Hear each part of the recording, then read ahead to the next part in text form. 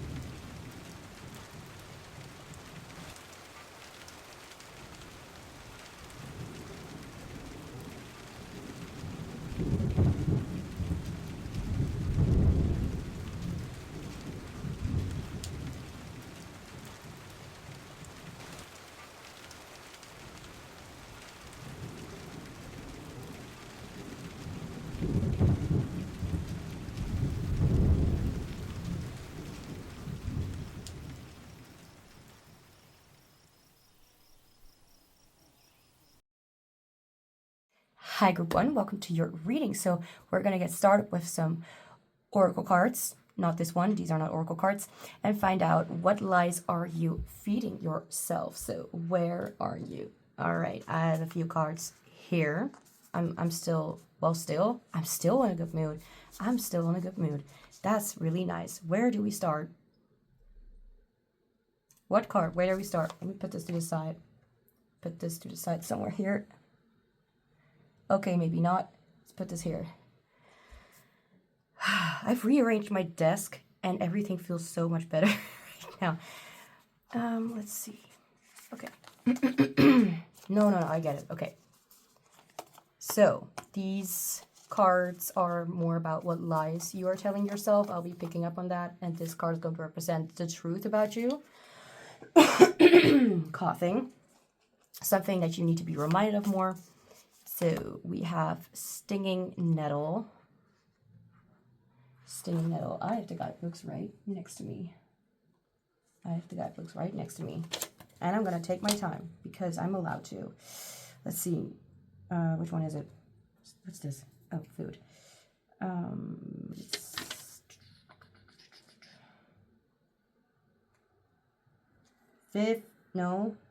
Page 52, right? Let's see. Okay. Okay. Irritating, mildly poisonous, though when handled correctly, delicious and medicinal. I don't know how to pronounce that. Think about things that cause you discomfort and how you can doctor them to your advantage. Okay, let me just read that. Stress can feel bad, but it also helps us get shit done.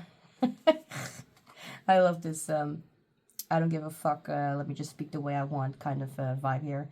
In this way, stress can be healthy. What daily comforts do you experience? How are they telling you what you need? And if they're truly harmful, what can you do to treat and heal yourself?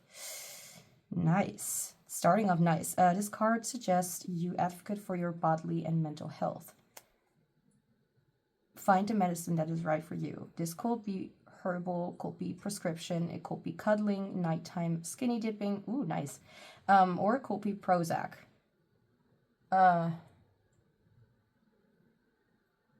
Ain't that like medicine? Like this is, I don't always know everything. That's really a vibe. You know what makes you feel good and what makes you feel sane, healthy, and happy. Okay, let me just put that to the side. Somewhere where it doesn't bother me. That's a good one. Somewhere where it doesn't bother me. Put it underneath the...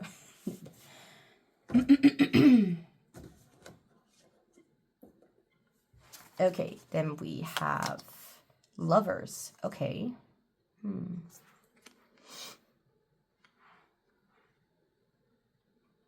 What am I doing? Like, I know what I'm doing, but I had like a plan in my head about where the cards were supposed to be. Just give me a moment. I'll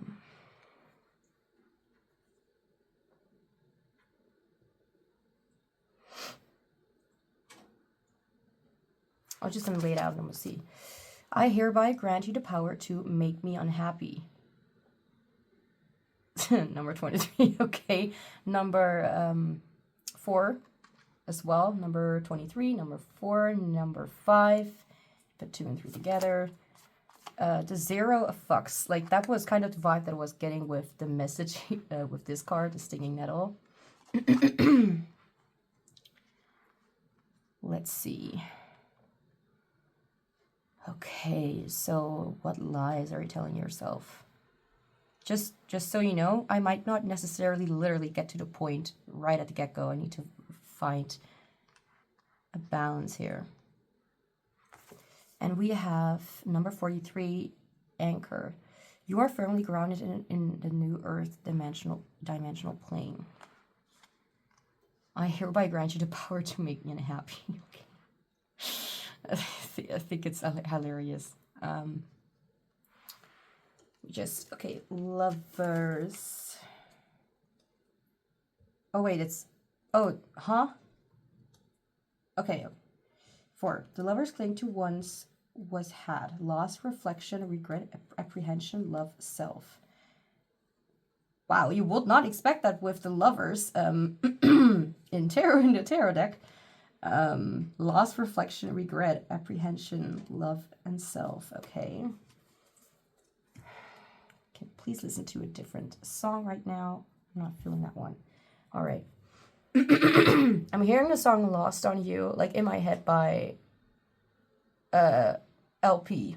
I don't really know her entire name. I need something to drink.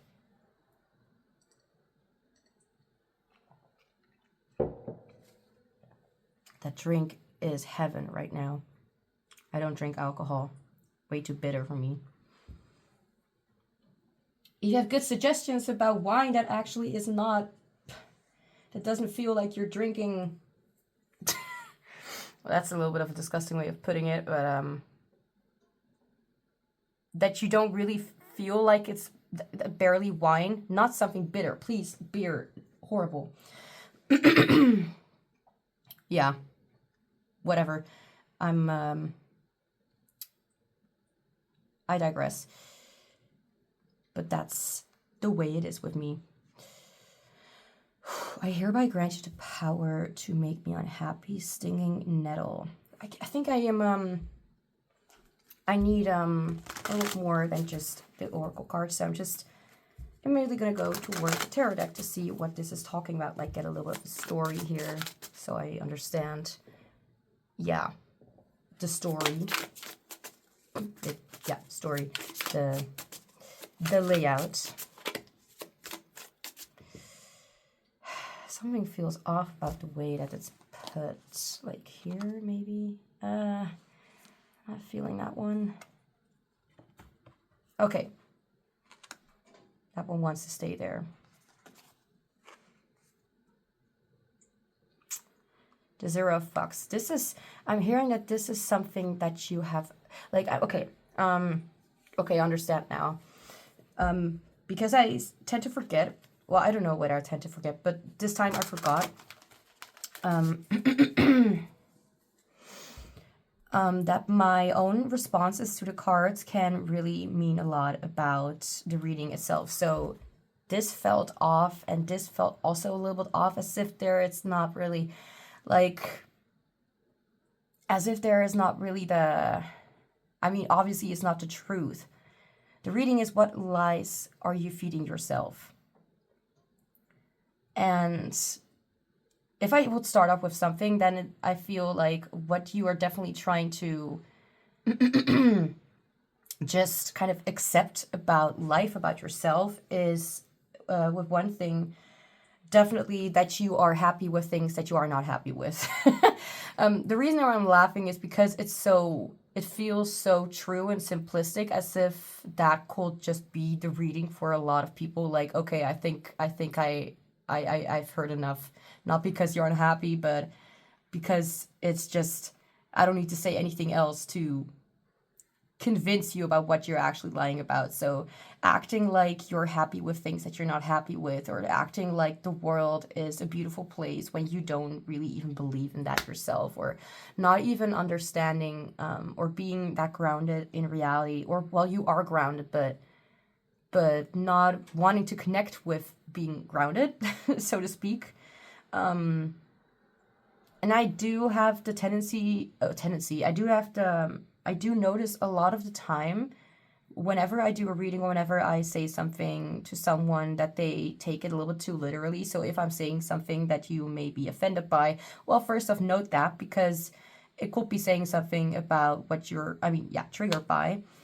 But it could literally be the truth, but they're not really translating it in, or they're not really able to comprehend the message behind what I said.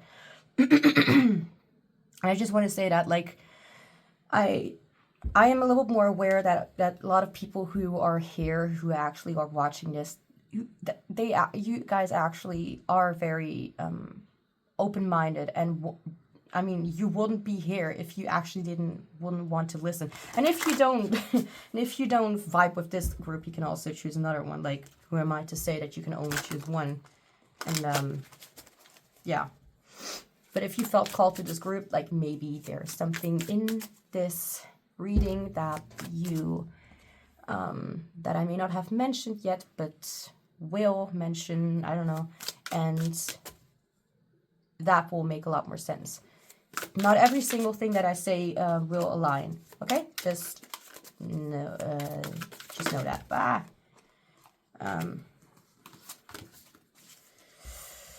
Yeah, I'm hearing like there is this sense of like, you know, it's the slight bit of like just removing an ad from my phone, like smiling when you're obviously very, very uncomfortable. It's like, yeah, I'm fine.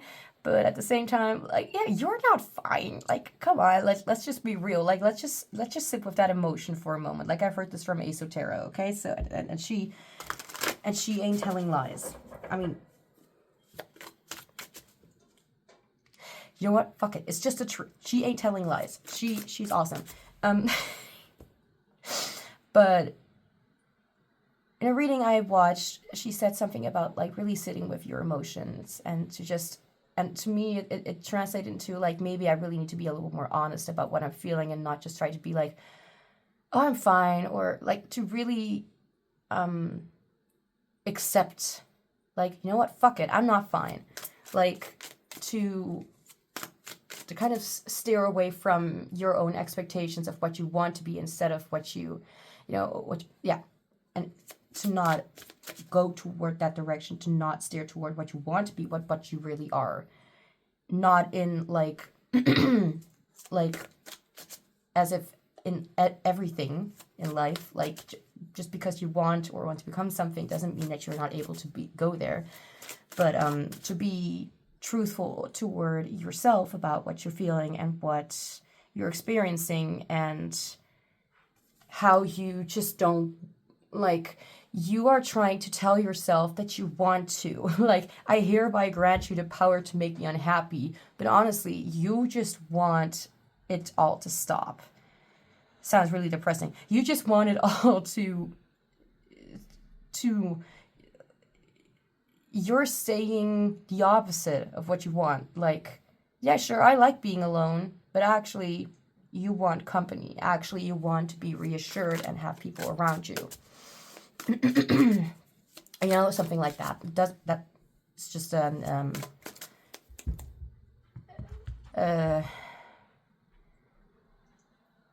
what's the word?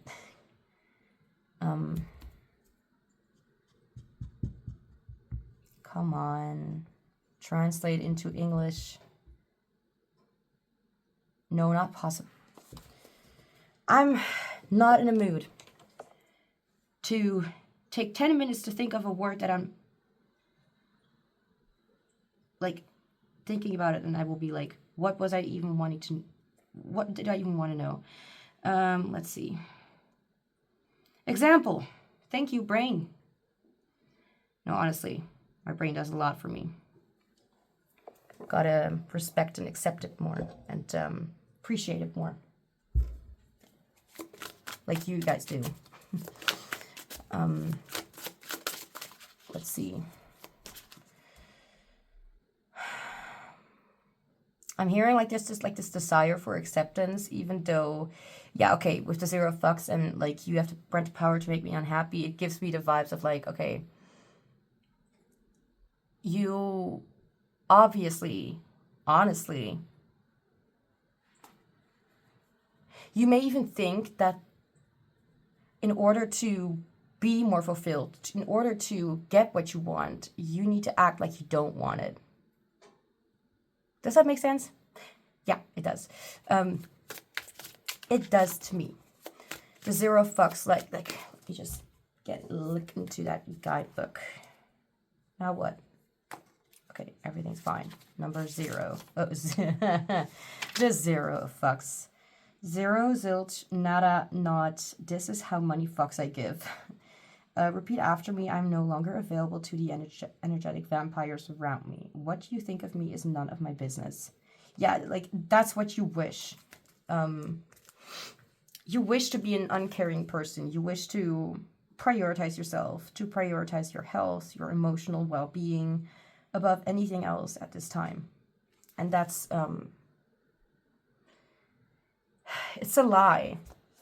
What other lies you're feeding yourself? Like, first off, you're trying to tell yourself that you're feeling or experiencing things. Like, for example, something horrible happened and you're like, nah, I don't care. Or like, nah, not that bad, not a big of a deal. Or like something, like you hurt yourself, or like you bump your head into a wall and you're like, I didn't care. Like, not in literal forms, unless that, I mean, is the case, but not the point. You try to silence yourself more than anything, and you think that you being more quiet is going to bring you the happiness or the desires, your desires, you know. It's as if that's going to, like, I'll be a good girl or a good person, I'll be good, and then I'll get what I want, or then I will receive my ultimate desire, as if that is like an achievement, as if that's going to really, like, do you honestly believe that silencing yourself is going to be beneficial for you? Like, maybe you think so because you think it's going to be beneficial for other people, but how will that be beneficial? Like, honestly, just asking, how will that be beneficial? But I hereby, like, this is about what lies are you feeding yourself? That you're happy.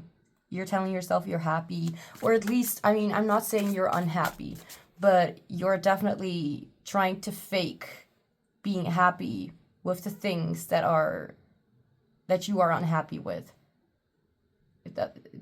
Does that make sense? Why am I asking if that makes sense? To me, it makes sense, so I'm just going to say it. Keep going. Let's see. And what is the truth? The truth is that you are connected. The truth is that you are in this world, and that there is an importance to you, and an importance in what you care about and what you want. And that you are not made to just fit in, that you are not made to just take care of things that you don't need to take care of, to just accept things for what they are when it's absolutely unfair. Like, how dare you treat yourself so unfairly? How dare you? How dare you hurt yourself by sticking to things like it's almost like it's like you think that this is the best thing that you can get, or the best life that you can live, or that you are, like, maybe people told you, like, why you're so unhappy, like, your life is so awesome. I do understand the struggle behind those such annoying quotes, like, oh, just be happy, or you just smile more often. Like, shut the F up. These people need to shut the F up. Like, they're very inconsiderate and just expect you to be exactly what will make them feel better, but not you. If you reject your emotions, if you reject your feelings, how your experience is, the way that you are living, like, what? If you do that, then how is there even the possibility of ever being happy? I don't want to sound depressing or whatever, but let's just be honest, like, are you really that happy, or really, like, I don't need to even ask that. Like, we all know, like, if you're here, and if you're still watching, if you're still listening, then you're obviously not very happy with what you with the situation. And just like with the stinging nettle, it's, irritating, mildly poisonous, blah, blah, blah. Here, though, when handled correctly, delicious and medicinal. I don't know how to pronounce it. Ugh. Okay. Think about things that cause you discomfort and how you can doctor them to your advantage. Stress can feel bad, but it also helps us get shit done. In this way, stress can be healthy. It can be, well, healthy, it can be a lesson to taking, being able to like take things on and to go and to not rely on your fears as your parachute. I just I think I can relate a bit. And when I say relate, I mean like thinking that you're doing something is actually good for you. Like, for example, like almost pushing myself, like, come on, get out, just do it, and stop whining. Sometimes that can be helpful, as long as it's not like, you know, like for some people it's like really helpful, you know, but it's like I already do that kind of thing like every day, any day, anyways. But and if it's happening too much, especially when, you know, it's just meant to be a sort of like for not for the long term, supposed to just kind of get you up on your feet, like as a kick in the ass, you know. It's supposed to motivate you or give you a little bit of like that, okay, let's just do it, and then you can look for a little bit more of like a method, for example, that is just healthier, better. So there is a balance here. So I feel like you are focusing too much on the things that you focusing too much about being that bad bitch, about being that person, to like as if being unbothered or untroubled by anything that it happens. But ignoring that you're human is not going to make your human experience much more comfortable or healing. Yeah, I guess if that makes sense. So let's see. Can I please have another song?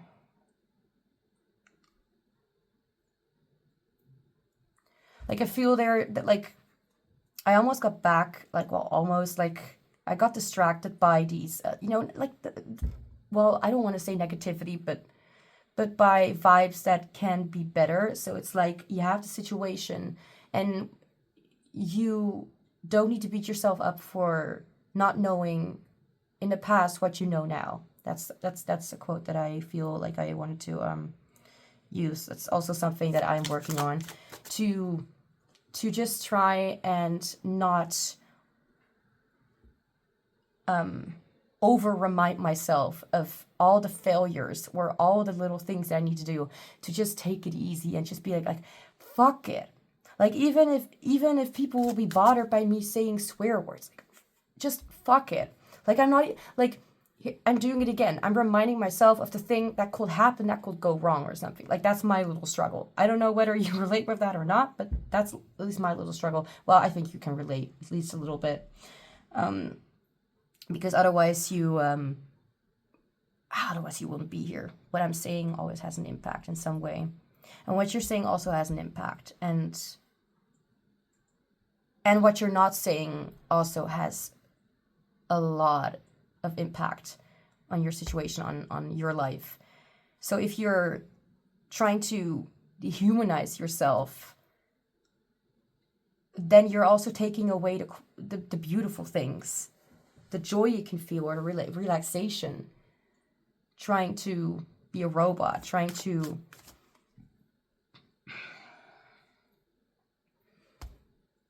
do tasks like a machine. I don't know. I don't think I'm explaining it very well. It's more like I can relate when I'm trying to say it from my perspective. But I hereby grant you the power to make me unhappy.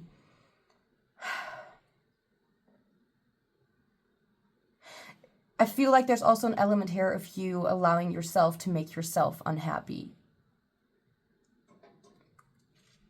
And as if that is like freeing, but that doesn't feel freeing at all.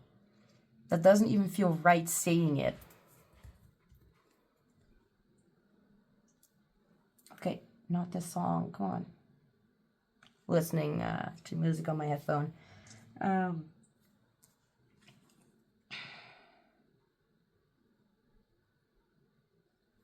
Okay. What daily discomforts do you experience? How are they telling you what you need? And if they're truly harmful, what can you do to treat and heal yourself?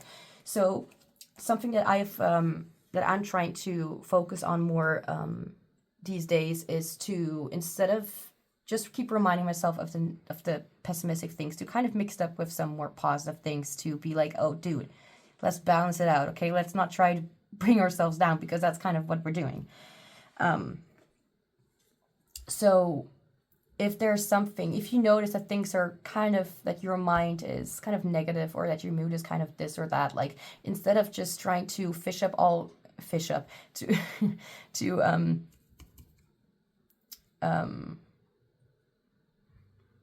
you know, fishing the nets and stuff, like, instead of like collecting all of that negative kind of information about what is going wrong, okay, so what can you actually do right now, and also actually do it to make it better again? So what can you tell yourself to balance out a negative statement? More like, yeah, sure, maybe I did this, maybe this was not the best experience, but who says it's gonna happen again? Especially because you're already kind of hard on yourself. I don't know why I said you, but I mean, like,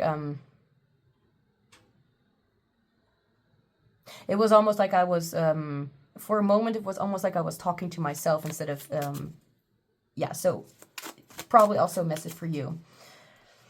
So, in what situations are you feeding yourself these lies?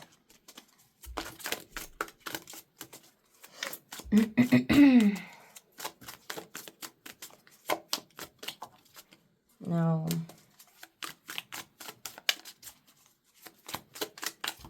No. Like, the cards definitely want to fall out. That's for sure. Okay, let me mix it up again.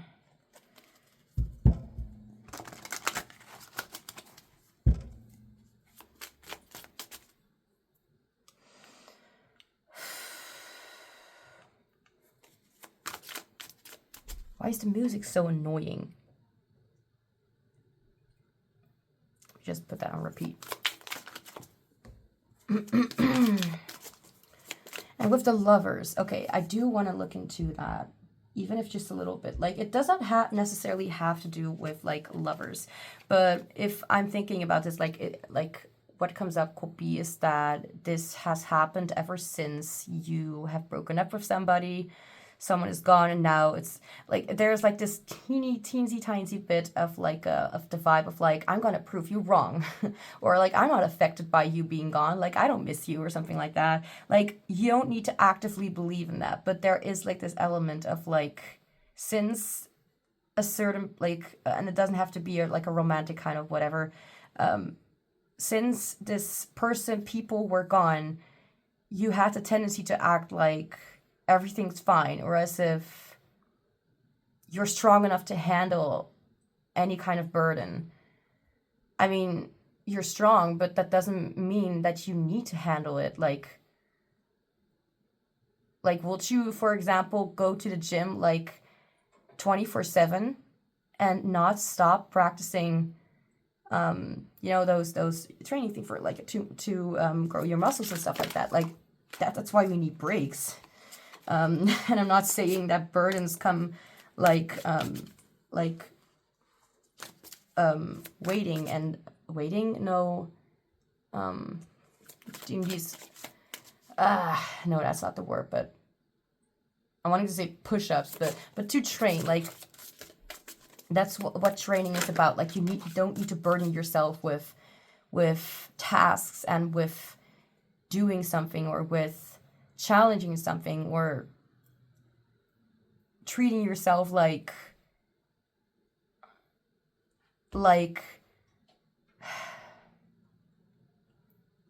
you need to forever and ever and ever walk a marathon without stopping. So let's look more into this. So what lies are you? Where can we put this? All right, I wanted to look into that. The lovers cling to what to once was had. So you can't even tell me that this is not true, because there is this thing about like loss, reflection, regret, apprehension, love, self. Like that's the finding, you know.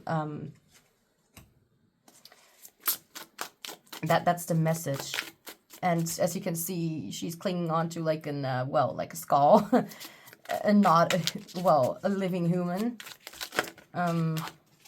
I mean, if we look at it like with a realistic perspective, I don't really, just whenever I go outside, I usually see people with skin on their faces, you know, with skin on their skulls. Like, and if I will see the opposite, well, first off, I would flip out. I don't know, like, I will be like, like, maybe I will just laugh out of what the fuck is this kind of moment. But I don't usually see skeletons walking around, you know, so I'm just gonna assume that the skeleton is a dead person or someone who is long gone, and it's a memory of like, or like the death of a situation, so a change of situation, like a loss that someone is holding on to. I find it, yeah, come on, like if I will say this reading, like, first off, I want to give myself props because the reading is a lot shorter than how things usually or have turned out the last couple of months, especially with specific broad topics. But I want to take really the time to not take too long on the readings, not because I don't want to give you as much information as possible, but because it's gonna be better for me as well, to just kind of put a time limit, like, you know what, there are things that people need to hear. I don't need to over explain or whatever, and that's fine. To not put that kind of task on myself as well, to actually put tasks on myself that will be beneficial, especially if I need it at the very moment, to listen to what my body is telling me what I need. If I have a headache, I can get like ibuprofen, I can get like some medication or whatever you want to call it,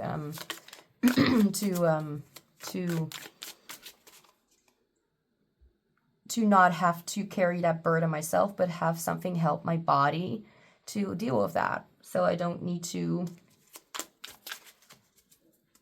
think that I'm alone with this. Like, there's also this aspect here, like, I don't feel as if, like, I'm not gonna say that you don't have anybody in your life because just like, or anybody like in your life to help you or to support you, but it's like, even if they will like offer it, even if you had the opportunity, it's like the Five of Pentacles in tarot. You see like people walking by a building, they're hurt, they're in snow, they're freezing, like they're obviously in need of help, and they're walking by the building that actually has the potential of being a support, and what are they doing? They're walking right past it. They're not even considering asking for help, and it's almost like, even though there's support around you, you may just try to act like everything's fine and you can handle it on your own. It's like, yeah, sure, I'll just let it happen, as if it's not a problem. But damn it, does it feel awesome to understand the importance of, or to just be able to feel good about yourself when you are not putting too many tasks on your shoulders. So there is this kind of feel to it that you are definitely like this lone wolf, but like this kind of person who does not, like, even if you're asking for help, it's as if you're trying to tell them like, no, it's gonna be fine, or as if you're almost feeling guilty, as if you proved yourself that you can't live alone, as if you can't do it yourself. Like, who are you actually proving it to? Like, honestly, you're just trying to, if that is the case, then you're just trying to get over something that you cannot change. A past that is a past.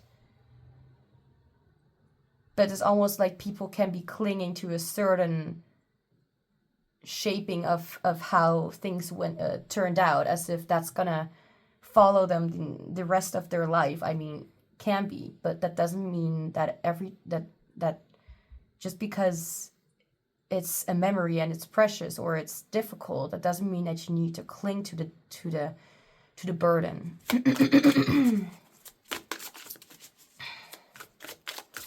Like, also for me to just kind of let things happen instead of commenting on everything that I say or do, instead of like apologizing or nitpicking on things that are not necessary to nitpick on, to just kind of chill, because putting too much attention to too many things, it's gonna burn me out, and then I don't have, it's gonna be difficult to even focus on one task, like cleaning, brushing my teeth or something. So what is this card? We have the Ace of Wands. Okay.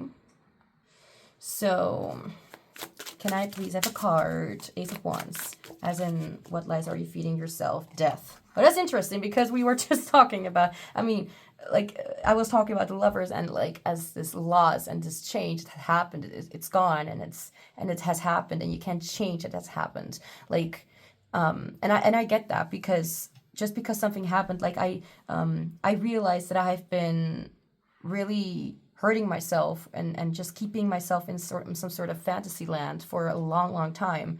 And now I have, or at least it's getting better, but I've had the tendency to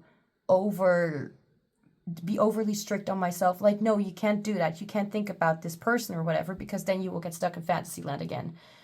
And it's still a little bit of a task. Like, okay, like, what do I need to do then? So first off, like, what do I actually want? What do I want? I don't want to be in the same situation anymore, which could only could be a translation of, like, for example, you actually being afraid of yourself, and trusting yourself to make the right decisions in your life, or that you're afraid that you haven't learned your lesson hard enough, that you need to toughen yourself up for another yet to come experience that will not be pleasant.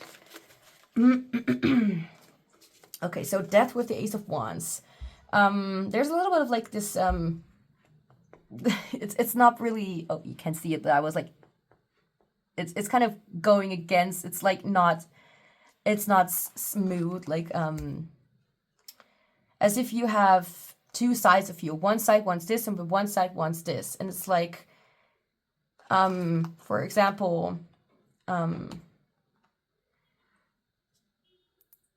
okay, I'm thinking of the example, like, opposites attract, but that's not just in general as in, like, toward human, but opposite kind of thing. So if you are more like this, then maybe you should try this more. Instead of, like, for example, you've already been hard on yourself, something happens, damn, shame on me. What do? I use the same method, but even harder. But has it worked before? Apparently it hasn't. Is it going to work after that? Probably also not, because it's the same method. It's also like this quote, like, the definition of insanity is doing things over and over again and expecting the same results. Are you actually feeling safer? Are you actually feeling like you can trust yourself with the method that you're using currently to help yourself? Because I know that you want to help yourself. Like, I really feel it. Like, I really feel like you just want to be safe. You want to be happy. But the method that you're currently using is being like, I'm going to be a stone cold person from now on. I'm going to act like I don't care, and I'm going to be this, I'm going to be that. I'm going to act like I don't need help. And like for example, when I'm thinking about my situation, not because I want to talk about me. Oh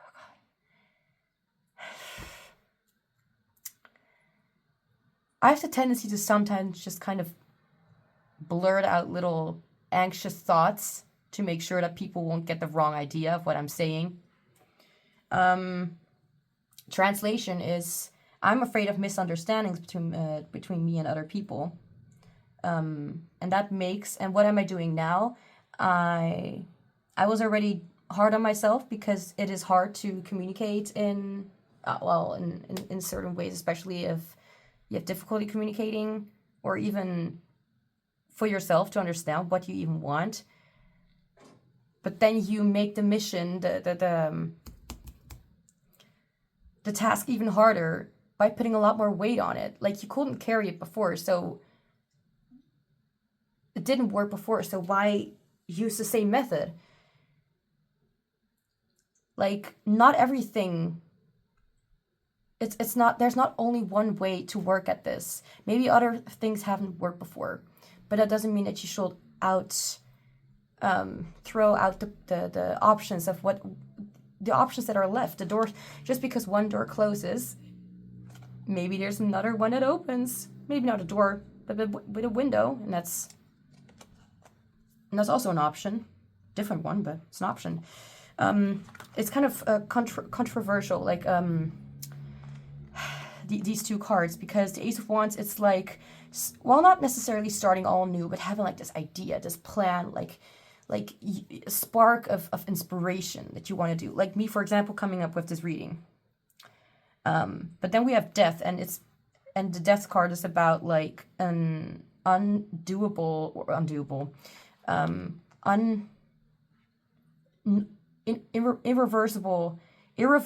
kind of change. Like, for example, I did a reading for someone yesterday. It was a friend who came by. I have friends. Anyway, just kidding. Of course I have friends. People like me. I'm lovely. Instead of saying, like, why would I have friends?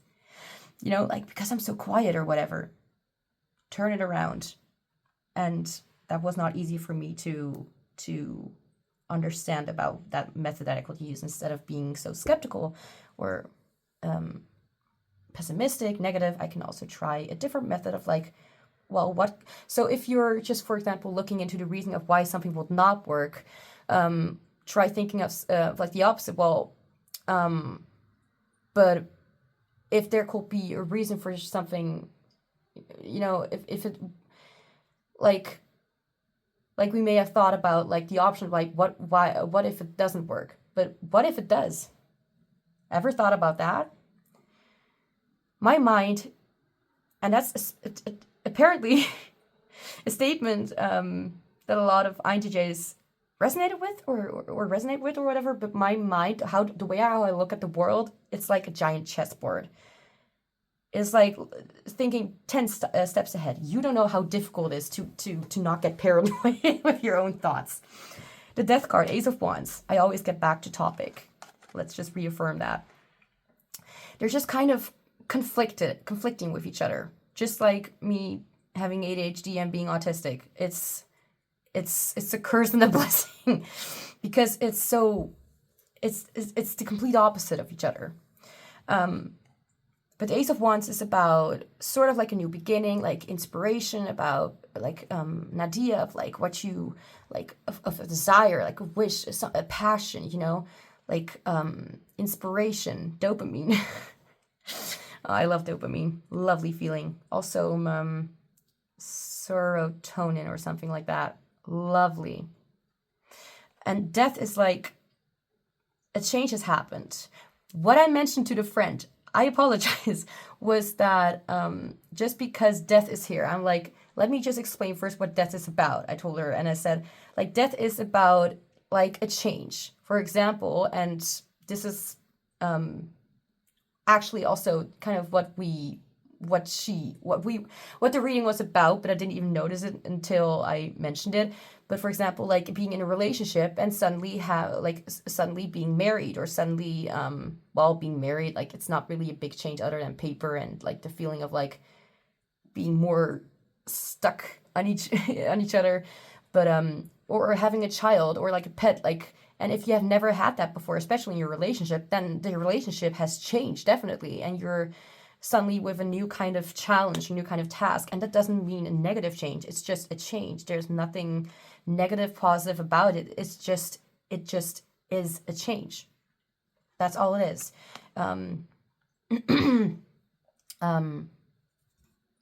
Pessimistic, permission,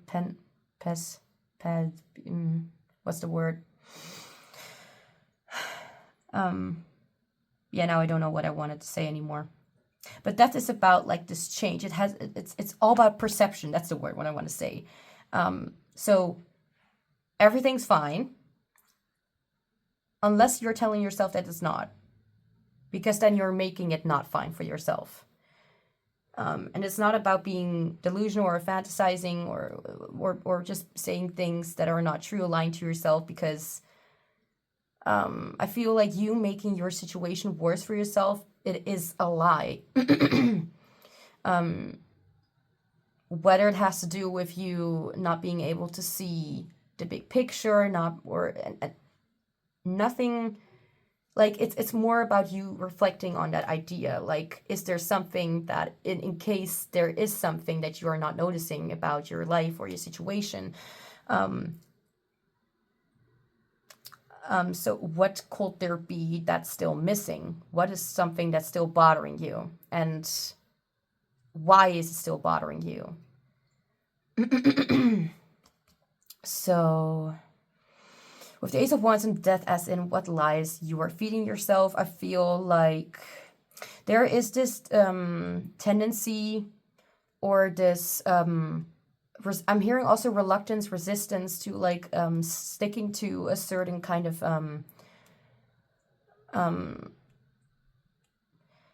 like the first thing that I'm thinking about is like people being well, not like that. Like I'm thinking of Silent Hill 2 remake game, and I know the lore, I know the story and what's it about, and I love it so much. It's all about the things that I think are so interesting about the human psyche and all that.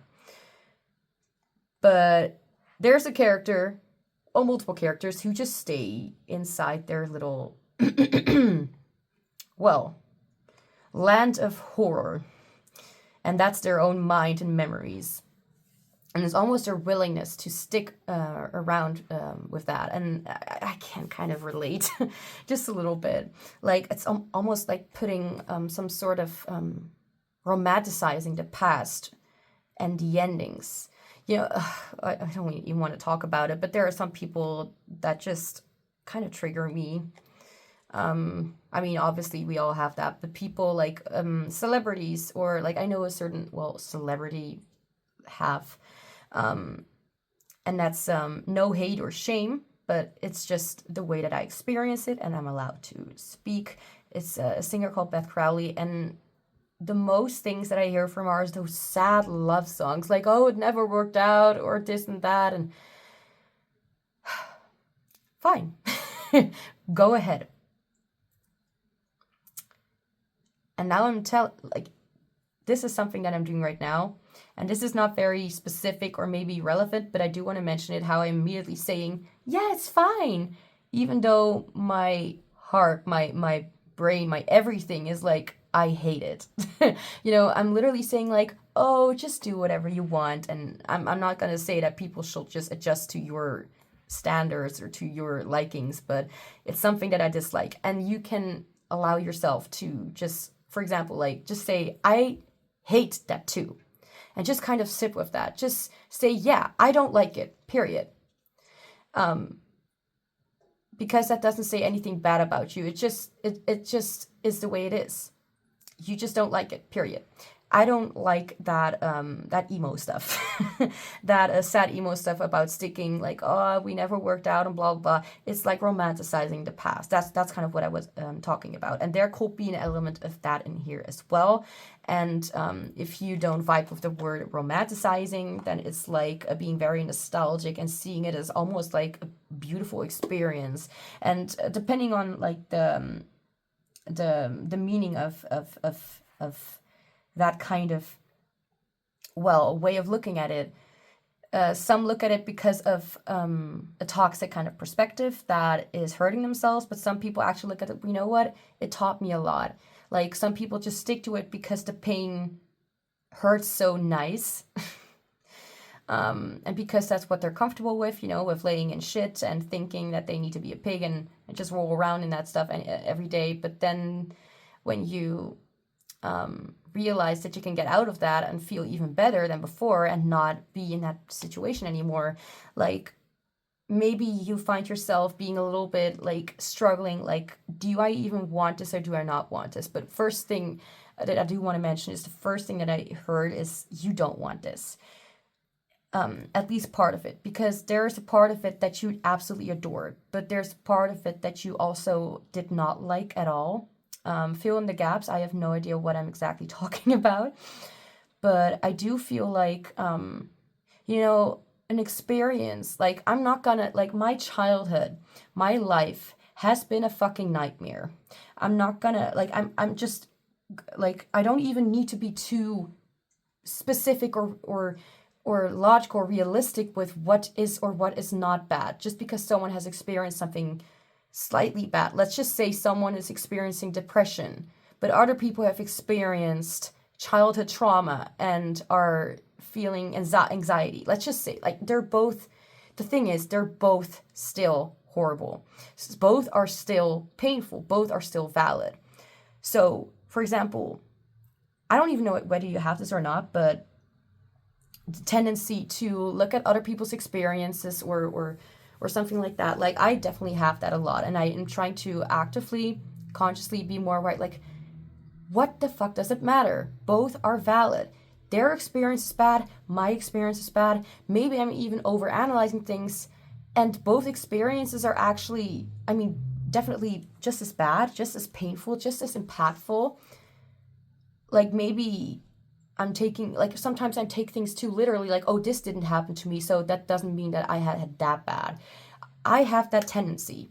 And I don't say that because I want to open my heart to you. I want to say that because maybe there's something about it that you can relate to, or something that reminds you of an experience you had that gives you, like, yeah, that kind of sounds like this.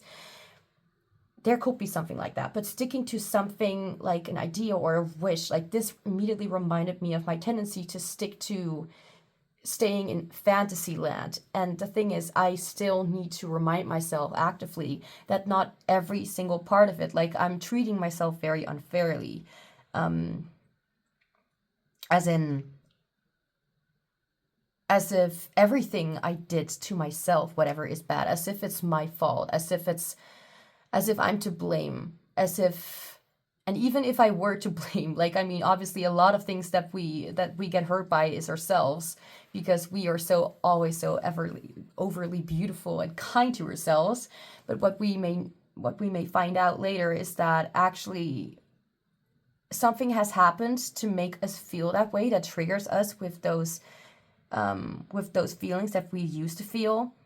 But our mind has kept it so well that now it can bother us when it's not even closely related to that. So let's say someone experienced telling someone they're ugly or whatever, their boyfriend, or, I mean, ugliness is in the heart and not in the body. However, preference is in the body. Preference and taste, you know, that's something that I also realized recently. Like, ugliness is not even a physical form. It's in well, not mental form, but a soul form, and a personality. It's it goes deeper than the surface levels stuff and all that.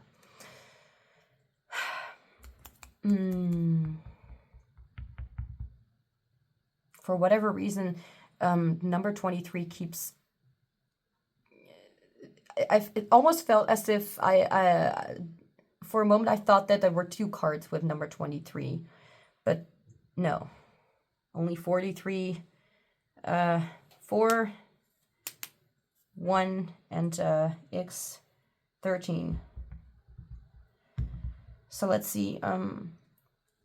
So if you hold yourself up to, like, there could be something in your past, in your experience, just because my childhood, again, well, yeah, again, because my childhood was so horrible, doesn't mean that there were never ever moments of satisfaction, even in the small moments. Like, I realized recently that my safe space, my safe haven, well, first off, is with myself, for whatever reason. Could also be because of like a traumatic response. You don't want to be with people because people trigger you. Something I've read recently.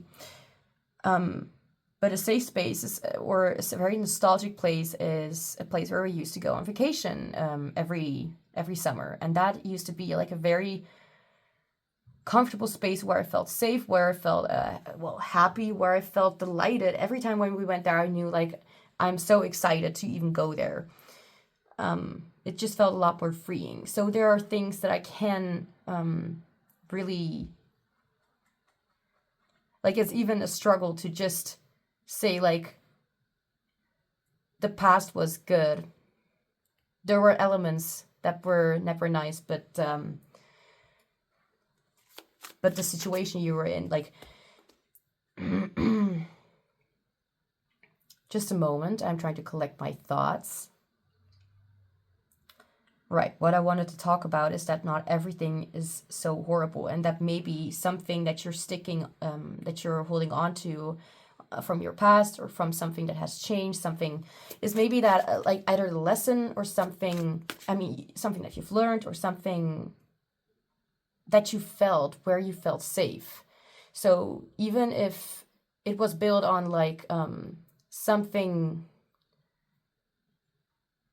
that was not true, even if it, like, the most horrible thing is to experience love or falling in love and then realizing that you, for example, never really mattered, or that you never could have them, and that the situation was never going to turn out fine.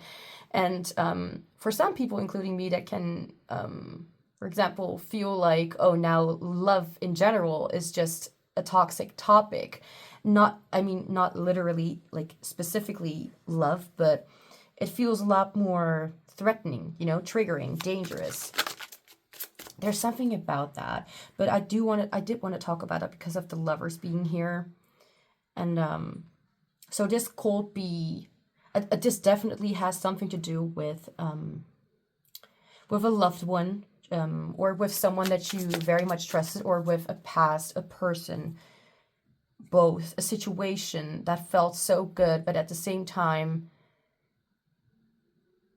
like, I remember, like, as an example, I remember feeling so,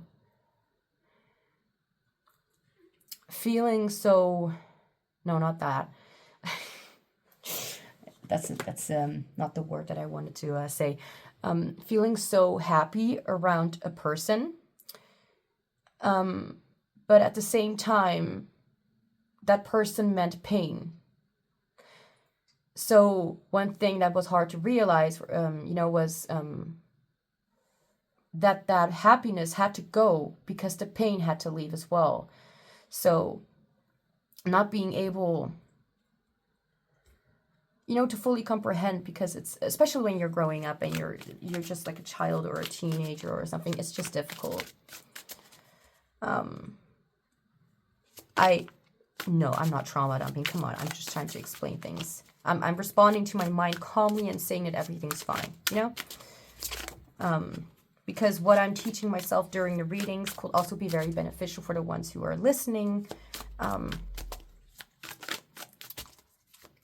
Because to try and be perfect around people, even in readings, stuff like that, that's not gonna teach people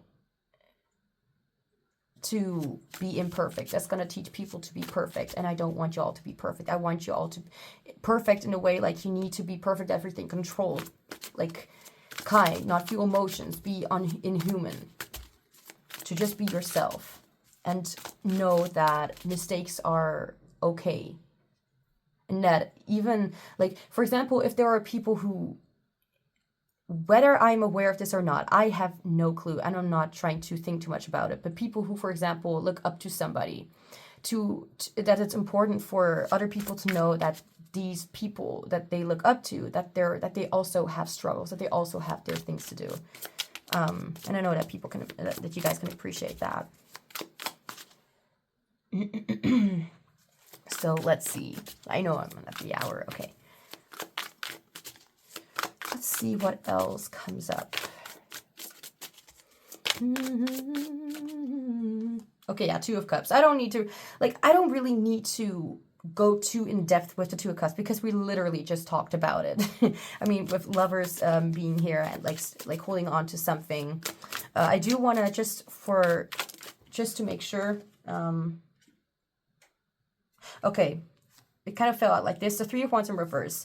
Three of Wands usually talks about progression, about things moving forward, and the Three of Wands being reversed is kind of like, well, can be the opposite. It's an energy that is blocked. It's something like, well, not really. So, for example, if the Two of Cups were like this, it's like, well, this is not really a true Two of Cups kind of vibe. You know, this is kind of like toxic. The opposite of what the Two of Cups stands for. I don't know, there are just a lot of different ways and interesting ways to interpret like reversal cards coming out. So the Three of Wands is like a blockage. I'm being reminded of like a relationship, like I just want to mention, in case you, for example, want to manifest a relationship into your life, it could be that this energy of a healthy Two of Cups connection, like I feel like the intention is definitely there, but I feel like you may be, for some of you, not for every one of you, but well, actually, I'm going to say it, for the majority of you, you might be getting in your own way, blocking off the energy of progression toward this kind of, I'm hearing expectation toward this kind of, to the Two of Cups happening. For the ones who don't know what the Two of Cups is about, it's about love, it's connection, it's unity, it's opposition, in a good way, like, you know, opposites attract, what I mentioned before. Funny how that comes up again. But the Two of Cups is like, you know, it can be manifested. I'm saying manifest again. It can be about, no, we're not going to get there. I'm bringing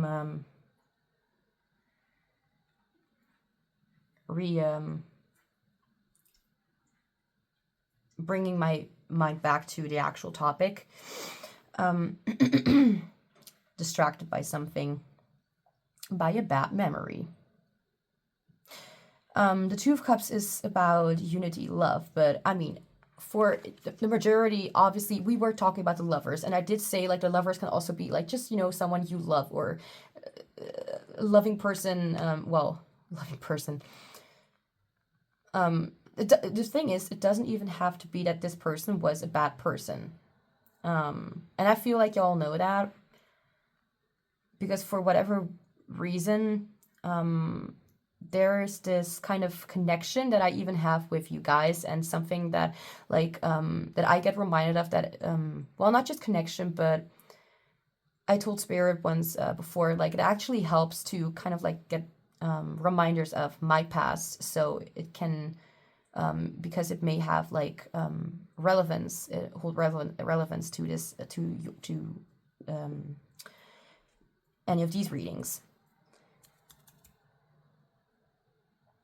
Okay.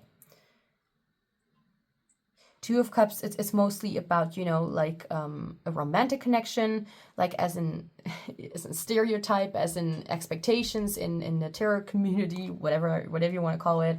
That's usually seen as like a more of a romantic card, like toward love and relationships, and even for the ones LGBTQA plus, all of that, like I don't count because it's gotten so much. I don't need your label. I accept you for whatever with or without label thing you have. You know, I hope you know what I mean. Like that I accept you for who you are, whatever you choose, whatever you want in love, relationships, blah blah blah, or whether you even don't want it. But this can also be talking about, you know, about that kind of stuff, but also about just, connection with, like a loving connection with someone else, someone that you just care for, loved ones. I'm still over-explaining, am I? Aren't I? My little way of noticing when I am struggling with expression or with saying what I really want, or when I get distracted during my expression, is me suddenly coughing up real bad. So if you notice yourself doing that too, it could be because you may catch yourself lying or saying something that is not really the truth about what you think or desire or something like that. Could be beneficial. 3 of Wands in reverse is just a card like, yeah, we're not really progressing. We're kind of stuck in this, okay, I'm hearing limbo state, so someone going in loops. This does remind me of the FISI loop, but I am not an INFP, so I don't know or have experienced as an personality type, Myers-Briggs, MBTI. Personality type, I have not experienced the INFP loop because I'm not an INFP. But there could just in general be something about you blocking your own fulfillment or these kind of things, not because you have the wrong intention, but maybe the wrong method of getting there. As I said, maybe like the definition of insanity is doing things over and over again, expecting different results. Try something different. Maybe it will lead to a different outcome. That's kind of, I'm hearing like that's kind of the advice that this reading gives, to just, whatever you take from this reading, to not take it overly seriously. Don't take my advice as if I'm literally telling you that this is all you have. Try and do your own thing. However, don't overdo it, but do notice when you're doing yourself more harm than good with your thoughts, mindset, with what you're letting yourself, with what you're accepting and rejecting about yourself. Notice that when when you try to punish yourself almost as like, hey, warning, don't do that, otherwise this will happen. You don't know whether that will happen. You have really learned a lot of things, and I just want to tell you, you are a lot more grounded. Like, you're so stable. People come to you for reliance. People understand you, and people like people, the universe, spirit, everyone knows that you're a reliable person, because the best advice you give is to other people, but with you tend to take that advice and put a million zeros behind it, and expect yourself to do better when you're literally in the process. You're growing. Trust your process, trust that you're doing the best that you can do, and trust yourself. And don't treat yourself as if you're literally lacking or doing something wrong, because you're just human. Let's see if there's anything else. So that was definitely a confirmation, or a clarifier here. Like, if you want the 2 of Cups, like, you're manifesting it. Chill the fuck down. No, but chill your nuggets. It's gonna be fine. But if there's one thing that you need to help yourself with, you already know that it has to do with what you do for yourself and how you take care of yourself. That it has nothing to do with what other people can do for you, but also what you can do for yourself. But you're taking it a little bit too hard on yourself and expecting absolute perfection. But perfection is not helpful for growth. Perfection is helpful for performance, for outside persona, for masking, for fakeness. Perfection in the literal sense. Perfection is not there to support you. Perfection is there to limit you. So don't try to be perfect. Try to just let your flaws be flaws and accept them as parts of you that just exist, that do not need the label of good and bad or this or that, black or white, red or blue. The bad and the good parts, they're all worthy in the same way. Ooh, let's see what else. I'm still in a good mood. Too many cards. I need a drink. I'm talking so much. I don't dislike it. Believe me, I talk to myself all the time.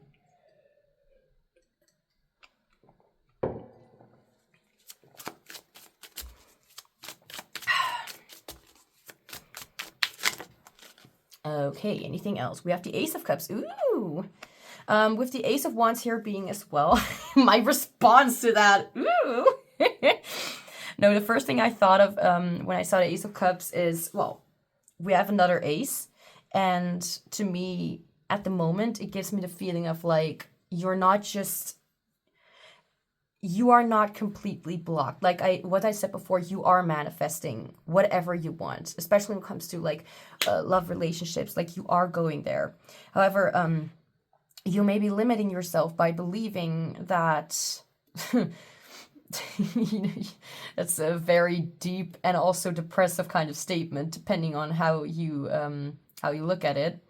That it doesn't matter who you are, what you think, what you have done, what you how people perceive you, or what you have done, what you have not done, how helpful or active you have been in the world or not. You are just like everybody else in the end. Because like that's something that I heard recently that I thought it was actually kind of cool. Like it doesn't matter who you are, how big you are, how rich you are. In the end, you'll be the same as everyone else, and that's dead. And to me, it's sort of like this. I don't know whether to even call it like that, but it has this like dry kind of humor to it. Like it doesn't matter, like nihilism or something. Like in the end, you'll be dead. And there is a positive part about it, to not take life too seriously and to just go with the flow of what you can do, and to challenge yourself, but to not expect yourself to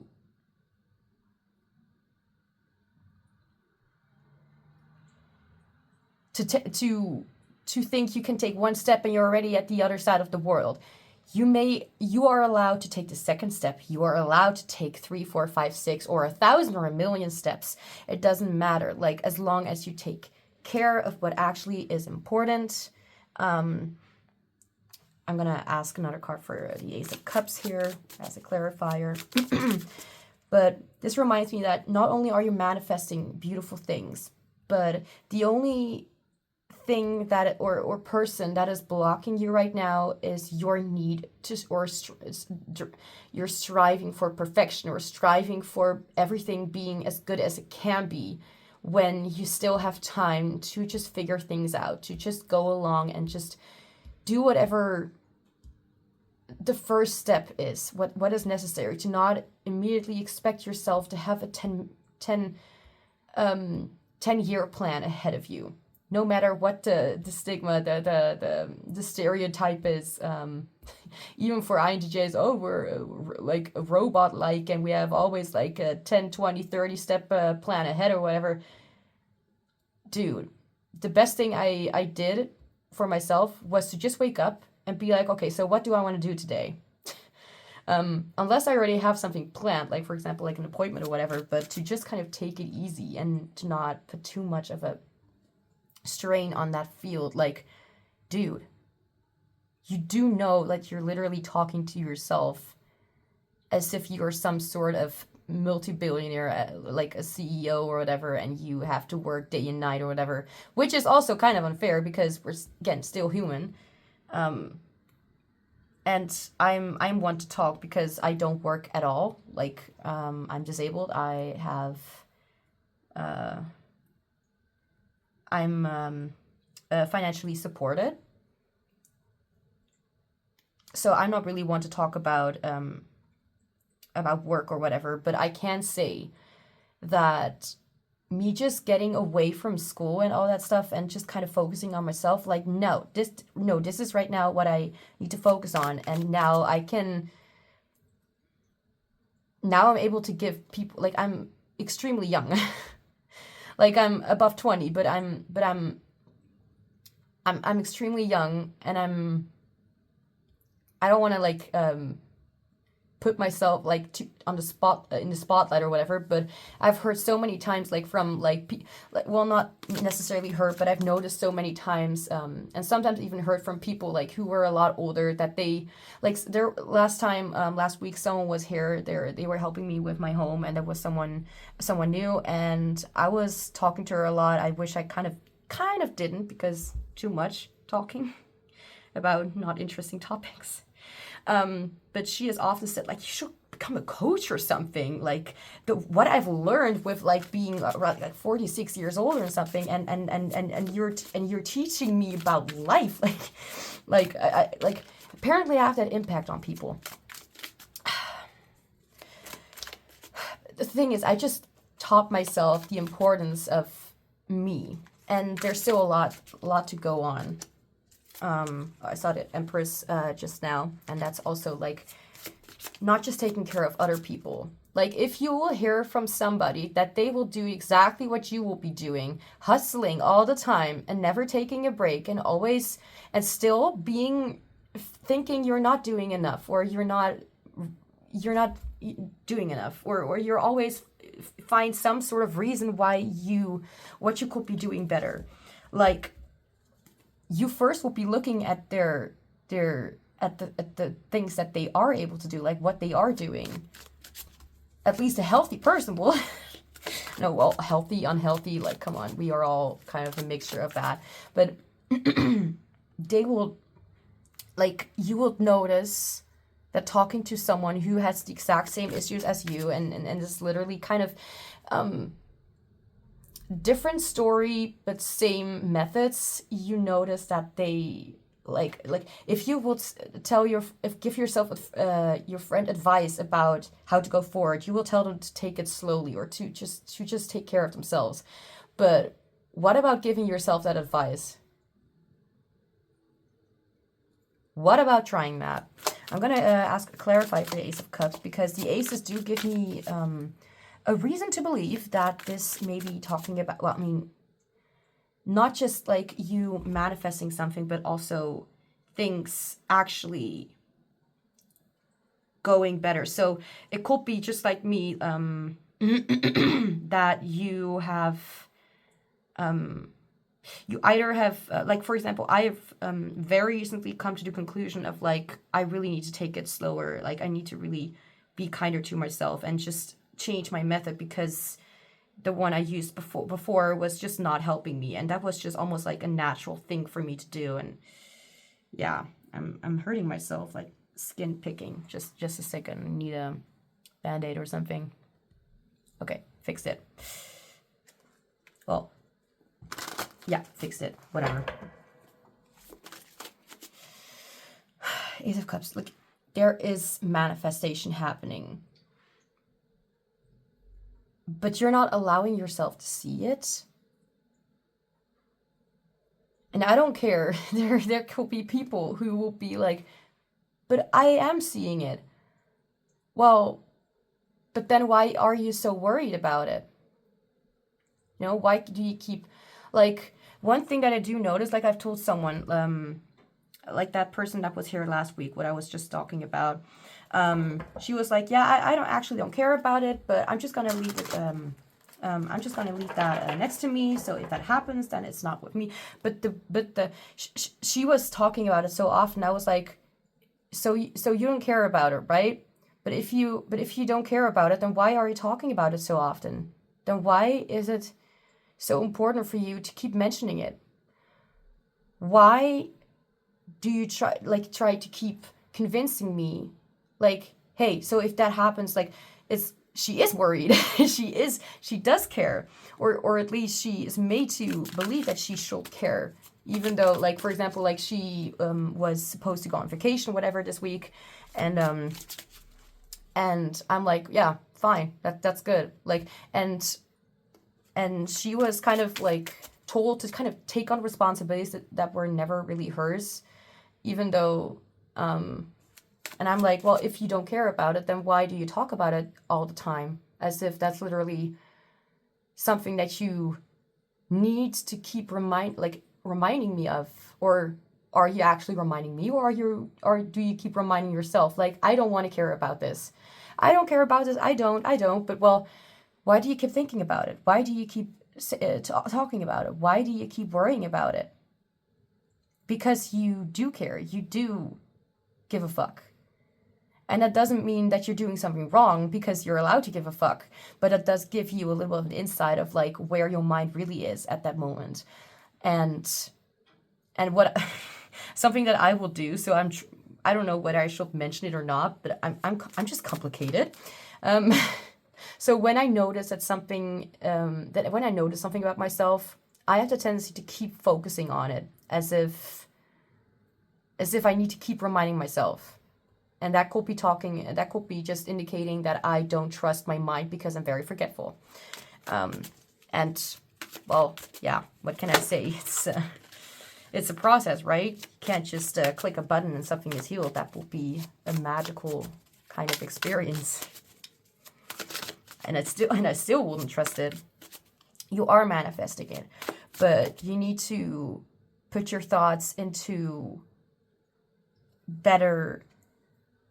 You need to use better methods for yourself that actually work, in a way that you're not just doing it because you need to do it, but because you want to, because you actually believe that this is something that could help you, not something that you need to literally grow into. Like, even though you have tried it 1,000 times, you can still try it, and it's the same method, and maybe it will still turn out better. Well, I'm not saying that it's not possible. I'm just saying, like, what's the point of doing that if it makes you feel miserable? If it makes you feel like you should be doubting yourself all the time. Ace of Wands. What the Ace of Wands with Death could also be talking about right now, is that something that you thought would never, like, as I said before, just because something died, I mean, someone could have literally died, but that's not what the Death card is about. Death card is about a, like, and, like, undeniable, no, not undeniable, but, come on.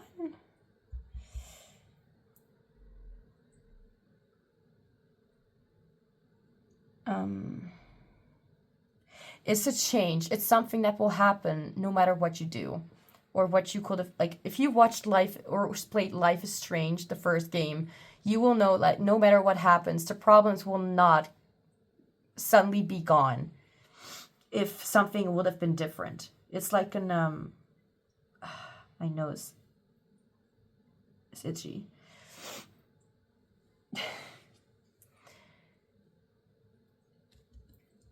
Oh, why do I keep saying undeniable? It's no, not irreplaceable. I'm looking for the word. It's a change that will happen, and you cannot unprevent. You cannot prevent it. It's gonna happen. No matter what you do. But there's something about this change. I was just talking about it, right? There's something about this change, this thing, like, it's like an experience, and something dies. Like, as I think I said this before, like how I literally loved being around someone, but I knew that they were also bad for me. But that doesn't mean that the entirety of the experience will die.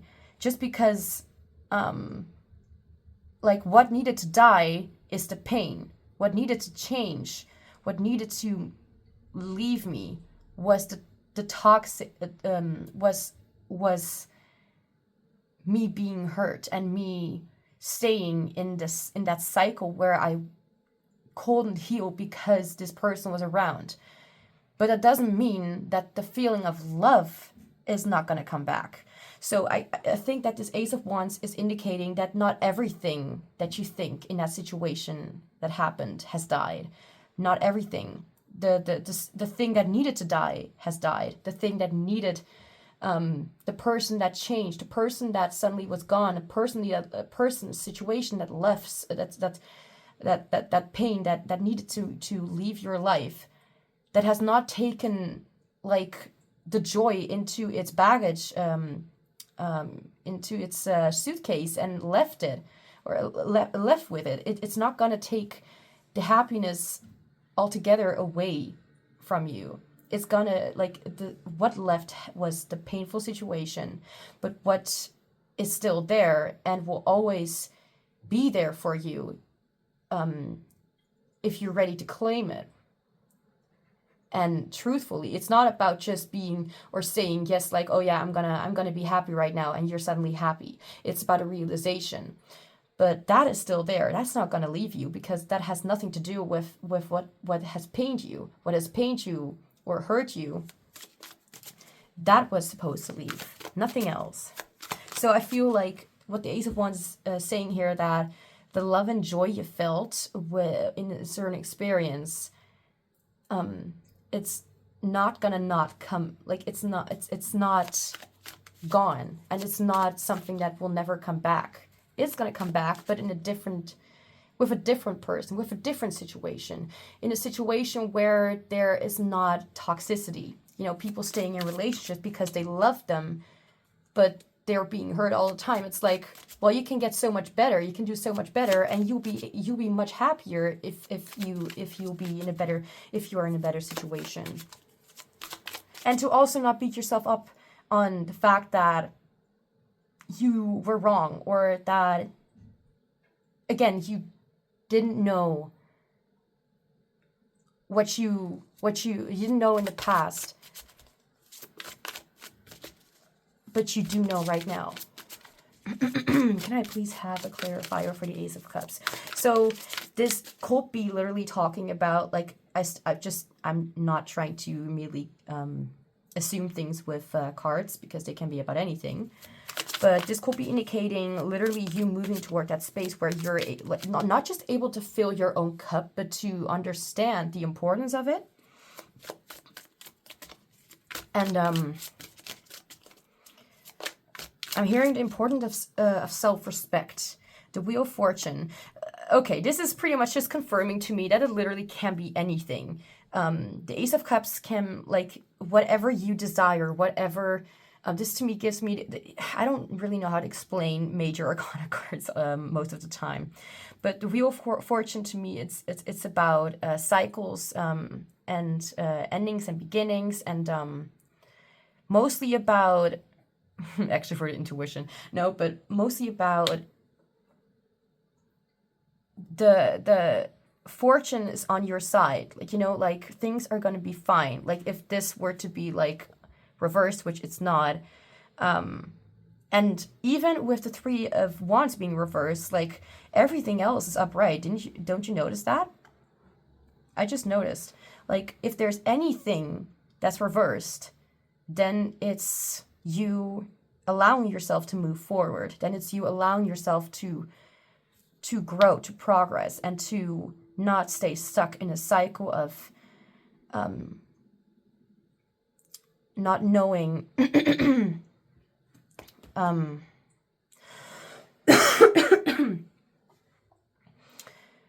whether to choose self-love or self-hate. So Wheel of Fortune to me just gives me this feeling of, like, what I said before with the Ace of Cups, it could be about anything. You could get this emotional satisfaction from a lot of things. If you will just allow yourself to progress, allow yourself to not stop at a pause sign, to not feel like you're failing when you are taking one step back I'm hearing the word refund for whatever reason. So now let's, if there's one thing that you're, like the lie, if there are lies that you are feeding yourself, then it's mostly has to do with you thinking or believing that you have to fight for it, that you have to act, like really act like you are happy. And it's not about, you know, those quotes like just be happy. First off, you don't need to take it seriously. You don't even need to even think about it, because if it doesn't work for you, it doesn't work for you. If you're not happy when reading that, it doesn't work for everyone. It's not that simple. No matter how many people, I mean, especially if you have really been through a lot, it's going to be a lot more difficult to understand or comprehend, you know, the message behind just be happy. It's going to work for people, but I don't think it really is very helpful. But let me just get into the last card. Anything else that you need to know? So I do want to just quickly look over if there's anything, well, missed, not really, but anything else that I want to say. Grant yourself the power to make yourself happy, to not stay inside the loop of treating yourself so unfairly by acting like either everything's fine or that you need to be fine, otherwise you won't be fine. You can also be not fine and still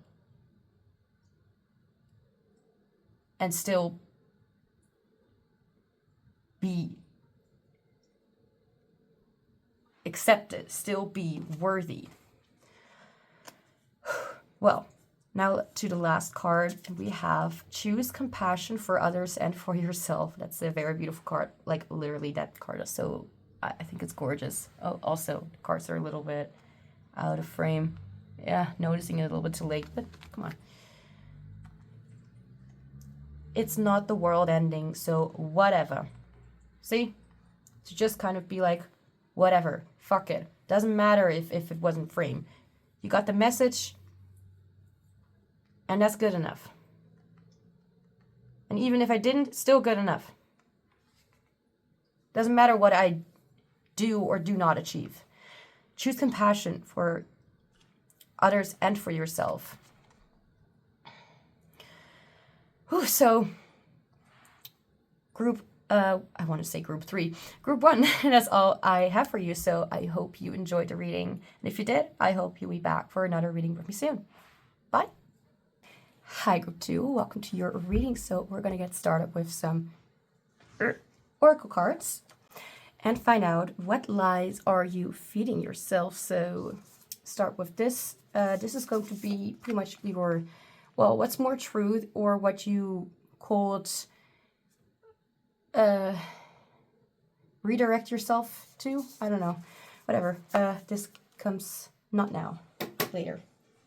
Where put you? Let me just organize my surroundings so I can think more clearly. That looks cute. Just put it to the side in a cute way. Anyway, okay.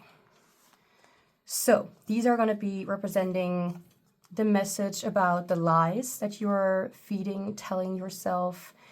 In case you want a little bit more, tiny bit more explanation, it's in the intro.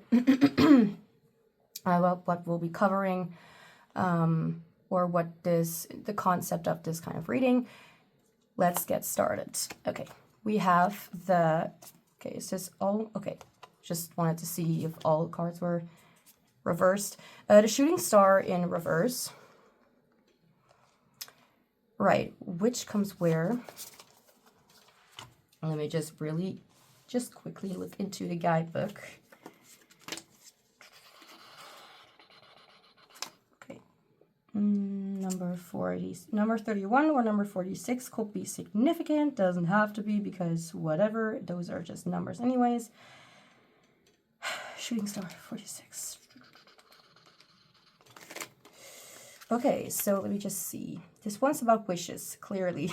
But I'm thinking more, yeah, like, oh, I wish on a shooting star. Never seen one. At least not in real life. Not that I'd be paying too much, well, not as if that will be like a dream of mine. I just want to get paid. I just want to have my money, get food, and be comfortable, and I'm good. And do what I love doing. Okay, so this one's about wishes, clearly, but I'm thinking more about what we can control to make it as easy as possible for the universe to be like, to go like, whoa, you're so ready. Here you go. Here's all of it. What do you want? I mean, really, really want. What do you want so bad it hurts? Ouch. Your wishes can be small, they can be massive, but they should be plentiful. They should be spilling out of you. I was reading out loud enough for myself. If you can, say your wishes out loud, right? Write it down. I think write them down. A little typo. And I don't want to make it worse with a sort of pen or whatever. Because I have the tendency to sometimes do that. Look at them often. Okay, say your wishes out loud. Write them down. Look at them often. You have power over bringing them to life. And we have this in reverse. I'm gonna, yeah, interpret in my own way whenever necessary, whenever. Just make a decision already so the story can move forward. Okay, I think this is very, very relevant to the shooting star right now, especially it being in reverse. What am I hearing in my head? I'm hearing like something about, okay, yeah, that's something about culture, pimp culture. I don't know. Like I literally am watching something in the background, but it doesn't say culture, so I don't know what that means. Or maybe I did read it somewhere. Could be pimp culture. I don't know what it means. If you do, maybe it's an insider. I don't really care. It's all for yeah, it's all you'll know. Fortune, interesting. How we have cards that all kind of come back to the same topic to kind of go, like it goes hand in hand. And it's a little bit smooth, as almost like easier to kind of feel this reading. The burned bridge. Yeah, this feels all very relevant to each other. And that makes me feel like things that are a little bit more difficult to understand, it could be that there is a lot more blocked going on in those kind of cases. But things that are a little bit more easy to see, even for me, it could be many things, but I'm seeing it as this could very well be something you're already kind of aware of. It's like you're aware of it, but you're also like unsure of it. I don't know exactly what this is talking about. Let's just get the last card here. Well, last card for the beginning. We have soul rooms. Burping. Number 22, soul rooms. We are unpacking teachings from your soul rooms. Okay, take a moment to be still now during these activations. I was immediately thinking, for whatever reason, I was, it's not necessarily a bad vibe, but I'm already kind of somewhere else with my mind.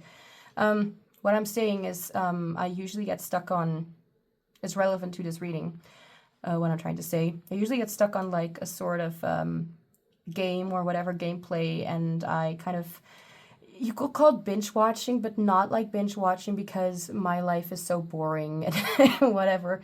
Like if there's something new, it's my ADHD just coming through and being like, I just want to sit with the dopamine, kind of like a wet towel, and just kind of squeezing all of the rest of everything that's still in there out until it's all kind of gone. It's kind of at the end. And what I was thinking about was the video game. You don't need to know it. I'm just gonna say it.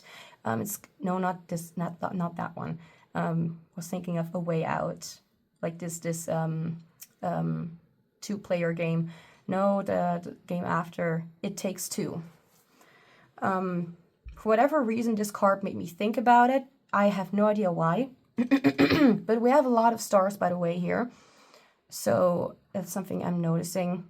Rain could be significant, as in, well, maybe less in, I mean, as I'm filming this, it is kind of the rainy, colder season. But I mean, that could also be indicating like what's happening, but since that's kind of insignificant to the reading, maybe. I see it as more having to do with, and I'm hearing the word misfortune in my head. Okay, so I don't really feel misfortune for you at all. Like in any case, like no one who would come to my channel, no one is absolutely like fucked. You know what I mean? Like no one is absolutely that screwed over. Like there's no one who's literally in such a bad position. And if they were, they won't be here, because that's not what I'm about. I'm all about moving forward, growth. Let me just look at the card, the Burnt Bridge. It's funny because the group 1, burping, had literally number 0 with the 0 of fucks, and now we have group 2 with number 1, the Burnt Bridge. Could be that you also felt called to group 1, or you literally just came from group 1, or for whatever reason, it could also be like, for whatever reason, it could be that some just kind of forgot to turn it off, and now you're apparently also listening to this as well. Okay, may the bridges I burn light the way. Light a match and watch those bridges burn. Okay. Your message. As disappointing and disruptive as endings can be, the universe always has your best interest at heart. Divorce and treacherous breakups. You gotta be kidding me. Thank you, Spirit, for the reminder. This card reminded me of the game called It Takes Two. And it's about two people, parents, having two parents who are actually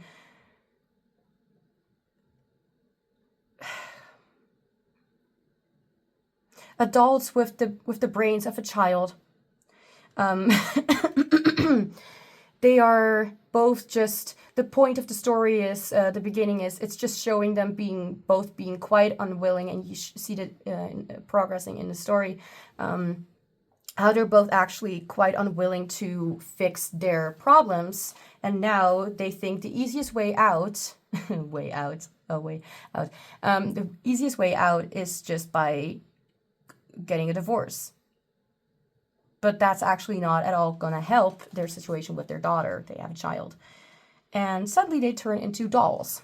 The rest, I don't know whether that's significant or not, unless I will mention it later on in the reading. We're still, well, we're already at 10 minutes, but I'm going to quiet my mind. I'm doing fine, and people will listen whenever, if they want to. Divorce and treacherous breakups. That's a very interesting, because I was immediately thinking about, oh, right, I was talking about that. Disingenuous. Oh my God. Let me just see if I can fix my brain from farting. Ingenuous. Naive. Why didn't you just say so? I don't even know how to pronounce. Oh, wait. Oh, unfair. Okay. Okay, I was pronouncing it correctly. Awesome. Well, maybe the word naive could also be significant. Disingenuous, fair weather friends.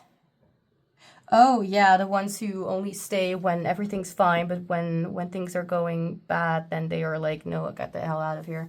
You know, those kind of friends, you know, the kind of friends that most of the people actually have in the world, because humans do not want to be alone and then stick with people that don't even deserve them to begin with. Truth be told. Narcissistic family members, toxic workplaces, even abusive habits toward yourself. Burn, baby, burn. Excuse me, what? That's what she says. I don't even know what it stands for, that saying. That's what she says. I just think it's funny to hear it.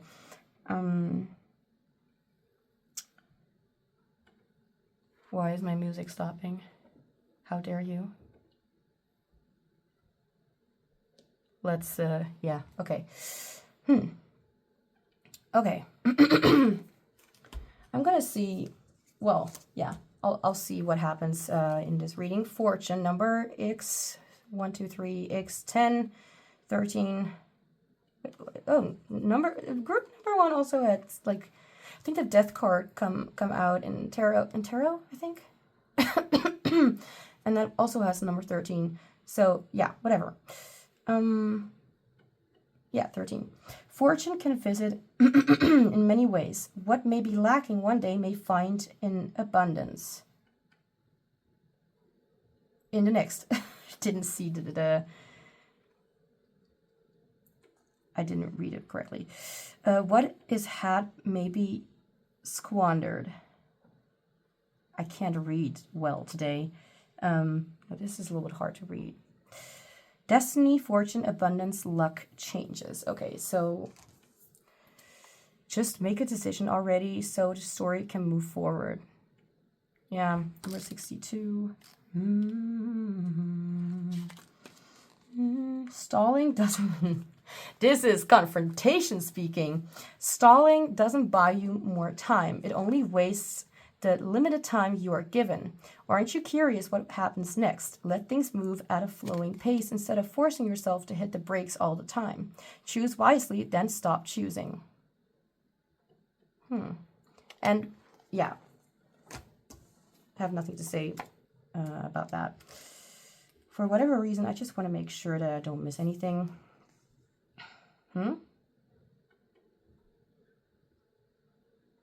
Wait, what? Just a second, I'm being a little bit confused by what I'm seeing in a guidebook. Have I ever even looked into it? Probably not, because the messages are pretty clear.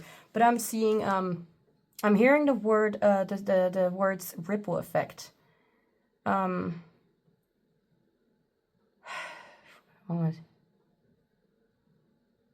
Lovely, what my intuition can do at the most unexpected moments. We are unpacking teachings from your we are unpacking teachings from your soul rooms. Coughing. I'm hearing resistance to change. Okay, yes, but I wanted to say resistance when it comes to, like, because I was coughing, and when I'm coughing and it's just like this cough that doesn't really have a cause. Like, it's not because my throat is itchy. It's like I'm just randomly coughing. Like, I don't even know why. And that usually to me is like this little, especially like with me, I don't know how it's with other people, but I have my little things I notice about myself. And when I cough, it's like there could be something related to people who know more about chakras and stuff like that. Oh gosh, Reiki. Right. What's that? Come on. I don't know the word right now. It's not important.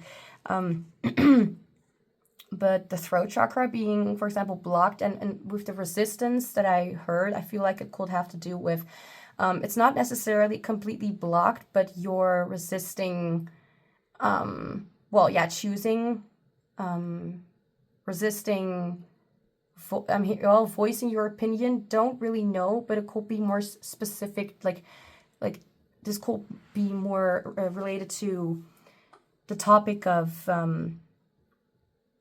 there's just resistance. I'm not entirely sure how to explain until I suddenly do.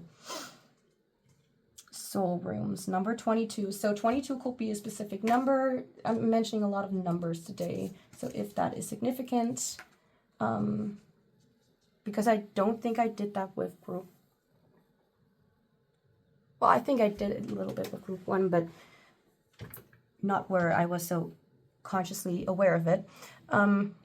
For me to be able to focus and concentrate, I'm just going to shuffle the cards so I can focus on my intuition and see what pops out. So the topic is, just as a reminder for myself, what lies are you feeding yourself? So I'll be kind of put it all kind of in well, not boxes as in to put someone or something in a box, but to kind of well, try to understand what this is even talking about, like organize it in my mind. Difficult. Glad that the environment is organized so I can think better.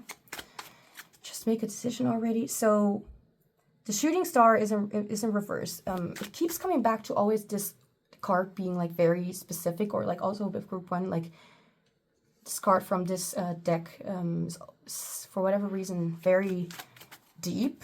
So the shooting star is asking you, so what do you wish? But it could be a resistance to even wanting to, well, I don't know about even thinking about that question, or even like asking yourself that question, or just admitting that that question could be very valuable or very helpful, beneficial for you at the moment, at this time. Let me just look into, where's the guidebook? No, that's not the one. Oh, it's right there.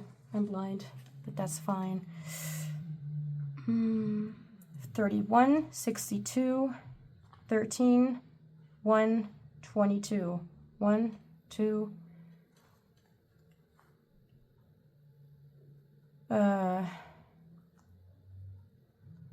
Yeah, 3. You can also say, okay, where 6 plus 2 equals, yeah.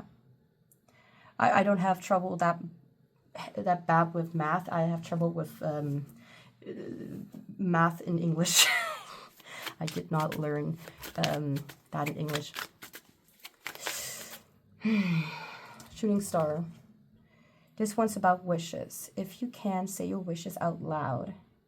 If you can. Oh, right, if you can. Obviously, not everyone has, like, you know, not everyone has literally, like, a voice. I'm hearing, and let me just, okay. I need a moment to organize my mind first. I'm hearing something that sometimes we have like this little, you know, critical voice inside our heads, like telling our little lies, or bringing our attention, or reminding us of uncomfortable stuff. And for a moment, I thought that it was something bad, but then I kind of reflected on that, and it's like, no, wait a second, I feel like that could be significant, and that is that you may be, if you can't say your wishes out loud, I'm hearing for some of you may even choose not to speak, or there's a resistance in even speaking it out loud.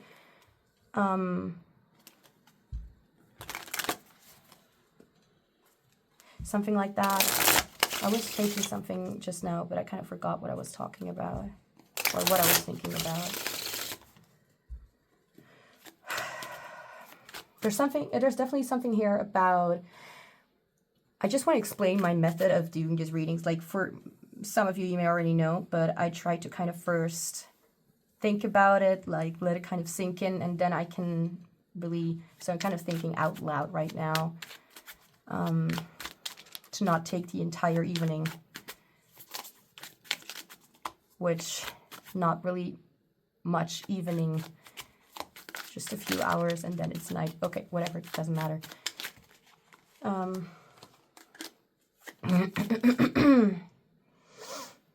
Okay, so what I did mention before, something about resistance and speaking speaking out loud, resistance to even letting yourself. Okay, I do want to say, because my communication can be so abstract that people sometimes take it too literally, or that they don't really understand or react literally to my question. So I'm not saying that you're very much that blocked. I'm just saying I'm feeling a blocked or like a hesitant and a resistant kind of energy, and the resistance is because of hesitation, because of fear of this decision, how it will turn out. But what is like the core here? So what's happening here? The burn bridge. Well, that's also a lie. Not like the oracle message completely, because there is definitely something. Just know your entire being, it's not completely lying, because it's you know that there are balances. Sometimes it's this and sometimes it's that, the ups and downs, and both are actually great teachers, great lessons to learn throughout the journey, how to trust what is most relevant and what is most helpful and what is actually important to put your focus on, because it's any topic can be important, but over focusing on the topic or staying in there too long can become an unhealthy kind of habit where you start believing that life is just shit. And I'm not gonna say it's pretty sunshine and rainbows, but there can be moments of those rainbows, and we can appreciate it for what they are. May the bridges I burn light the way, light a match and watch those bridges burn. There could be a fear of making a decision, and it's not just a decision, but how that decision will impact things in that you have had in the past, that you currently have, or that you will have in the future.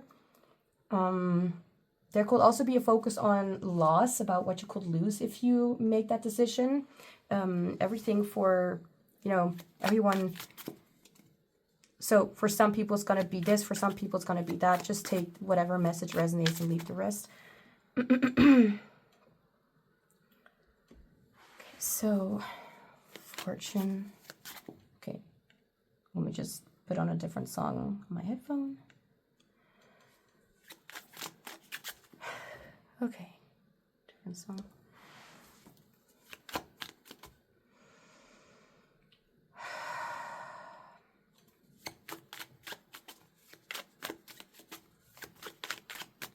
Just make a decision already so the story can move forward. What you may notice, or at least what I am noticing, is my like, I'm not gonna like burn myself down right now and say that I'm doing something wrong. However, I am noticing that there could be the tendency to overthink, overtalk, overdiscuss, whatever you want to call it, and that it's actually that your mind has still not changed, that you're still in the same perspective, but you have now put all that time and energy into the unnecessary things that, like, thinking will not bring you the results. I mean, thinking before you speak and thinking about what you want, that's a different thing. But overthinking and overanalyzing and just staying stuck in one place, it's not gonna bring you forward. At least not very soon, until you take that step and be like, okay, fuck it, just now I need to take at least one step, to just take it slow. Like, you don't need to expect like you are literally making, well, I don't know about the biggest change of your life, but at least don't expect that you need to take 10 steps when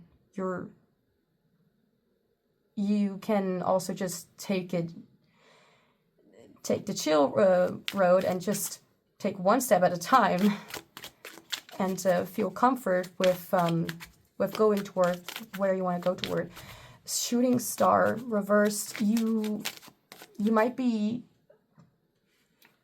Right. What I wanted to say about what I was doing is that there may be this tendency to either overanalyze or to even deflect, to kind of go away from the topic, so you don't need to really think about it. But what will really end up doing, you're still in the same position as you were before, but with just a little bit more anxiety, perhaps. Okay. Let me just take a sip of my drink.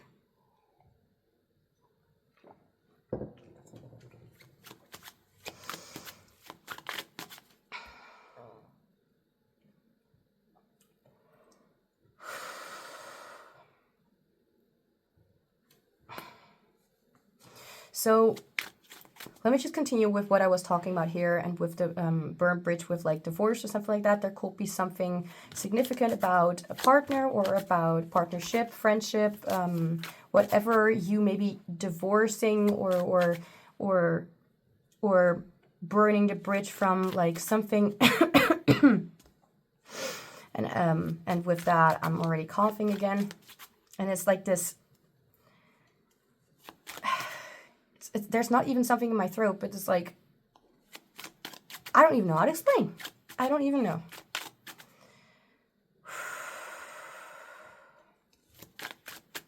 Okay.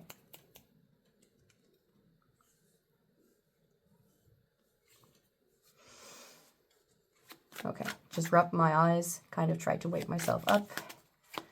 Let's see, let me just look into the guidebook. So, what lies are you feeding yourself? I don't know whether I think I did mention it, but in case you may not be fully aware of it, or I may have started the sentence, but I didn't finish it because I was distracted by something. No, come on, just a moment.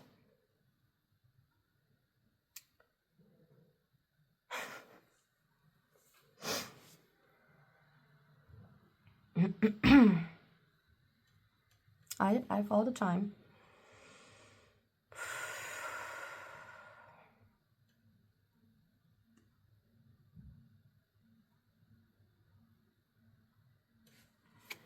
Spirit, please connect me with the energy of group 2. Not too much.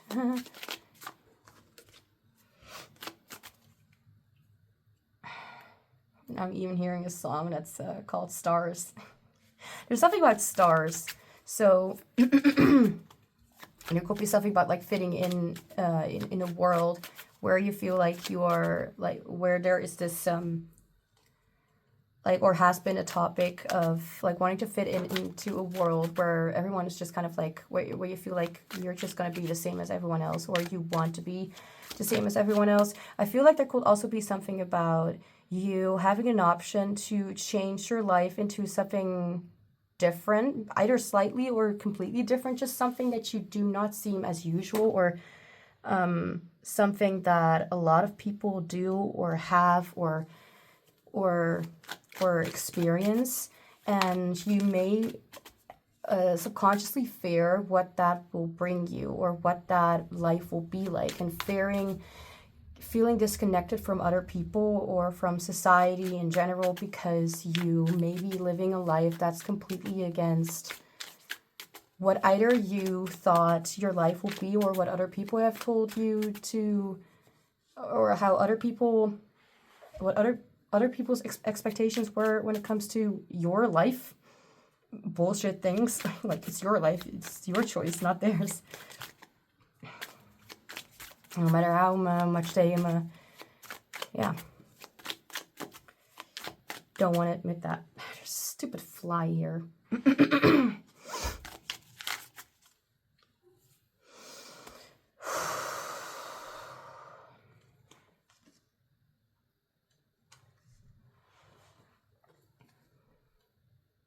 Yeah, like, there's definitely like this tendency to not overreact, to have this, to kind of zoom out of this idea, or even consider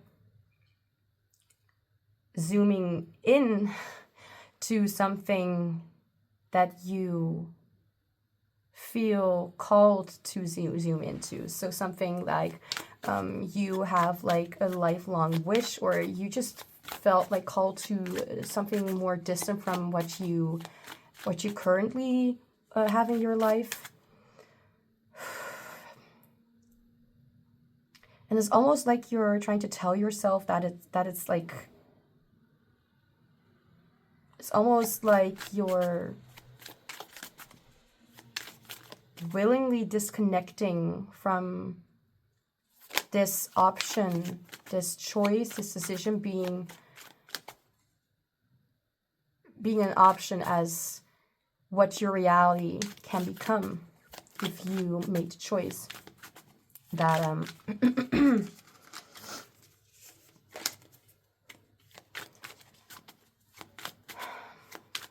maybe too many ideas, because this does give me remind me of like the Seven of Cups in tarot, which is about like you have so many things to wish for. So so many kind of choices you can choose from, so many kind of things that you can go toward in your life. So what is something that you want to go toward, you know?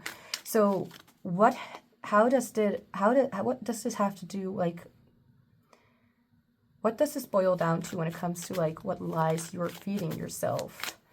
That you either can't do it, or that I don't think that I think you're very aware that you are interested, or that you're just intrigued by this, I'm hearing opposition, by something that could potentially be very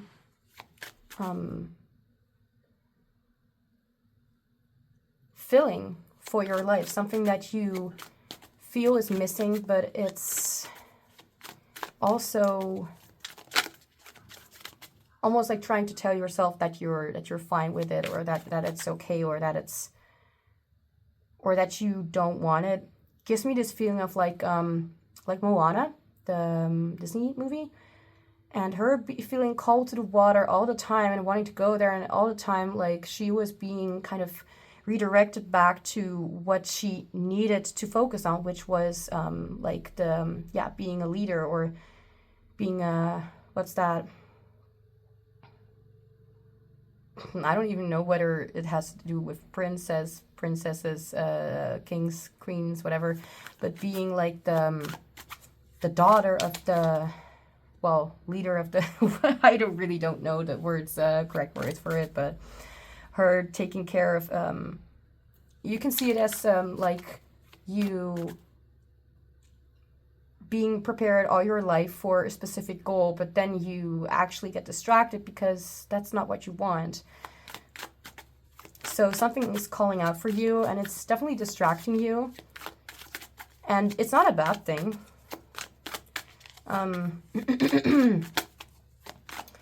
And with It Takes Two being mentioned here, when I was looking at the cards, I was just being immediately reminded of it. It could be that there is an element of relationships or family being involved, or like divorce, or struggles at home with, family. I'm hearing also friends, or just, partnerships, friendships, like connections with other people, and possibly losing that. Or I'm hearing like this, what May says in the scene, like, no, it has to be perfect, because otherwise people will be disappointed. That hits hard, doesn't it? I suppose.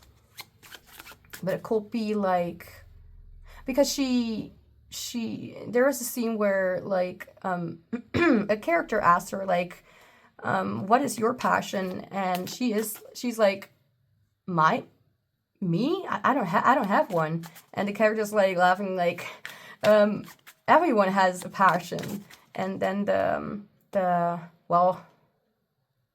husband, I'll just call him like that, says something like, yeah, she does, singing. And it doesn't necessarily have to do like this reading with singing, but like a passion, or something that you kind of neglected because you've been distracted by obligations, by something that you thought that you needed to do for a relationship, for a family to survive, because you were the responsible one. And it's good that you are responsible. But look what it's doing to you.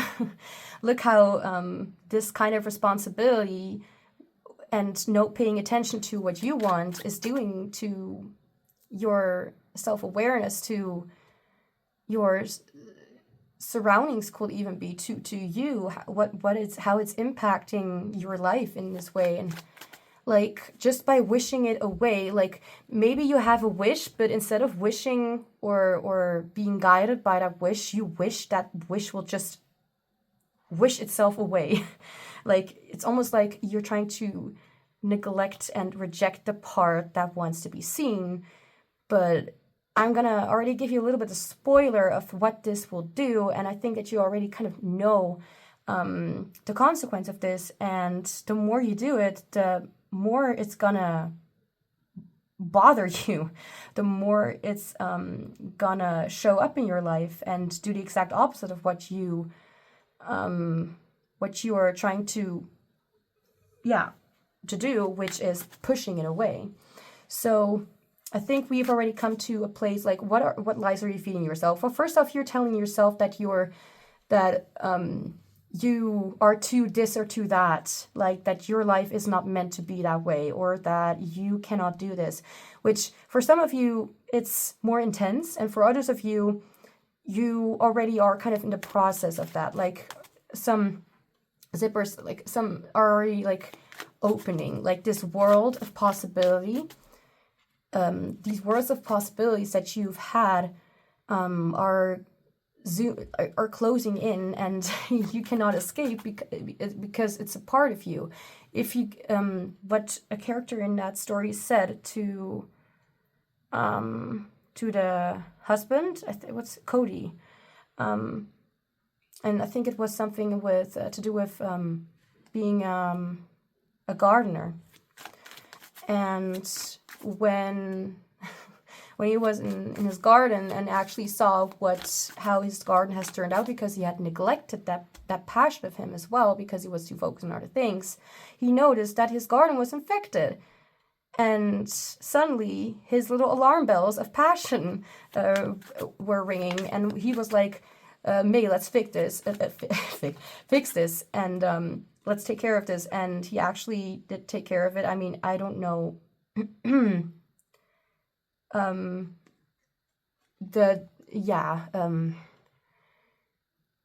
whether it was there's a fantasy element in that, where these two characters were have turned magically turned into dolls. So they were like, well, tiny like this, so they were literally like walking around in the garden like and grounded or something, or like they were like, super tiny, so they could see the impact it has had like for such a long time. And he took care of that. They both took care of it, teamwork. And one character said to him, like, if you give up your passion, you give up part of yourself.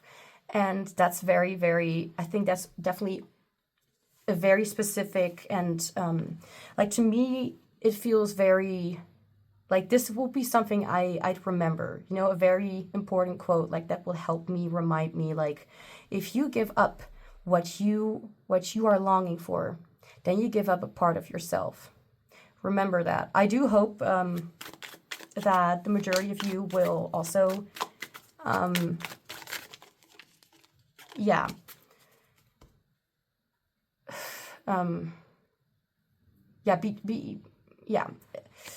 I do think that this I just hope that what I'm saying has an impact. Let's just say it like that. I just hope that this message is coming through.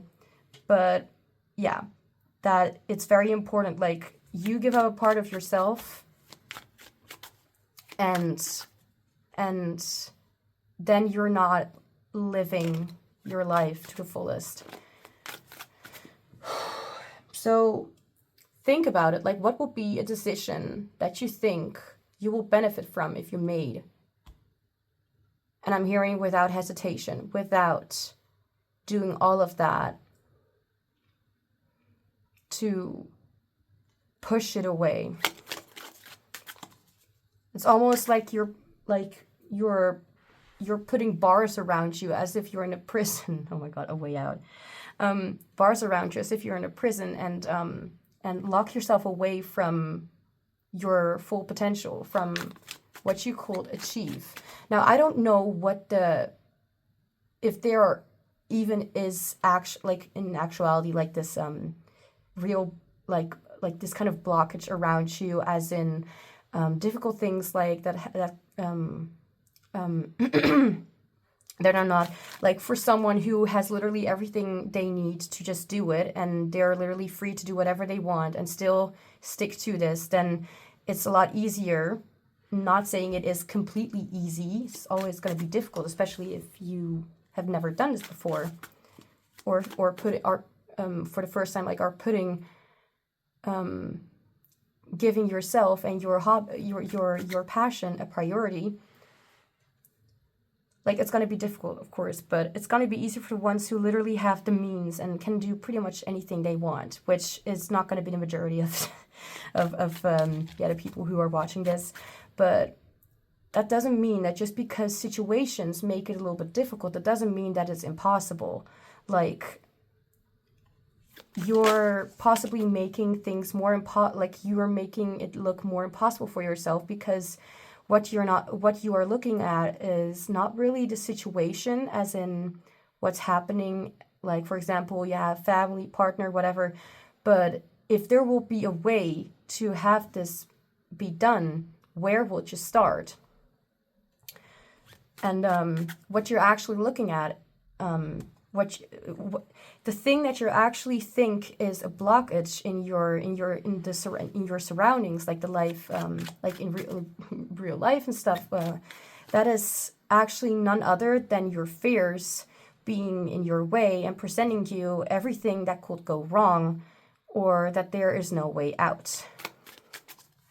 But the more you choose to open the door inside you toward that possibility that it is just possible, and like in the slightest, the more you are giving yourself that permission. It's more about giving yourself the permission to do it than about having an actual blockage. Because people there are so many people, especially like the not necessarily older generation, but a lot from the older generation, just kind of stick to what older, like, for example, I'm 23. People who are above 40, 50, 60, they I mean, and there are obviously still people who are younger who have also still are like don't really have hope. But just because these things are there, and it doesn't really necessarily have to do with age, but I'm just saying, people that I've met who have been above that age or around that age were very hopeless in their perception of their life and the world. Like, yeah, I will always live this boring life. Well, this is what you are now making for yourself, because you're actively choosing to believe in this. And I'm not telling you to believe in stories or in fantasies, but I'm telling you to at least give yourself permission to be a little more accepting of the possibility of something just turning out differently than you thought it will. Yeah, definitely different from what you thought it will be. Also, what we think, sometimes we put too much of like too big of an expectation of what we want to achieve.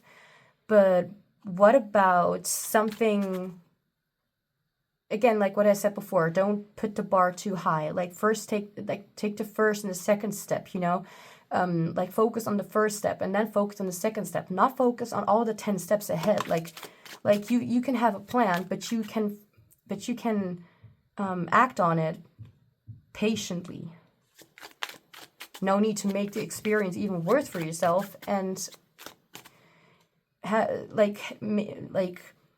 put yourself in a possible outcome where you, well, not really outcome, but a possible loop where you will experience this,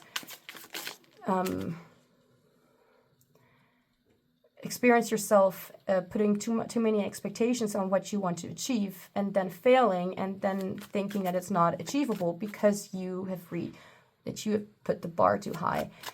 Gosh. So let's see, what lies are you feeding yourself? Well, it could be the lies of you telling yourself that you can't do it, you telling yourself that it's not achievable, you telling yourself that, or you allowing yourself to believe that things will never change, or that things will always be the way they are. Even if you're someone who is very open-minded, we can all sometimes suddenly realize, like, oh, things can be different. Especially if we not give up on it. Because then you're pretty much just making it worse for yourself, right?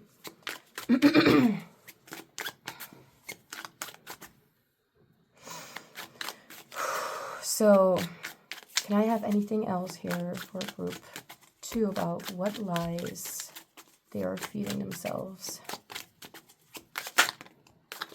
We have the creator, let's see. Let's see, where is the guidebook?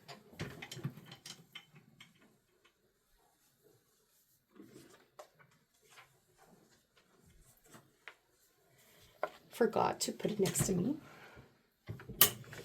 All right. I think it's the Queen.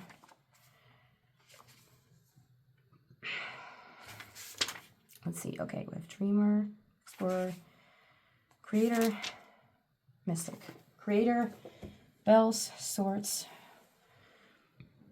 The Queen of Swords. I'm hearing the words wake up call.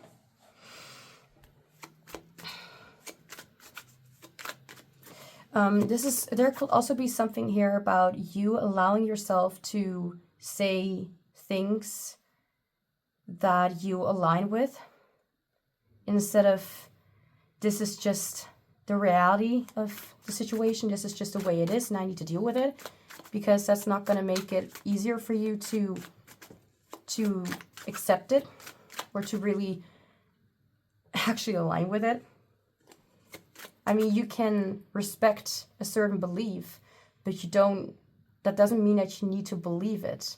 That doesn't mean, like, just because there are a lot of people who prefer to be vegan, I can wholeheartedly understand why. Like, I can see the reasons, definitely. But that doesn't mean that I can see things the way they see, you know? But that doesn't mean that I feel the same way. It doesn't mean that I have the same preference. Creative Bells. The Queen of Swords. I have no idea what this is talking about.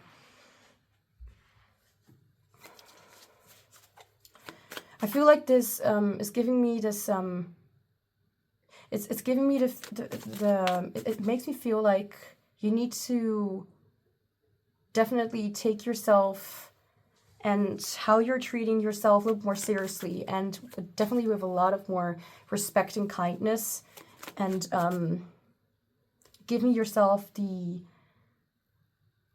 letting yourself know that there is an option, that there is a possibility outside of that's not so far from your reach. That's not too far out of your reach. It's like, if at all, like, if you have a dream, then it's then it's meant to be, then it's meant to be important for you and in your life in one way or another. So you having the dreams that you have, whether those are just a few, if even if it's just one, or whether there are many, it doesn't matter. To give yourself the benefit, to give yourself and the possibility, the benefit of the doubt, to just see it out. If that is something that helps you get on track, or like, because I don't think you're really that far away from this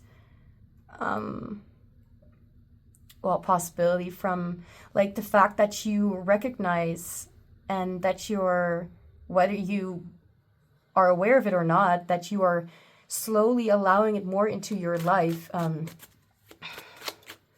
Like you would have found out that you can move forward with the passion, with that dream or desire that you have, and that's it actually is achievable, as long as you let your mind relax into that kind of mindset, into that belief, to just not put too many constraints on this topic or yourself, but to just kind of let it flow the way that it needs to flow, and it will work out fine. Things will always turn out the way that they need to.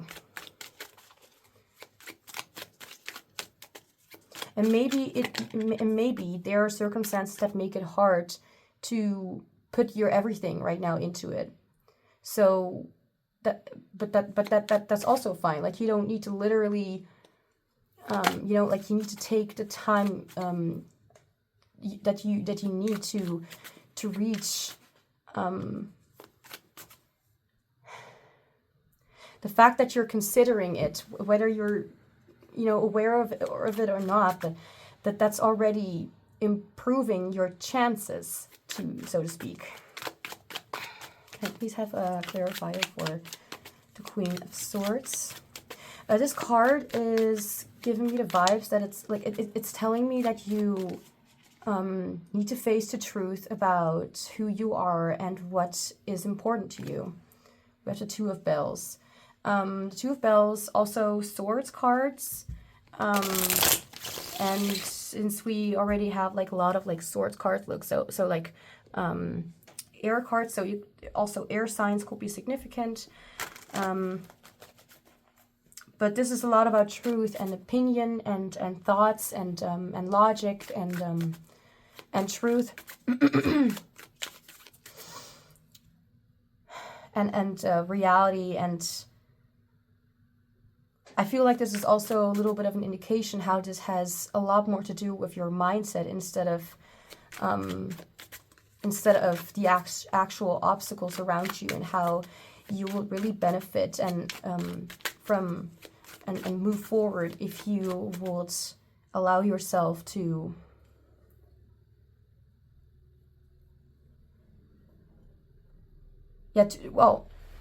to just allow yourself things, to not put constraints on yourself, and to listen to what you need, what your body needs, what your soul needs, what your mind needs, what your heart needs.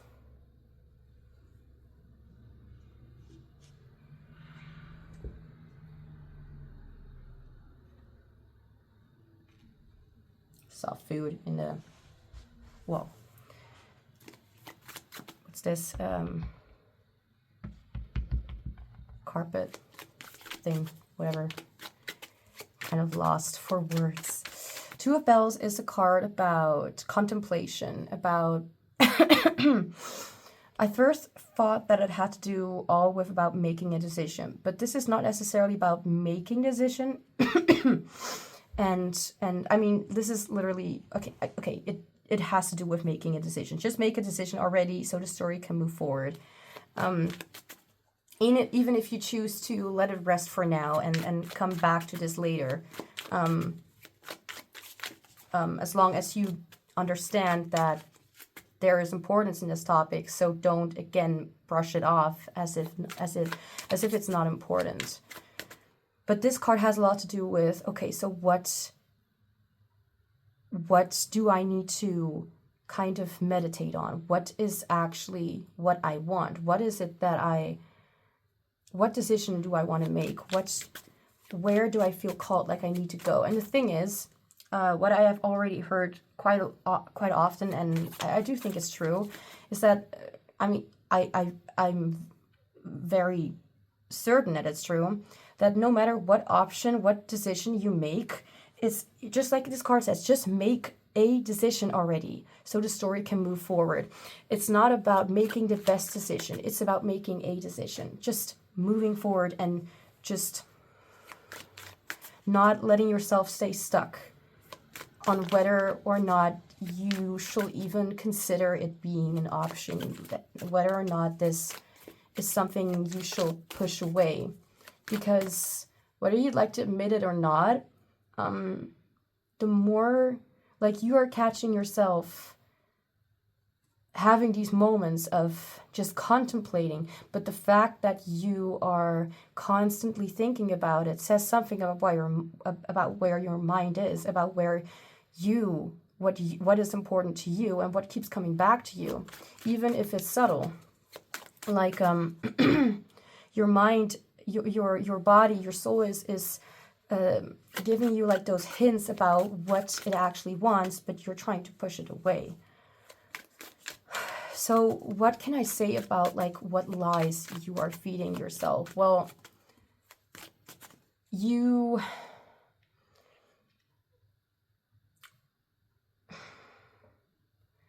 I can definitely say that that you have a tendency to ignore things, telling yourself or making yourself believe that they were not important to begin with. But the thing is, now it makes a lot of sense. You don't really believe the thing that you're trying to tell yourself. Like, your subconscious knows, your conscious is getting more aware of it, that no matter what you do, what anyone else tries to do, like your mind, your heart, it keeps going back to the same place, and you're not gonna, like, this is not you getting sidetracked or getting distracted or anything like that. It's actually calling you toward where your actual destination is. Whether that has to do, like, whatever that kind of destination means, like whether it's literal as in a different state or place, like in a world to live, or in what kind of relationship, or whether you even want to be in a relationship to begin with, whether you are this, whether you're that, whether you want this, whether you want that.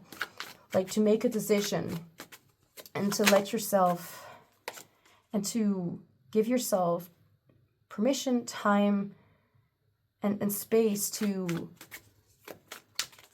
not and try to and to challenge yourself or dare yourself to just let your thoughts be there and just observe them, and to not judge, shame, or immediately brush them off as if, no, not important, when it keeps coming back. It obviously keeps coming back because significant, relevant. It needs it's just the way it is.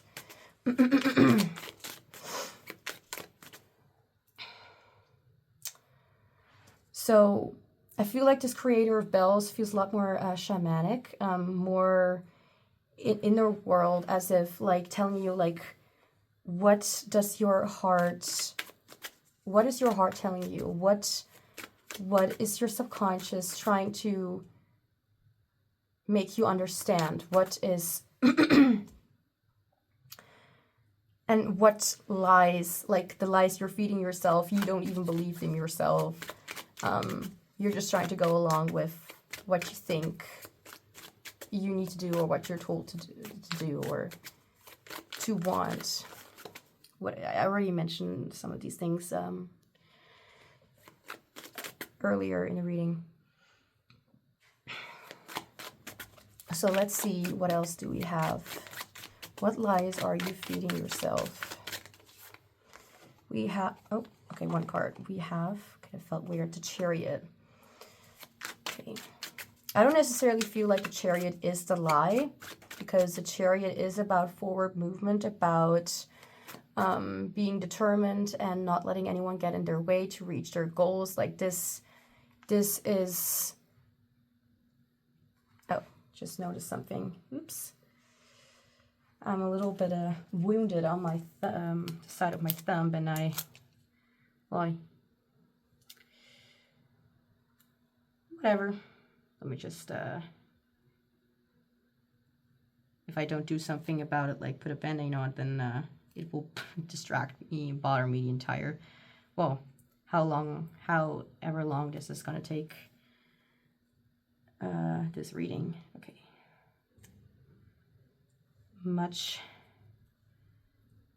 Almost much better.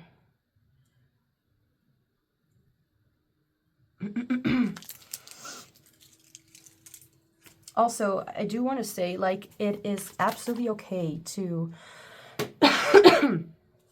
to let go what doesn't serve you anymore, to take a break, or to give yourself, or to ask, or to tell other people whatever it is, and however, you know, like, you can't just be like, yo, I'm just gonna get out of here, even though there are a lot of responsibilities, you know, but to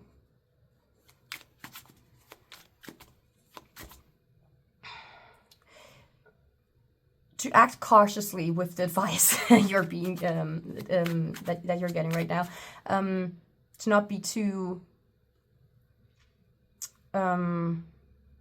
what's that called? No, not spontaneous.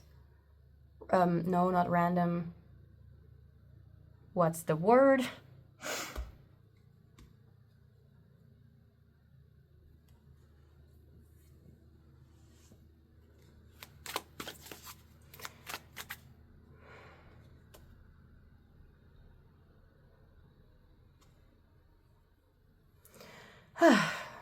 Okay. To be too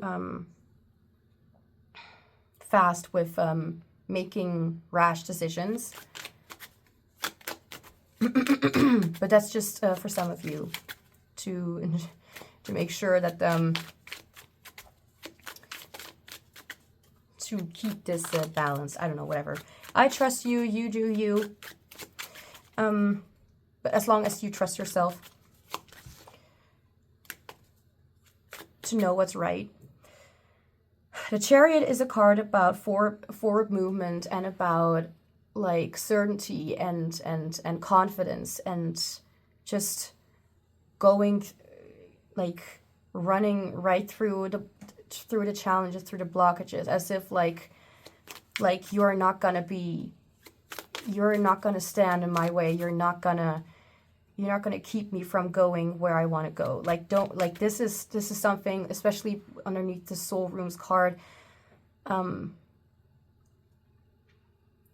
Let yourself be guided by this card, by this information, that you are very much allowed to explore, to confidently and to really. I'm having difficulty with words at the moment. This card is just all about, you know what you want, and you're not afraid to get there. So allow yourself to do that. There's a lot of, like, allow yourself, like, allow yourself to just, I don't even know what exactly you should be allowing yourself, but to just, in general, allow yourself a lot more than your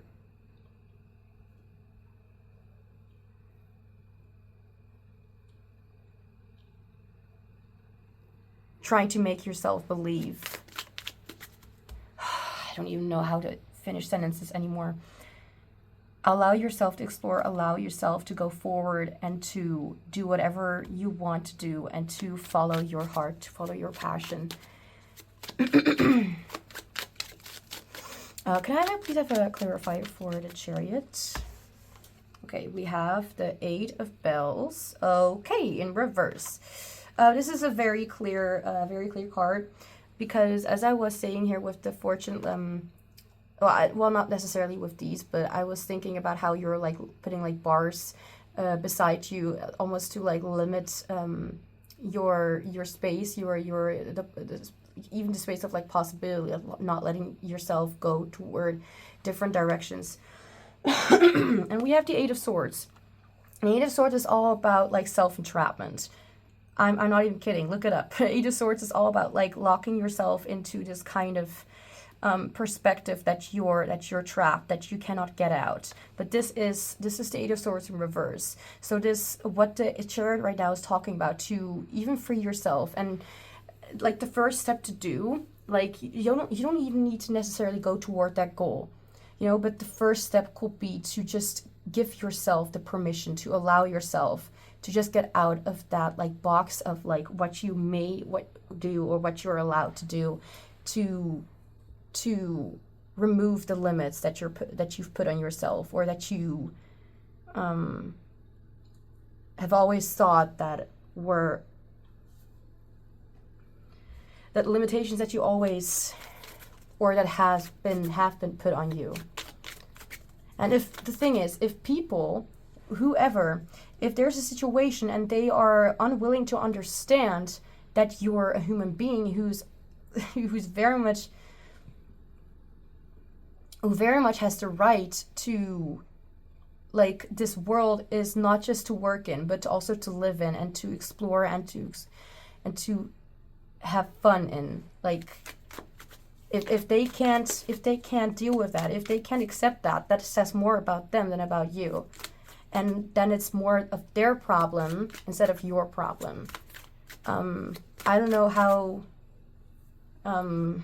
what the surroundings are, what the situation is, what your situation is, but whatever blockages you think are in your way, these are not real. The Eight of Bells is all about, these are self-entrapment. This is the fears, the bars that you are putting in front of yourself, in your mind. Like, she is this woman, this person that is, they're holding their hands in front of their eyes. They're not looking at the situation. They feel like they need to be trapped, like they need to tense up, like they need to be constrained. But if they will put their hands away, then they will notice,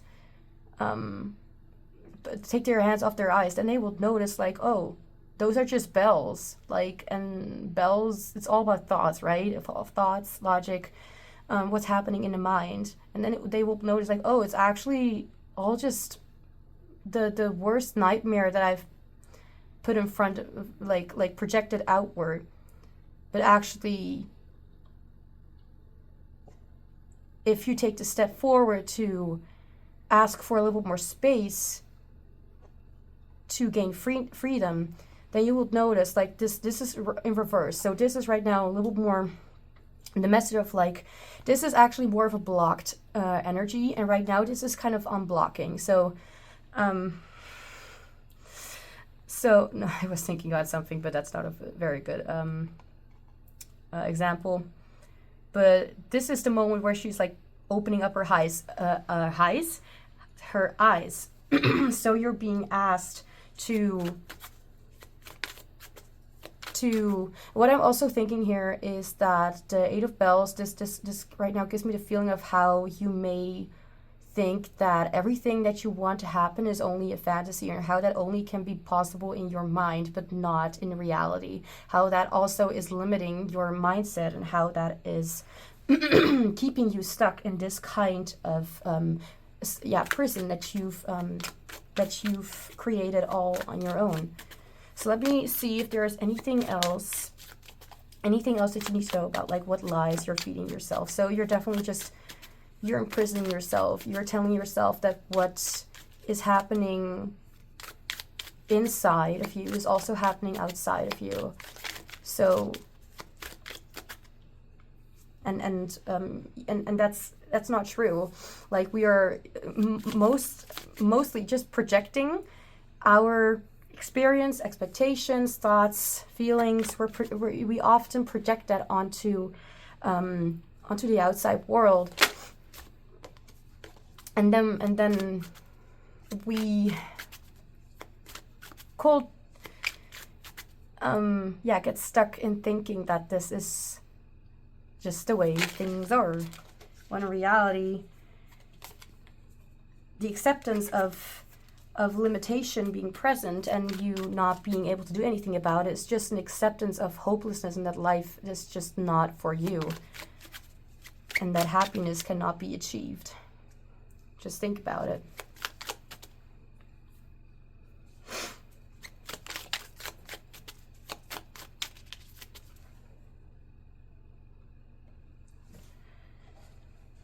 Okay, we'll just adjust the light a little bit.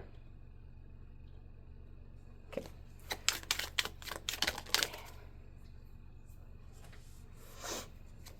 Can I please have a card? What lies Group 2. What lies are they feeding themselves? Dreamer. We have a lot of bells. For now, we only have one. Like, everything, most of this as well. Again, air signs. So, oh my God, apologies if I'm saying it incorrectly. Libra, Aquarius. No, not that one.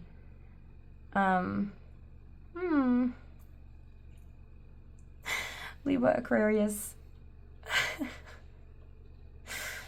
The thing is, I know more about fire and water signs than earth or air signs. So Libra, Aquarius. Okay.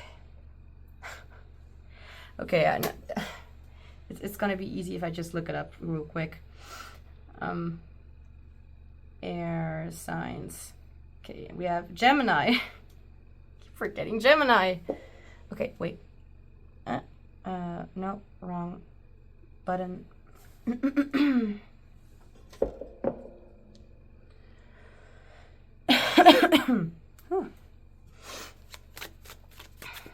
Let me just take a sip of my drink.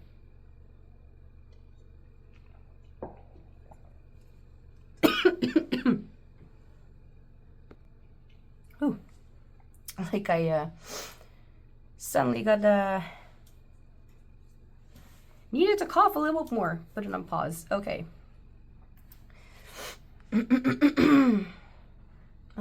Let's see.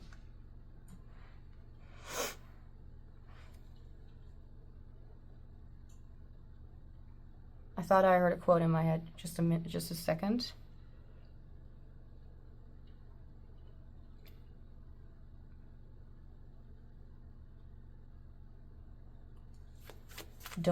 Okay, that's a little bit.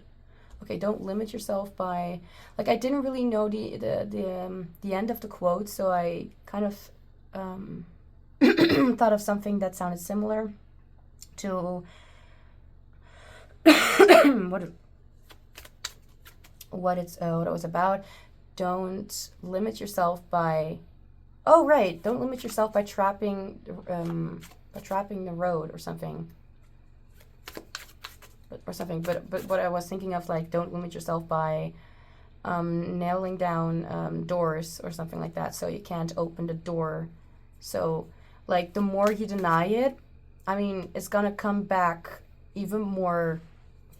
Like, it's not gonna leave.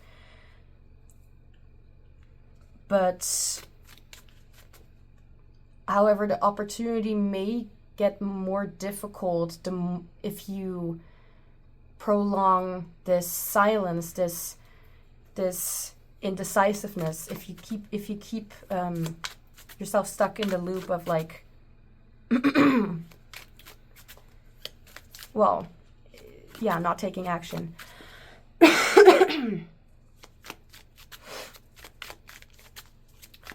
Dreamer of Bells, right. A lot of Swords, so a lot that you may fear has more to do with your mindset than what is really out there in reality. But then we also have one major arcana card, and it's the Chariot, and the rest is all about swords, about bells, about... Yeah, okay, so Dreamer, the Page of Swords. Okay, Page of Swords. We have INTJ, ISTJ energy. We also have ESTP, ESFP energy with the Chariot, sort of. ENTJ as well. And we have INTP energy with the Dreamer of Bells, or Page of Cups. Can I please have a clarifier?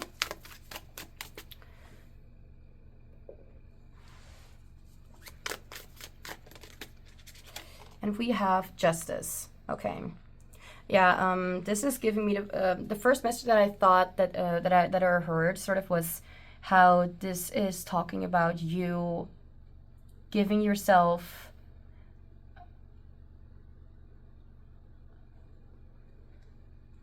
more freedom, and how this is how you're ooh, my throat.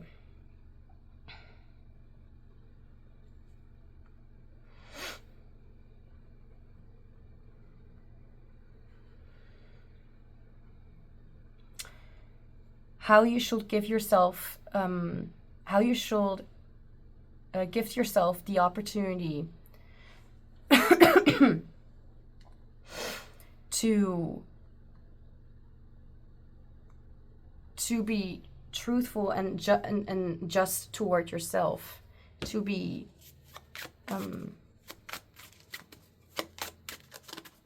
to actually be more rational in, like, when it comes to what your right is and what you deserve and what you earn, and not as if your worth has anything to do with what you have done or what you have achieved, but like you were already worthy of this before you even did this. Like, you don't need to prove your worth to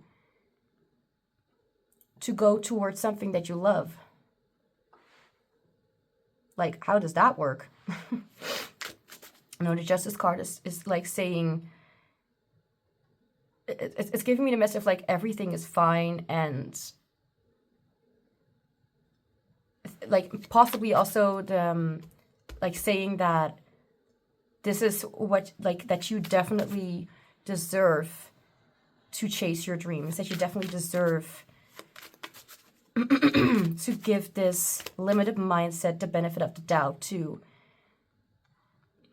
to allow yourself to look at things differently and be more kind and giving to the part that you've been neglecting all along, which is you. Because this won't be here. This is not here to bother you or to annoy you. This is only here to tell you that it has been there all along, and that it's not going to be gone if you wish it away. If you just push it away, acting like it's not important, like it doesn't matter. Like, there are more pressing matters at hand. When, like, yeah, okay, so that thing could work out for once, but if you kept saying this like forever and ever and ever, as if this is just, you know, it's like someone is saying, yeah, I'm gonna do that task, but they never are going to do it. So they're like, don't give yourself fake promises. And also, well, I don't know, not that.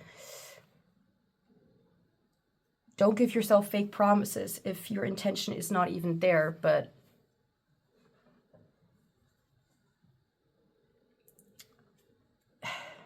at the same time,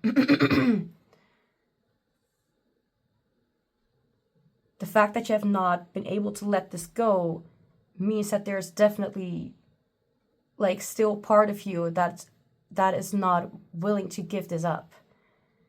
And that's you, just so you know. So I'm sorry about the coughing, but I can't really help it right now. Like, it's not even, I don't even feel like I am literally coughing or like getting anything out of my throat. It's just like this, like this itch that, not even itch, like there's nothing to be able to remove out of my throat, as if there's something. Yeah, like, so if you keep, like, for example, if you keep noticing yourself, like, having self-talks or talking with people about this, or if you talk with people about this, come on, fly away. That, okay, maybe I'll say it differently. I had someone here last time, and this is a little bit of a different topic, but still the same method, and she said, like, she was going to go on vacation and she felt responsible for like letting me know certain things about when, how, what, and what will go on, and as if she's, I mean, as if she someone who's working for a company that and she kind of helps people you know, clean their homes, parts that they cannot do themselves and stuff like that. And I have that, at least had.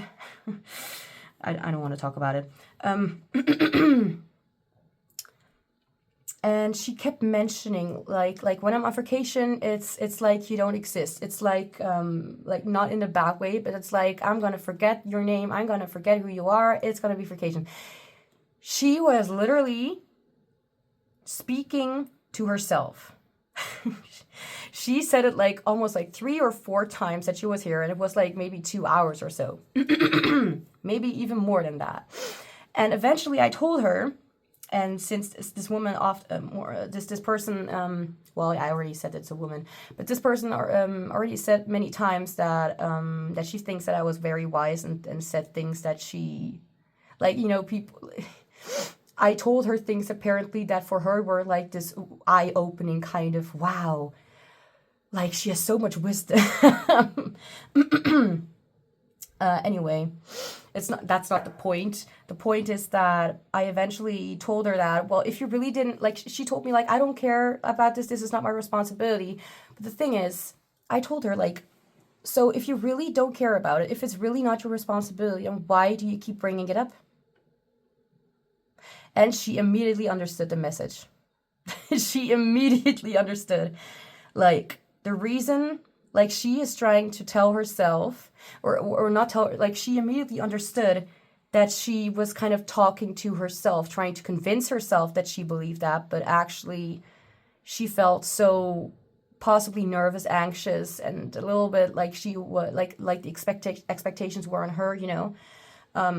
While actually the things that she were mentioning, that was not even, in my opinion, and my opinion is very strong on those things, that's none of her fucking business. The only thing that she's here for is to help me with my home and to clean, not to take care of things that are out of her control, like administration and stuff like that. Like, I don't even know whether that's the word, but that's not her job. She's not sitting behind a desk all day and taking all these calls and taking care of these responsibilities. That's not her responsibility. She immediately understood. And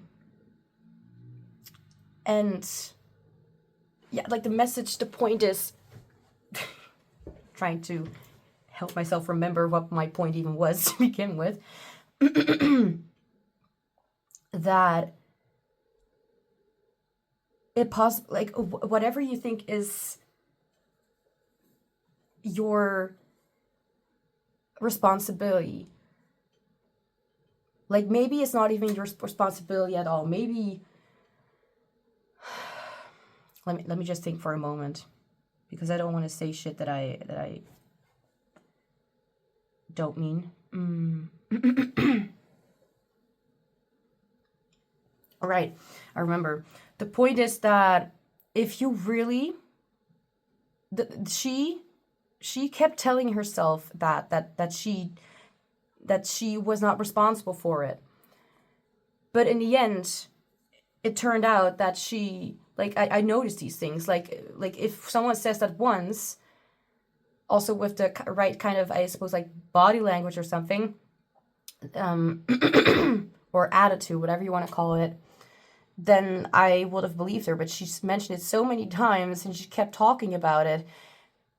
Then you obviously still have it on your mind, and it is obviously important to you, whether you want to, admit that to yourself or not. And I'm just glad she realized it. I'm always glad that I'm able to open people's minds up to like the world doesn't have to be such a stoned, like rigid place. We can always learn new perspectives, even about ourselves, and learn, like, maybe you've been too hard on yourself. So that's definitely something that I wanted to mention, how you are trapping yourself with these things, telling yourself that this is or like maybe even telling yourself that you're going to make the decision, or that you already know what you want. Like maybe ask yourself, what are things that you say you know for sure, but actually those are very, very big doubts that you're even insecure about.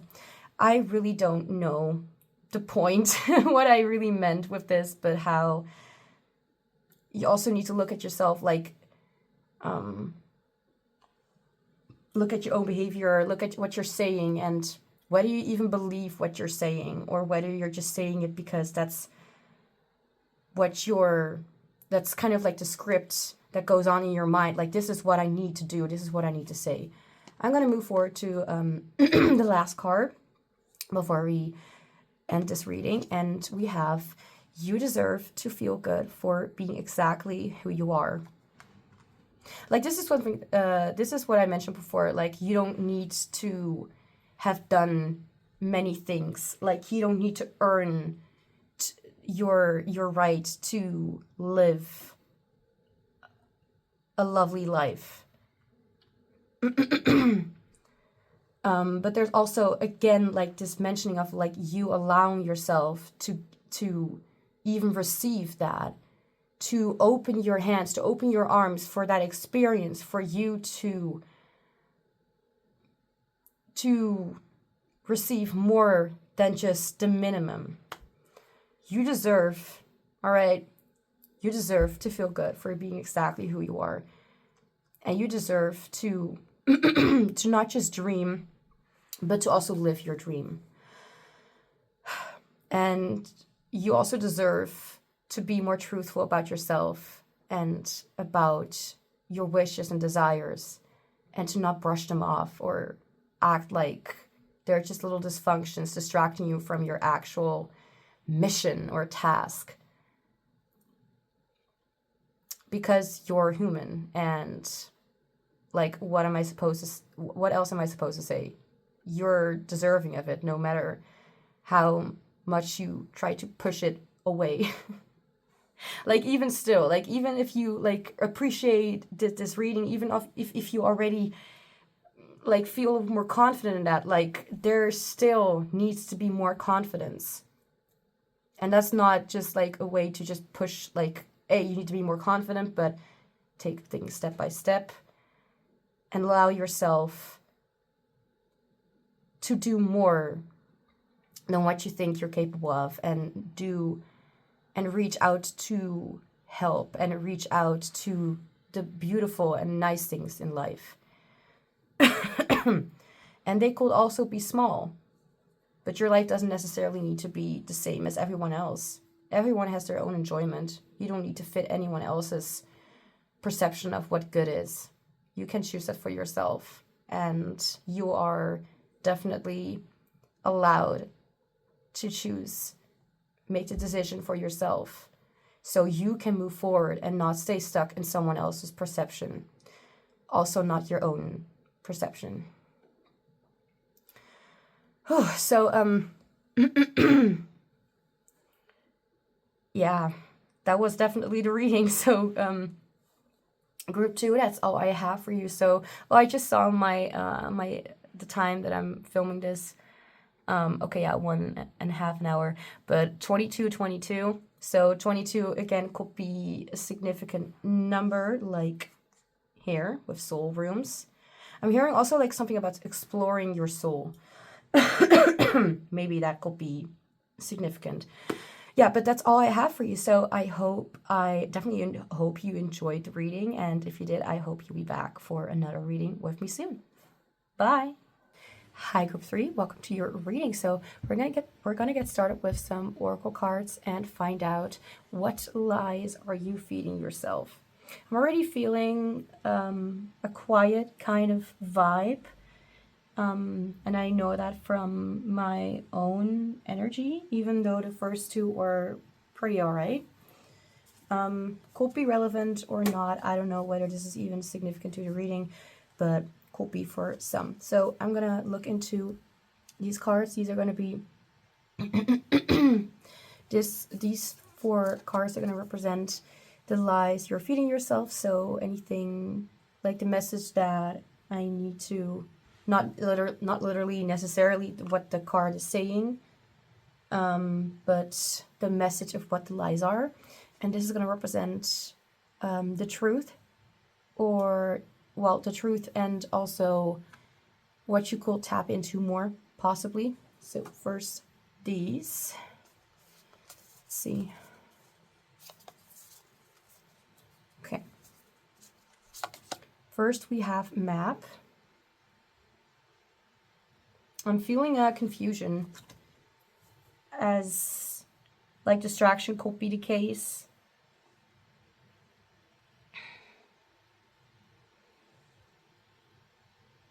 Like me, literally at the moment.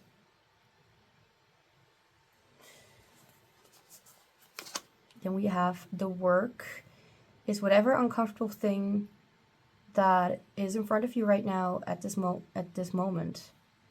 Oh, okay. So look at what is in front of you. Your phone, a wall, a door, a tree, I don't know. Then we have gallows. I actually know what that word means. Oh my god, okay, hi. Number 10, 5, 1, 16. And we have the audacity, number 11. 1, 2, 11, 16, 7 could be significant, these numbers.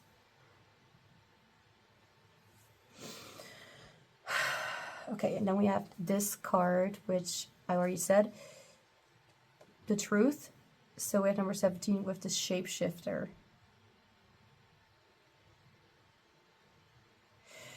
Make sense of this world by understanding the unknown.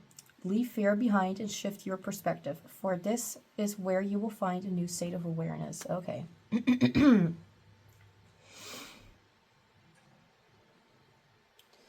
It could be as simple as you having this tendency to not to rather stay in what you stay in the present moment, and maybe even in the past, not necessarily, but not wanting to move forward, or not move forward, I don't feel that necessarily, but to hold on to beliefs that do not align with you anymore, or with what the future holds for you. Something that only stops you from, so for example, the reason why we cannot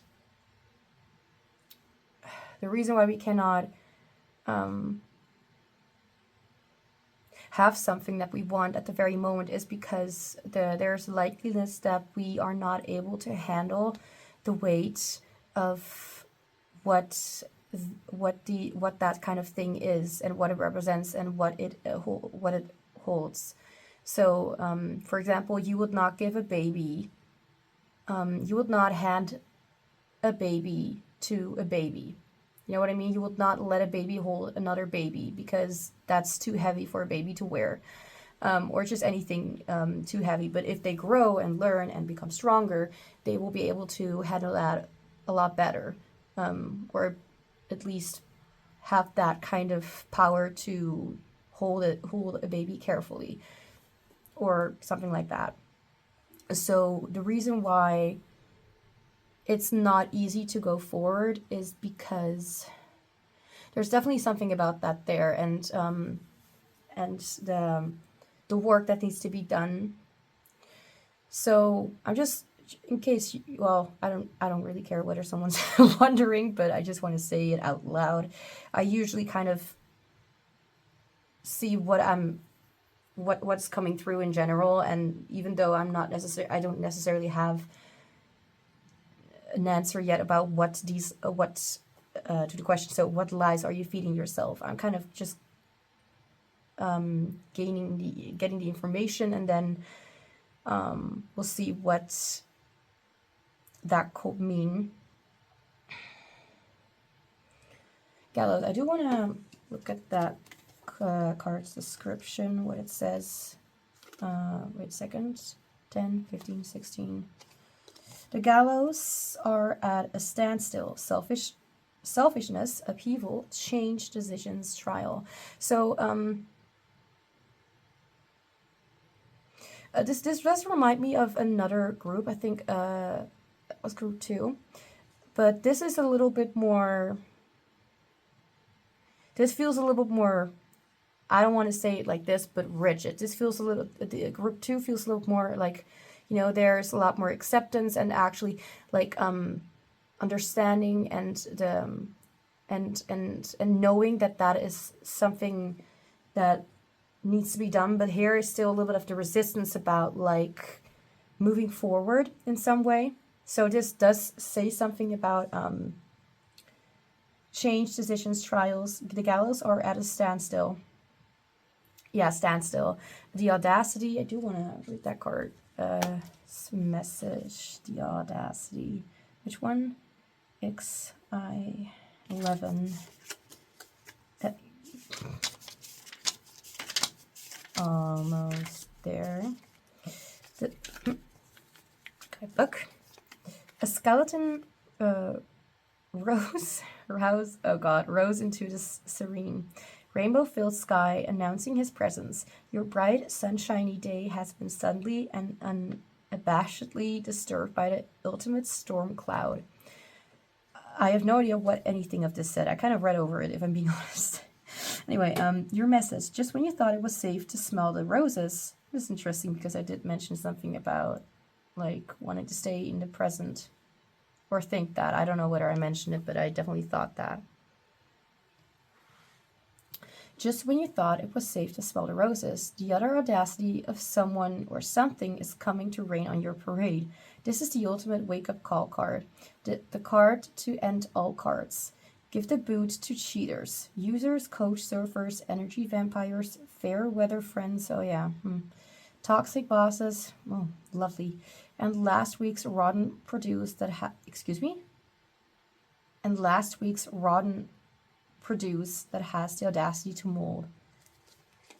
I have no idea what that means, and I actually don't really want to know. My imagination fills in the blanks. And the map. I'm just gonna look at the.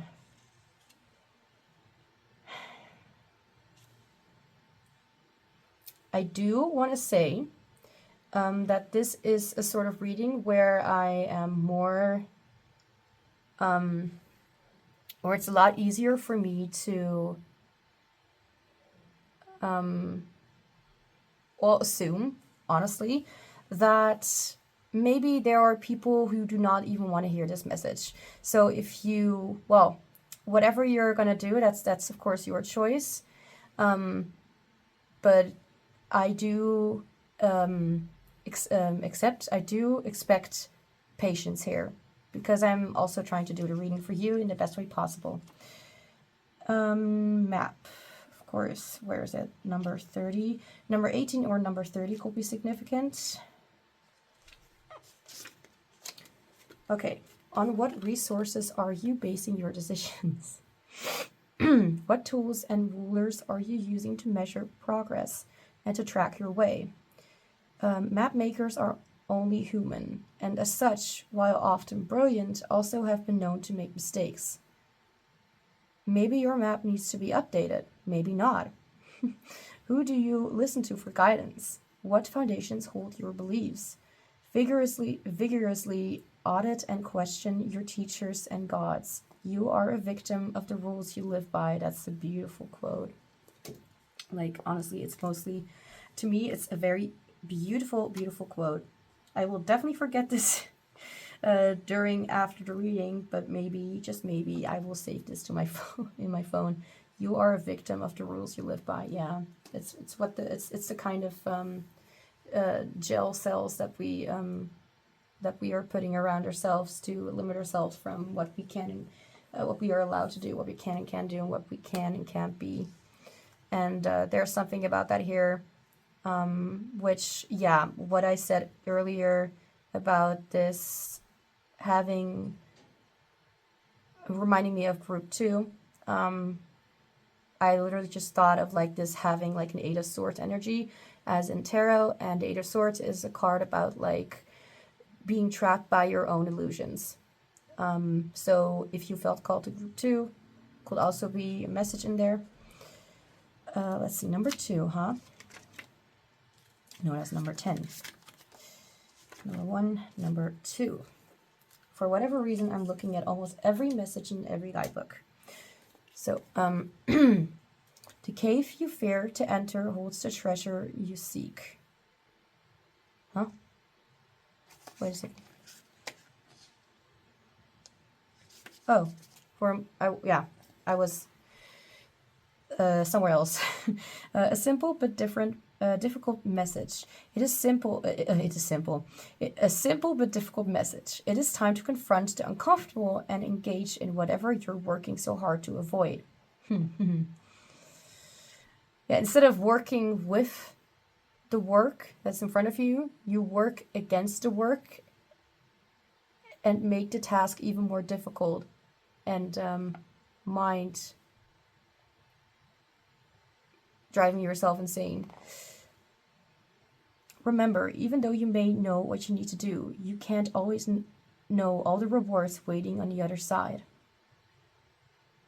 For whatever reason, I feel called to put it up in case you want to, well, screenshot it or anything, something like that.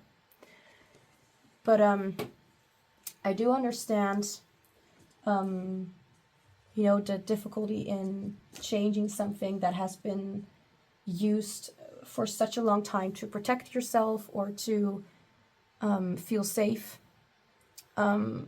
But something I just already want to say is that something that could be hurting you right now more than doing this work, what you are trying to avoid, could be literally your perspective right now on things, and minimizing and lowering the kind of possible good outcomes for like for yourself. There's something like I'm hearing like this, like I'm being like reminded of like I was looking at this kitten and then I immediately thought of like, well, young folks. I did say something about babies, like you can't hold a baby when you're a baby yourself. I mean, it's a little difficult, the weight and poor muscles. But I just thought about this kitten and as like children, you know, and immediately that brought me to the well, I don't know, Peter Pan reference, like I don't want to grow up, which in this context, whatever the messages of the movie, because one can well see multiple messages. I haven't seen that movie for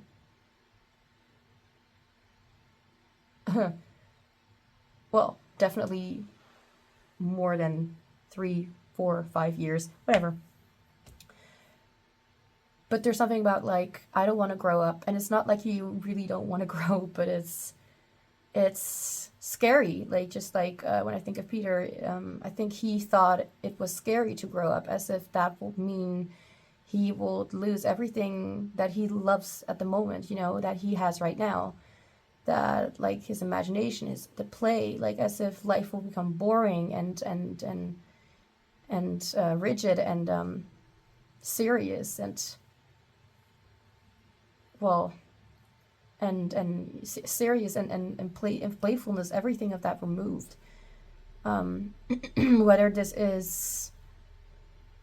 Whether you have a young spirit or like an older spirit, I'm just gonna say it like that. Like, it doesn't matter. Like, age is just a stupid number. But I don't even know where I was trying to get at with that. But I don't think that, well, it's not really thinking. Like, it's not like life is not gonna adapt itself to your like standards or wishes, you know, like especially if it's mostly you standing in your own way and not really the world itself. Like, change is inevitable. But let's see what this means as for like the lies you're telling yourself. I first want to say how I definitely feel that one of the lies, or a lie that you should be telling yourself, or, well, what you're trying to make yourself believe or strictly hold on to with your mindset, is that, just a moment, I got distracted, now I don't know what I was wanting to say.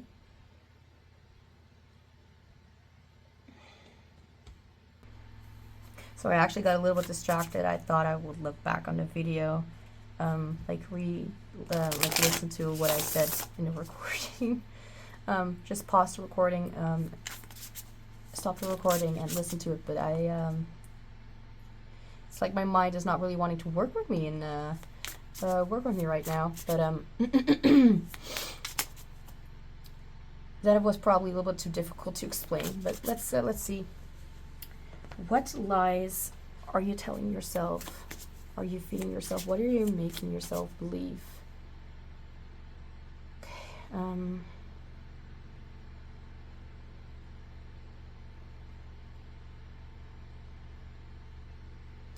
I'm gonna let this feeling like there could be something to do with that this could have something to do with you putting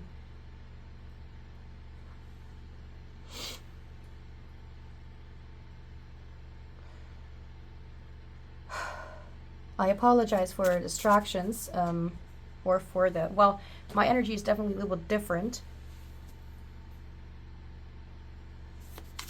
I don't know, I'm not gonna zoom in too much on that fact because I can't, the more I do, the worse it gets. So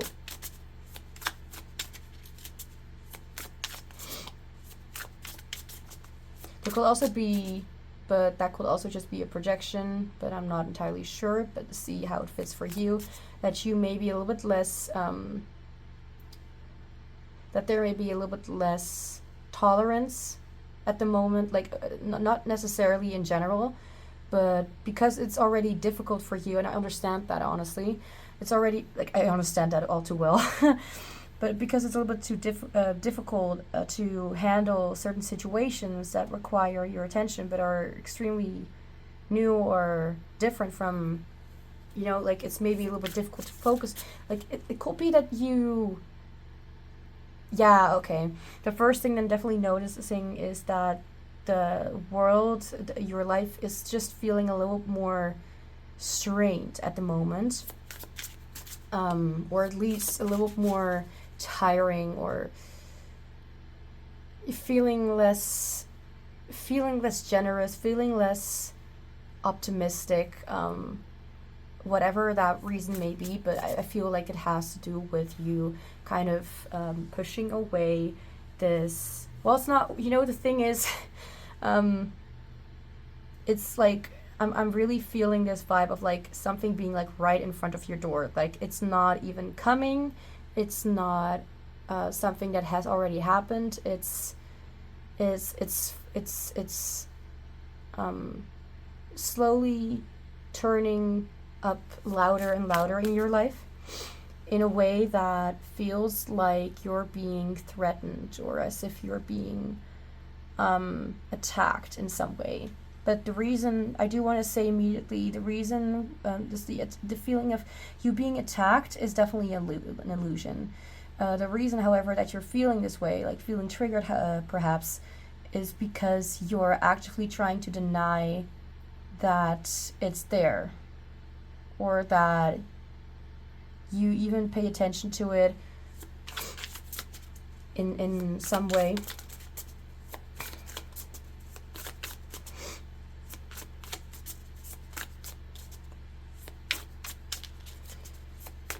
Okay, so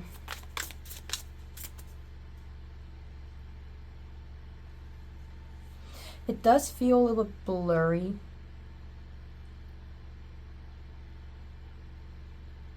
You know what I'm going to do right now? I'm going to go and try and distract myself for a moment. I'm going to just kind of turn off this reading. And then I'll come back and see if we have more focus, to see if I can kind of clog my brain, to kind of clean it. And I'll be back in a second. Okay, I'm back. I took a break, as I already said, because I know I'm not going to edit much of the readings. Right. I have a little more energy, and I'm trying to not info dump right now in one way or another, but I got more energy. It was almost as if I was turning, well, not sleepy, but it was just hard to focus. Whether this has to do with your vibe or not, I'm not gonna put too much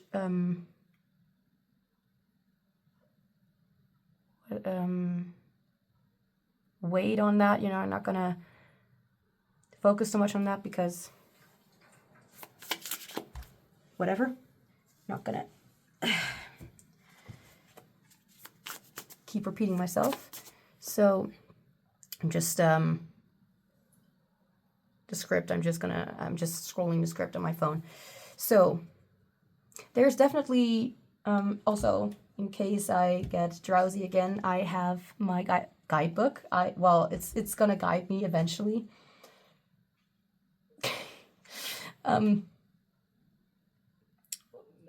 Okay, I want to share this. I just took a little sneak peek, like randomly at the card, the last card for this for your reading, and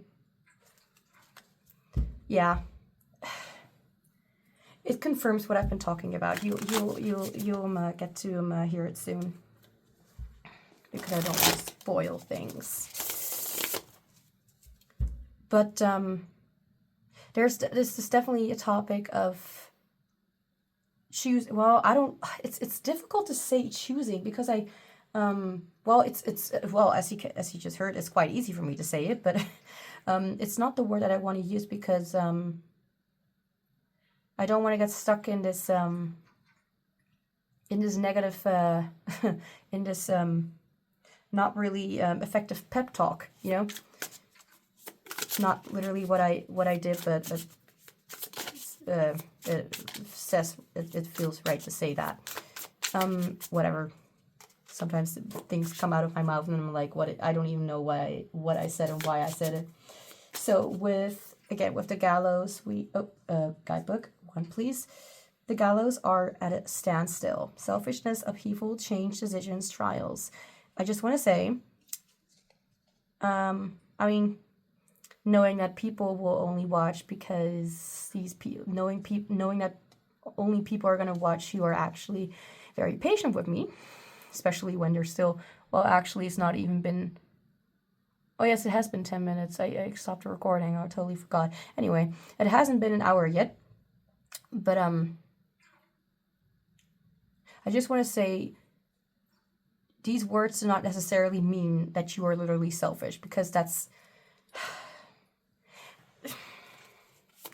no, it's, it feels more like stubbornness, but I'm not gonna, like, if I keep saying, maybe this is something that you struggle with as well, but this is something that I realized about myself as well recently, now that I think about it, is that I've been, instead of, like, when I had a positive thought, immediately a negative thought came in and replaced it. Like, oh, this happened. Oh, but oh, this. And it's not necessarily negative, but like, reminders of like, well, this could be something that I did wrong, or this could be something that I did wrong, or something like that, or this will be perceived like this. It's my it's my brain that's that looks significantly relevant, like looks very similar to a chessboard. And including the oh my god, no, not that word, the chess pieces. So that it's just something I do, but it could be that you get stuck in like this, why everything could just go wrong, instead of looking at the positive sides of why something could go right. But I don't feel like this is the entire point, but that could be one thing that you're doing that's hurting you, and it's difficult to at least for me, because I do not understand something until it just hits, right? Like, oh, okay, now I understand, because I've had examples, like I don't learn by listening, I learn by imagination or by observation. So now I know, okay, if I do that, that's actually I'm doing this right now. Like, this is bringing me back into the pattern. Pattern recognition is also a very recognizing your own patterns and how you get back into that kind of loop of like skepticism and something and stuff like that. Could be because you're feeding yourself, like, keep on holding on to the negative, pessimistic, cautious kind of approaches, without considering, well, what could go right? So, for example, look at achievements that you've had in your life, and and I don't want to hear a response like, I've had no achievements, because that's just a statement based on that's just a depressed kind of depressing. Well, not depressing, but that's the statement that would not come from somebody who is literally objectively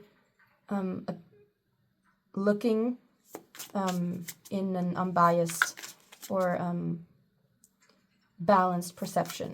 If you notice yourself leaning more toward the pessimistic, the negative, the cautious, the negative assumptions, or things that could go wrong, then you may there may be something about patterns that you want to look into about yourself, like what is bringing you toward that loop. How are you contributing to going there? And of course, also look at the at the people in your life and how they are contributing, or the situations, and to look at it like, well, what do you need to do to remove those strains from your life to move past that? So anyway, I just I guess that there was a necessity for me mentioning that, because this is maybe a little bit more deeper and more difficult than, well, more difficult. This is a little more of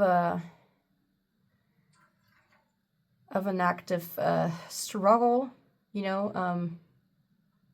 You may even feel like life is slowing down, or as if you can't bring yourself to do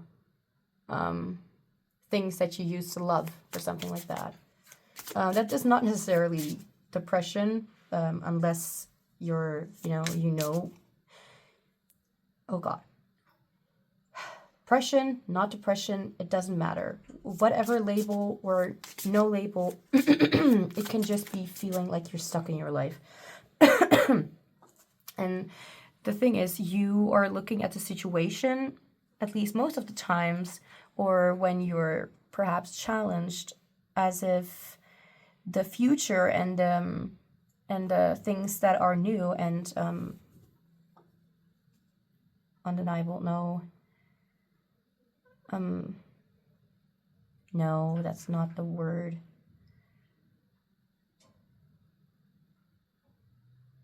I'm talking to my brain, by the way. The inevitable. Yeah, cool. What was it talking about? The things that are, see, I'm a lot more focused. And I thought that I thought my brain was giving up on me. Inevitable things about like change and newness, like you think that is the problem, but I think that you may struggle, like you may even struggle in the first place with those things happening, with the situations, because you feel like you're stuck, I'm hearing like in a rut, stuck in a rut. I think that's a saying that I'm not necessarily sure. It's an foreign kind of saying to me. It's not really in my mental daily vocabulary.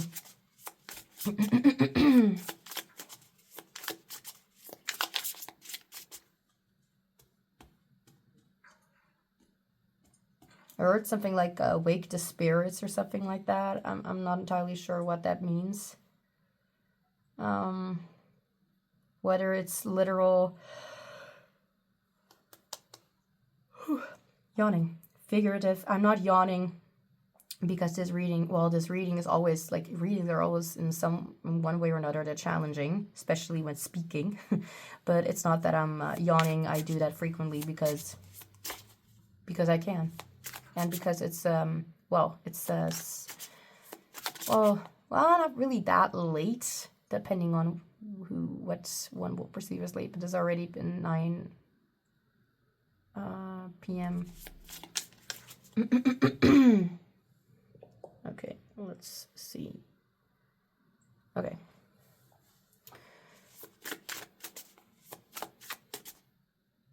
I'm being reminded of like a kitten, and this reminds me of especially it does depend on the kind of personality that the kitten has, but anyway, like I was being reminded of something. This I was distracted by something in my mind.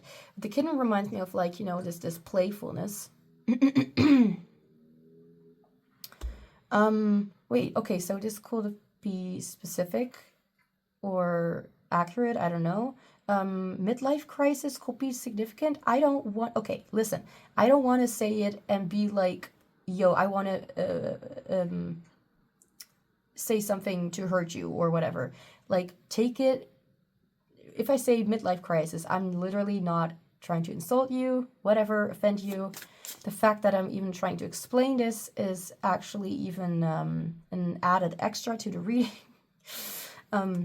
But it's not, it doesn't even necessarily have to be that way, but I'm thinking of that because I was being reminded of I've been watching just generally the last two, yesterday, I think. Yeah, could be 2-3 days. I've been watching those kind of videos about examples from celebrities or whatever, putting up boundaries with strange interviewers or stuff like that. And there was also something mentioning, I'm not entirely sure why it was there, if I'm being honest, but I don't really care. It's still stuck in my mind. And you saw a video of Jim Carrey, I think. Oh God, no, I'm not sure. Let me just look it up. Like, I'm probably right. Let me just give myself credit for that. Not Jim. Yeah, Jim Carrey. Him being in a video with an interview on the red carpet, I think, and him talking a little bit as if, like, well, apparently he later admitted, I don't know, in an interview or something else, whatever, that he was apparently in some sort of midlife crisis or, yeah, that, and it's actually, anyway,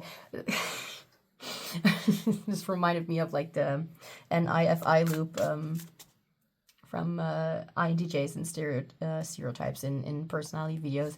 How someone was saying like this is all not this world is not real. We're all just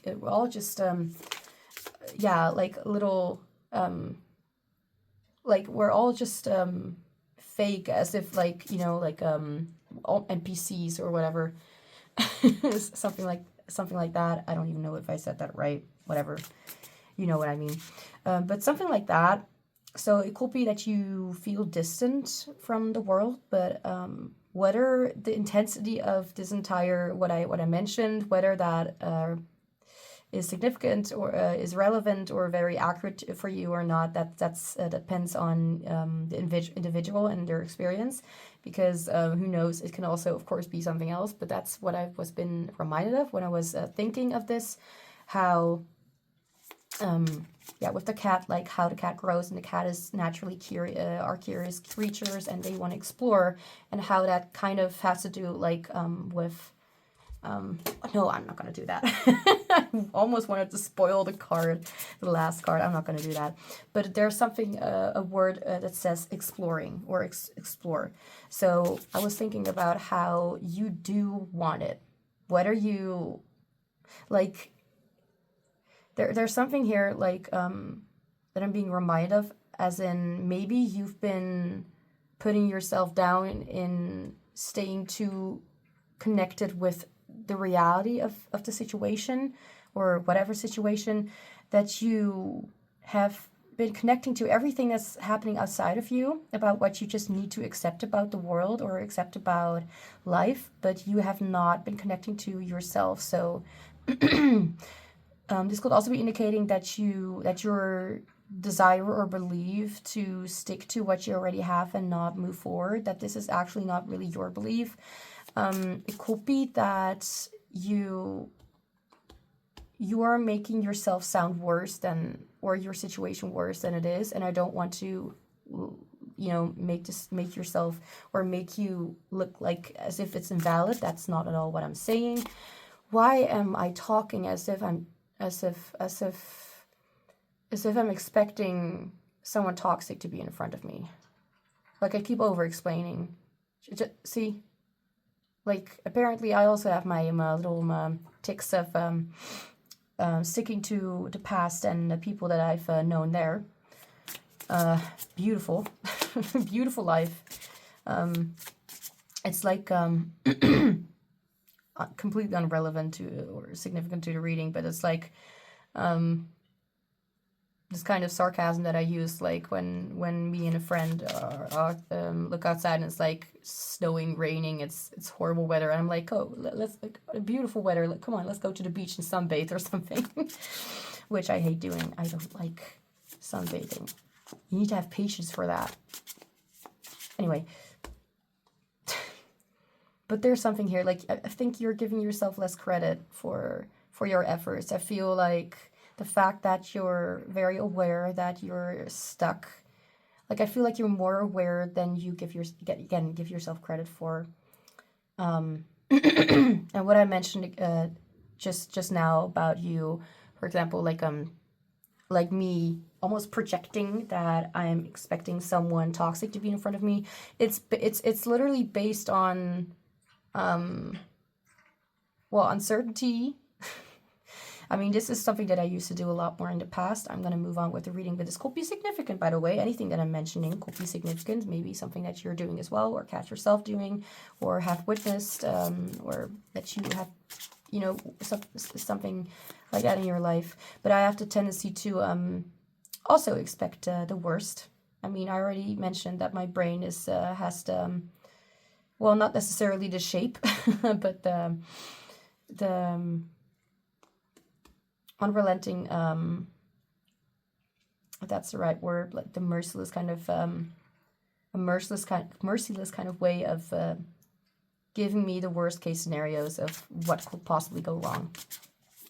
But I don't think that this is necessarily implemented by yourself. I feel like you're reinforcing it, or like, I don't even know whether reinforcing, but let me just look it up so I don't need to search whether this is the right word. So I don't need to search any other words in my brain to fit the possible gap. Oh yeah, cool. Now I forgot what the word was, what I just mentioned. Okay. Yeah, cool. You know what? It doesn't matter. Spirit, you're right. It doesn't matter. Reinforce. Okay. It still doesn't matter, but yeah, to strengthen, to increase, like to almost put more of your attention into it. You know, yeah, support, hold up is very good. Stiffen, like I'm literally reading Google Translate stuff right now. One of my go-to apps, as for now. Who knows, maybe there's something in the future that will be a better fit for, well, what my brain needs. Anything that could be helpful. Not shutting myself off for better options of finding what I'm looking for. It's a way to move forward as well. Possibly. Could be advice. I kind of forgot what I was talking about. Let me just take a sip of my drink.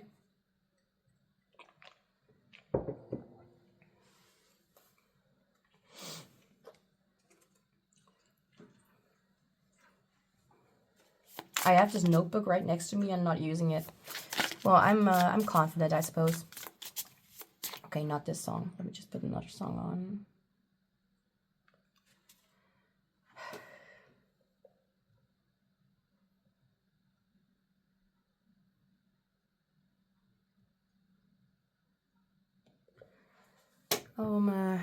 Keep this one on. The wrong song can really ruin my mood and get me distracted. The work is whatever uncomfortable thing that is in front of you right now at this moment. So, again, like, I don't think that you are that unaware. Right, and I have I have the tendency to expect the worst. And you have there's a possibility here of you doing the same thing in your own way. But I feel like it's almost like you're shutting down that you want to explore.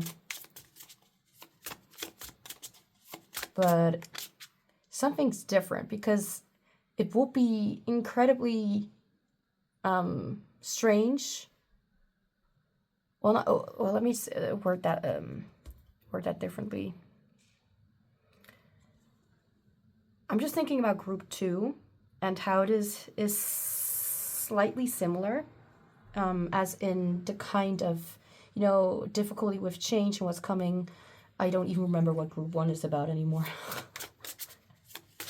And that's a good thing, because if I keep that all of that information in my head, like, I don't think, like, why would that be necessary unless it's a necessary thing for me to remember.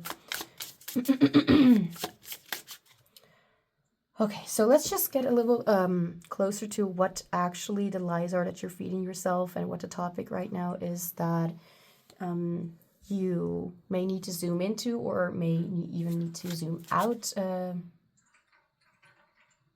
away from.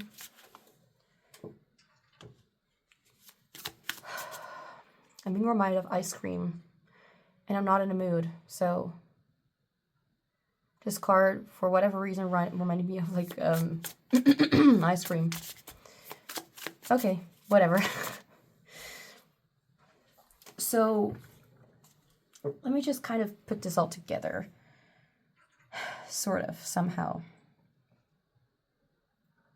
Because there's definitely a difference in, like, that's what I meant with strange, what I said earlier. There's a difference between this group and group 2.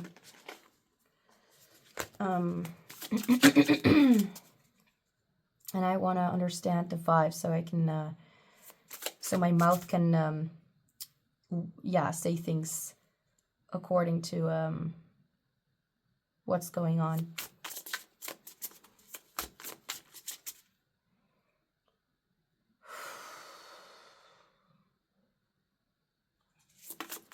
Okay, Spirit, can you help me out a bit? Like, comes to the situation. I don't necessarily need a card that I will put down, like maybe just a card that gives me a little bit of a reminder of where we are steering. All right, okay, thank you, Spirit. I was reminded of group 2's last card and this group's last card. And group 2 was more about self and acceptance, I think. At the end, at least. Well, not really, not at least, but more specifically mentioned at the end.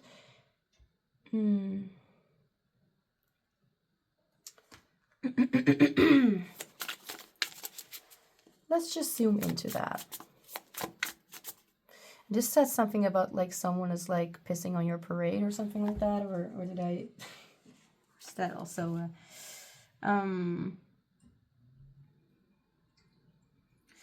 The utter audacity of someone or something is coming to rain on your parade. Okay, piss on your parade. Also very very elegant way of speaking, but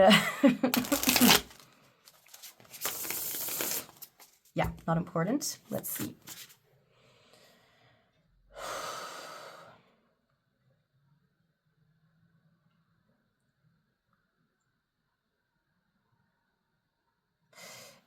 Okay, what I do notice is the difference is that this is a lot more focused on the outside expectations instead of the inside.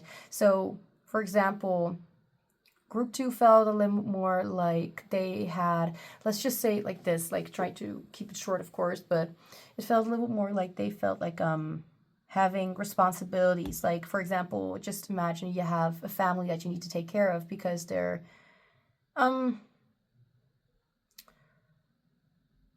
this reminds me of Charlie and the Chocolate Factory. Like the beginning, like his family is poor and he feels the need to you know, take care of his family, and that's also is one of his biggest priorities, obviously, if not one of, like, if not the biggest or highest priority.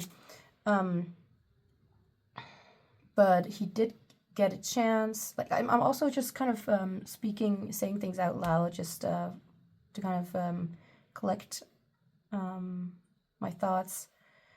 He was given the opportunity.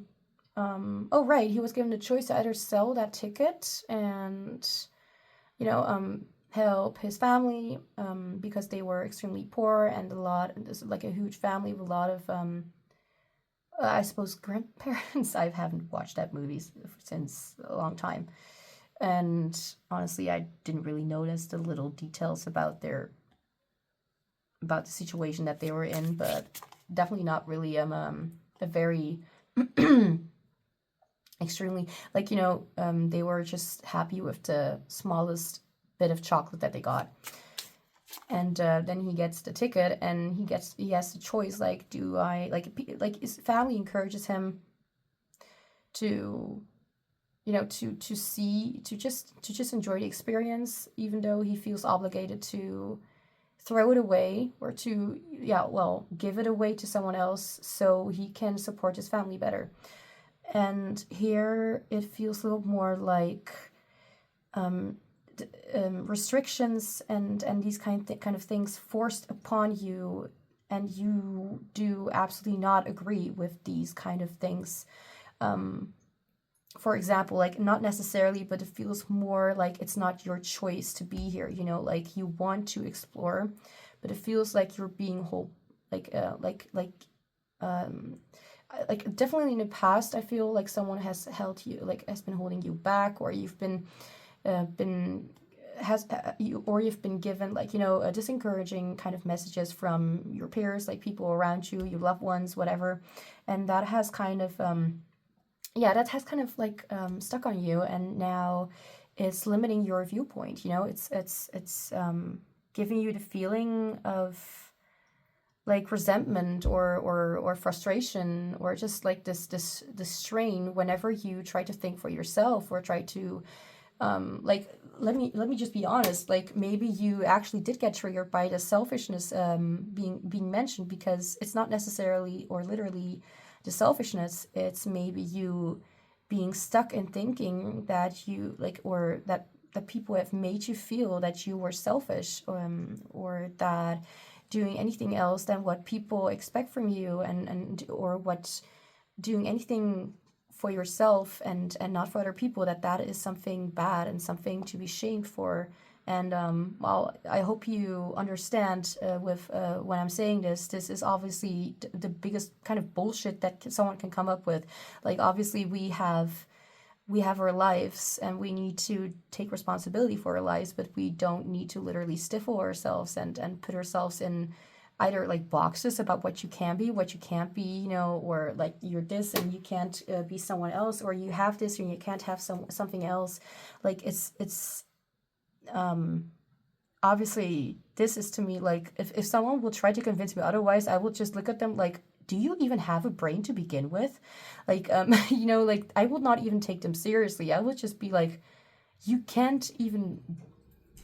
not even close to convincing me in any way that this is acceptable kind of behavior, that this is that this is acceptable, that this is something that we should just accept. Like, we are not born here to be slaves. We are born here to serve, for, like, if we serve for ourselves, if we become our dearest, if we fill our own cup, then we can also be very beneficial for others. Because what will help if you stifle yourself?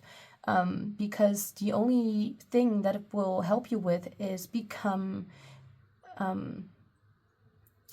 well, what exactly become? Like, there is no growth happening, or at least in this kind of thing, or there's no forward movement, because guess what? You've been made silenced, you've been made I'm hearing ridiculed and just shamed and put into a place of like, I'm hearing even isolation, like, where are we going toward? Like, I'm not gonna get too much into that.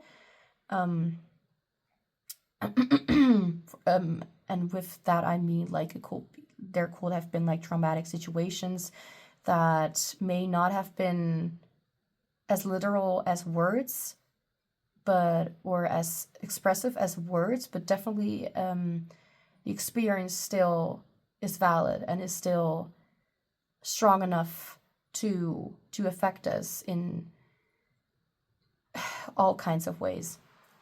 So one thing that you should definitely realize is that if there's right now one person or one being that is right now shutting yourself away from these kind of experiences, then it's not anymore anyone else but yourself. It's and I'm really trying, like, I'm the kind of person who just really does. I'm just at home all the time doing my own thing. I don't have a job because I'm disabled. And that has also taught me to, and that has also brought me out of my fight or flight state, of like 24/7 fight or flight state. So I'm right now a lot more balanced in that perspective. However, there are obviously people who have difficult lives, like maybe, like, let's just say, I mean, the thing is, I need to try and put myself in someone else's shoes, and that's a little bit difficult because it's easy for me to say, well, just do this, but obviously there are struggles. But what I'm trying to say with this, that whatever is in front of you, whatever you think is there as a blockage, maybe that actually the work is right in front of you, and it could be that exactly like maybe you just want to break, for example, but you're keep being confronted with that exact thing, you know, that you like, maybe instead of feeling like you were being trapped with that and you need to go the exact opposite direction, maybe you need to think in a different way, as in, or look at it in a different way, where maybe this is not really a trap, maybe this is actually a sort of sign or opportunity for you to take the first step toward yourself. So take the step toward the difficult, and you are actually showing yourself that you have taken the first step, like you are actually getting back toward you, avoiding the situation, or avoiding any kind of disruptions, change. Like it's like the Tower card in tarot, in the tarot deck, and the Tower card speaks a lot about how we have built a foundation that is not strong enough to withhold a storm, and that it can break in any second, because if it were strong, you know, like for example, think about a relationship that is not built on mutual effort, or that is only like, instead of like really fixing the relationship, you know, or really working on it, you're just like, think of the I don't know if this is anything you already know, or that's, I don't know, but there are of course like relationships a lot of times where people, or like the people in partnerships, like they thought get, like for example, having a child will fix the relationship, but then it actually did not, you know. Guess what? Because that is not the that's because then you're clinging on something else to possibly make the relationship better, or to get married, when actually you're just kind of avoiding the real issue, and that's not marriage, that's not having children, that is the relationship, and confronting them at face value. And if you're, I'm not saying you're literally doing that unless, you know, that's what you literally like resonate with, align with, like, oh, that's actually very accurate. That's not the point, but how avoidance can actually lead you away to the right solution, to just any kind of solution at all, where you bring yourself forward toward it instead of shying away. And I'm not necessarily like, just because I'm saying like shying away, avoiding all that stuff, I don't think that you're necessarily it doesn't matter what I think, because my mind is it doesn't even know itself. But it doesn't necessarily have to be that literal. Like maybe it's just a little subconscious thing that you still do. Maybe it's not that intense, but it's going to be different for everybody. Let's just look into what the lies are that you're telling yourself, and all that information I just got, that was without without any tarot cards. Yay. So let's now see what the specific things are that you might need to focus, that you need to focus on right now. Like this work card and this gallows card. The work card here, that's the one. Like this is something I noticed now after having done that, having witnessed that, experienced that more often now. There's always like this one card that I'm being extremely drawn to, and that could be the most significant card that says a lot about the situation and the what, like how these cards are like kind of like helping cards to bring me toward the right message. But this is actually the most true message for you right now. This is where my eyes keep going to when I'm talking. So the work is whatever uncomfortable thing that is in front of you right now at this moment. Like, and this implication, or this kind of way of formulating, that's the way the sentence is formulated right now at this moment. Like, it's repeating itself in a way like how it's very present. It's present. The like, for example, what I did, I think I did mention something about how you may want to stay in the present, or how you may stay stuck in the present. Whether that is what I literally said, I don't remember very clearly. But that could also be a hint toward like something about the present moment, or something that literally is like maybe not the second you're watching this, but that is constantly in front of you most of the time. That's constantly in your life, and it's like I also getting like you, for example, looking at little smaller things to blame for, not, sounds a little bit weird, but looking toward the smaller things to put your attention to, thinking that will solve the issue, but actually it's avoiding the issue that's right in front of you. That is big as I don't know.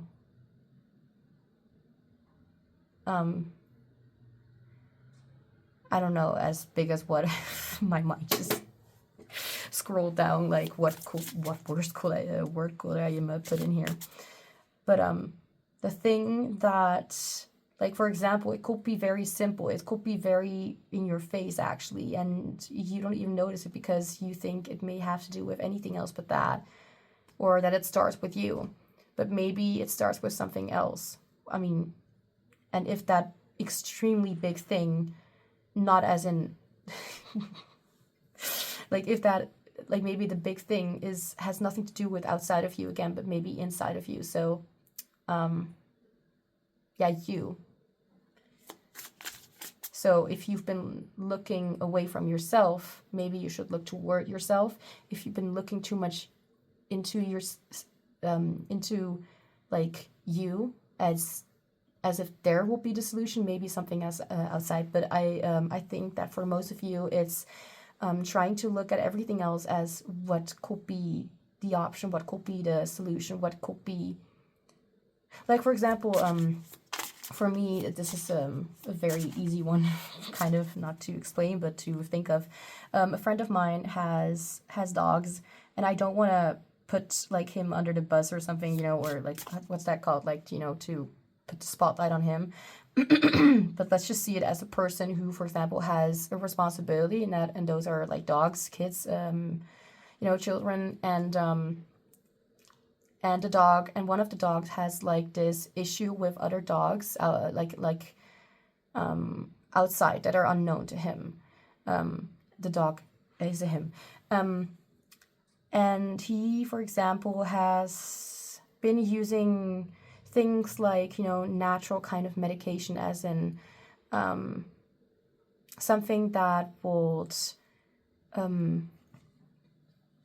like, not as in, for example, I take medication for my ADHD, but that's not a natural kind of thing, like based on plants, stuff like that. And he's been looking into that, into like trying to mix that into his to the food of the dog to make him relax more and not bark at other dogs outside.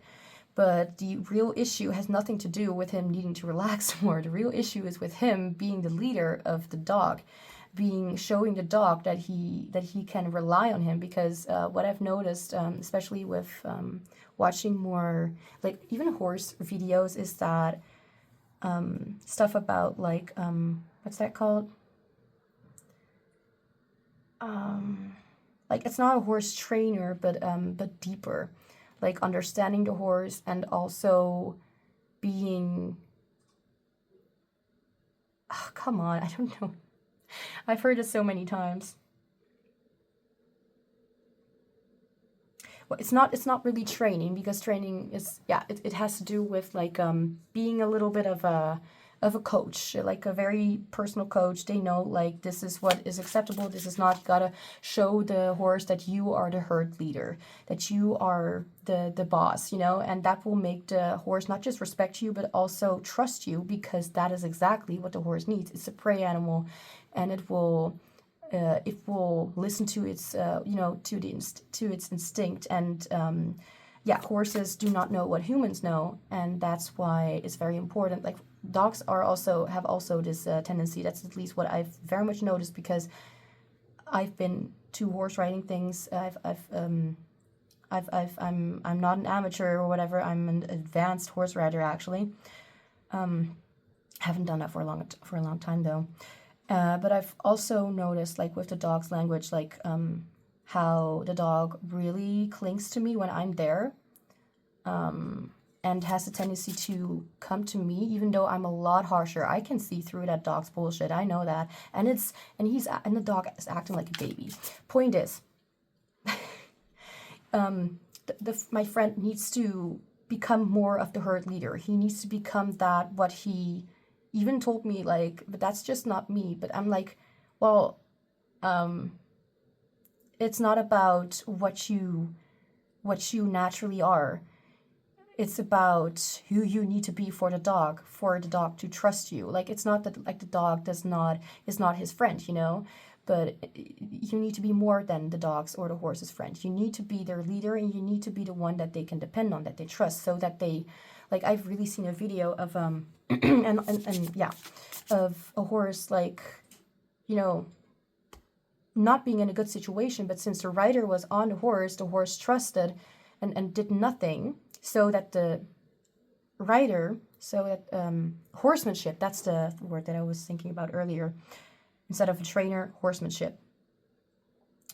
Instead of kicking out or whatever, the horse trusted, did nothing, and relied on the rider to take care of it, and everything went well. And that shows the kind of behavior. So the dog is barking. My point, I'm really trying to get to the point. I hope you are patient with me. If not, then, well, you can see yourself out, because I'm doing this for free, and I'm offering, well, my best. But he is kind of putting the focus on something else to deflect from what is actually the problem, and he is not looking inside about he needs to be a better trainer. He needs to be a better leader for that dog, so the dog knows to not act like a fucking bitch, to say it a little bit abruptly and randomly like this, and to know that he can depend on and respect his owner. And since he's a little bit of non-confronting, I'm very confronting. I mean, I'm a TE user, okay? In MBTI, that's an extroverted thinker. I do not do bullshit. I hate that. But he tries to be tactful, or tries to like sugarcoat things, and that's not me. But then you do risk being walked over, both literally and figuratively, but mostly in a figurative sense. And this can, like, you are not necessarily, well, you could literally, have those kind of struggles as well, where you do not know how to set boundaries for yourself, like for yourself, and know what is right and what you earn, what you deserve to do for yourself, how you can show more respect toward yourself, because that's what you need. You've been trying to just kind of go along, for example, with what you think or what you were taught to, like you're just kind of going along with that kind of belief, but you notice that you do notice how you feel immediate frustration just thinking about it, or just mentioning or having anything to do with that, like knowing that you think that you need to respect it, but you don't respect it. You hate it. You resent it. You are triggered by it all the time, and that may have made an impact in a way where you just are a lot more bitter, like, or you've just kind of resigned from things, or kind of walked away from things that, like, maybe things are a lot less like maybe you're a lot less tolerant of things that are okay,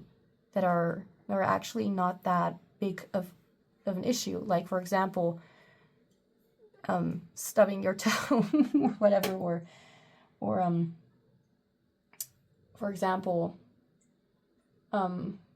leaving the lights on in the kitchen or something when you go out. It's a little bit of a silly example, but that's just a sign that your body gives you, that you are on the brink of like a meltdown, of like a mental breakdown, or that you're just not doing as fine with it. Like you're obviously still like, and you're constantly being confronted with it, but at the same time, like, you think it's outside and not looking inside. But that's definitely what you should put a lot more of your attention into, because you are allowing yourself to stay in the situation. That's the thing. And every time when people try to come with me with any kind of obstacle in their way, metaphorically speaking, yeah, but this will happen or this will happen, and it's like, you focus on everything else but what is important right now. If you take care of one little thing, like, just think of a Jenga tower or something like that. If you pull out one block, I don't know how to I don't usually, there are some words that I just don't regularly use, as I mentioned before. If you take out one part, and it's like, don't start right, like, very, like, at the top, because then it will take forever to get to the bottom. Start at the bottom first, because then it will have like this huge impact, and it will change so much. It may be a little bit, you may be a little bit shocked by the impact, and you may not even know whether it's a good kind of thing. Like, just let the tower fall apart. Let's not, like, literally speaking, don't, burn down someone's house. No, just kidding. I mean, obviously don't do that, but kidding. I don't expect you to do that. Because only sane people watch my readings. Yeah, I'm just, that's just what I'm going to tell myself. Well, actually, what is sane? I'm not going to get into that. I feel, exactly, thank you. Okay, Spirit just reminded me, Spirit, my mind, my intuition, whatever. The tarot has a lot of cards, and many of those cards are more about the day-to-day kind of things, major arcana, minor arcana. If you know tarot, then you know what I'm talking about, even if just a little bit. But I'm being reminded of how this entire, like, maybe you've been waiting for a card to fall out, but that immediately will remind me of, like, maybe you having a tendency to deflect again. So if I'm saying maybe you were expecting me to do, like, this full, like, tarot reading, like, maybe you'll want to know all the little parts of what are going wrong, but maybe you need to focus on one point first, and that point, that thing that you need to focus on, that person that you need to focus on is you. And what, like, it can be, well, obviously, it's going to be a mixture of kind of challenges, it can be difficult, it can be easy, but once you get the hang of it, it's going to be like an automatic kind of response, like something that you don't even need to think about. It's a natural response.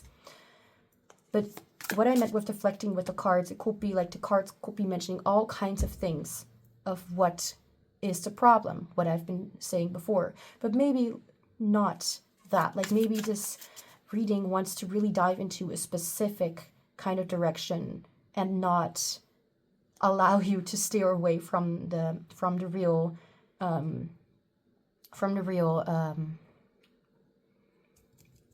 come on, what's the word? From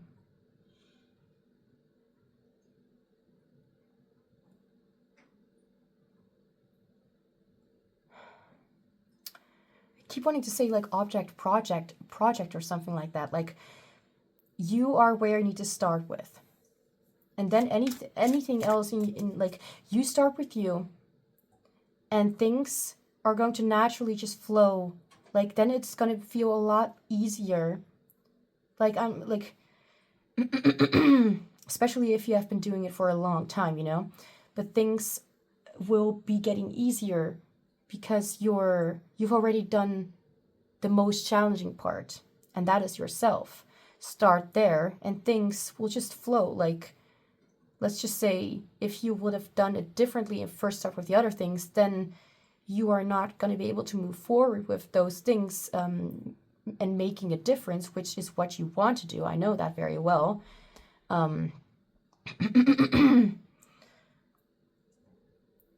If we will start there, then it will be a very, very, very, very rough and draining and slow process of you picking apart little things from the outside, when actually you should be diving right in to the core, and then it's gonna fall apart on its own, because it's not gonna be, because then your focus is gonna be on you and the changes you are making, and then it's going to be a lot more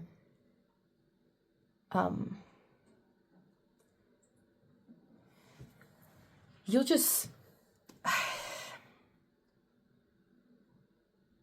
it's like using like the wrong tools for the right no, not really. It's like trying to break a wall with a nail file, if you could also use like something a lot more effective, you know. So if you would start those other things first, then you will be using the smaller tools to get forward. And that's just not gonna, you're just gonna feel so drained and exhausted if you do that. Like, you don't need to put yourself through that. Like, and maybe you want to, like, maybe you've just, maybe you already want to go toward the direction of like working with yourself first, but maybe you just haven't heard any kind of like way to start there. So it's like, okay, so I know where I need to start, but what do I need to do to like, what, like, you like the first step is knowing where the actual problem is. Well, and you're not a problem, but knowing where you need to start working instead of, again, looking toward the outside. And maybe you, now it's, for example, let's just say now you're like, okay, now I understand what I need to work on, but okay, how do I get there? What do I work on? Well, first, let's start with the lie that you're telling yourself. What are you making yourself believe that is just not true? So first, with this, with the shapeshifter card, now that I'm really paying attention to it. First off, you're trying to shapeshift into a different kind of personality, being, perspective. You're trying to, what you're definitely trying to do is, well, not really transform, but copy. Shift your shape. Well, not literally, like as in like in a body, but appear different. It's almost like you're trying to fake confidence, you know? It's almost like you're, and okay, not always does the fake it till you make it thing work, especially if you don't even understand what you need to do with that. It doesn't work for me. Fake it till you make it. But it's about making, it's about the starting point. So one thing that you can realize is definitely that you are shifting, that you are changing yourself, in like that you are almost, well, not desperately, but well, I don't know desperately, but you're trying to change, or you are actively changing yourself or trying to push yourself toward being different or feeling different or perceiving things differently. But the more you do it, which is, by the way, force, it's not, you're not willingly doing this. It's force and based on shame. And if it's with force, you're not going to achieve anything. I'm just going to say it right here and there. Force is literally, well, there, it's gonna be like, it's not budging. Nothing is changing. Nothing is happening because it's not you. It's not your real intention, your real desire. And well, I don't really know how to explain why it doesn't work, but maybe with what I already mentioned somewhere in the reading, Four of Swords, maybe you already know. I don't even know what I was saying anymore. Four of Swords. Four of Swords talks about rest, recuperation, and just taking a break, because they're literally like it's like someone who has an accident and someone and then they suddenly are like in a coma, and it's like their gym coach comes to their hospital room and says, "You gotta work out. Come on, wake up. You need to wake." You know, being ridiculous, and like it's almost like you are doing this with yourself. Like you're in this not literally like a coma, but you're in this state where you just need to accept being in this state and trying to go against it and trying to box against it and force yourself to shapeshift and to do better. It's not going to change. It's not going to help you achieve anything, because that's just not how. Yeah, it doesn't work, because I mean you can't. Or it's like, for example, someone someone from a completely different country comes into your country and they don't know the language very well, if at all. And then there's someone who's like, or you going into a country and you don't know the language at all. You're just there to, you're just like, what the hell is this? Someone comes to you and is kind of swearing at you in that kind of language, that you just need to learn the language. Yo, you just need to listen to me. Hello, listen to me. Hello, can you answer me? Yo, it's what do you think is gonna happen?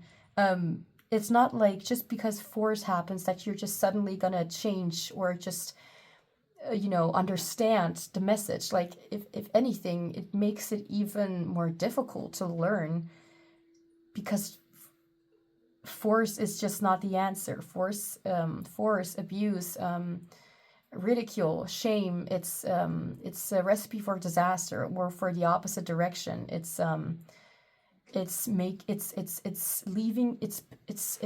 not really encouraging you in any way, and at the same time it's you're not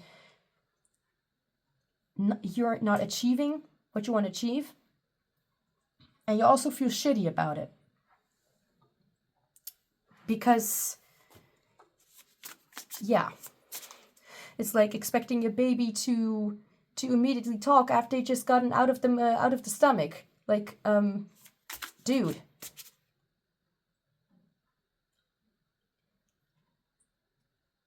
WTF? What the fuck? No. So, what this card is saying: stop telling yourself you need to be on the go all the time. Stop telling yourself, stop believing like that you can do it.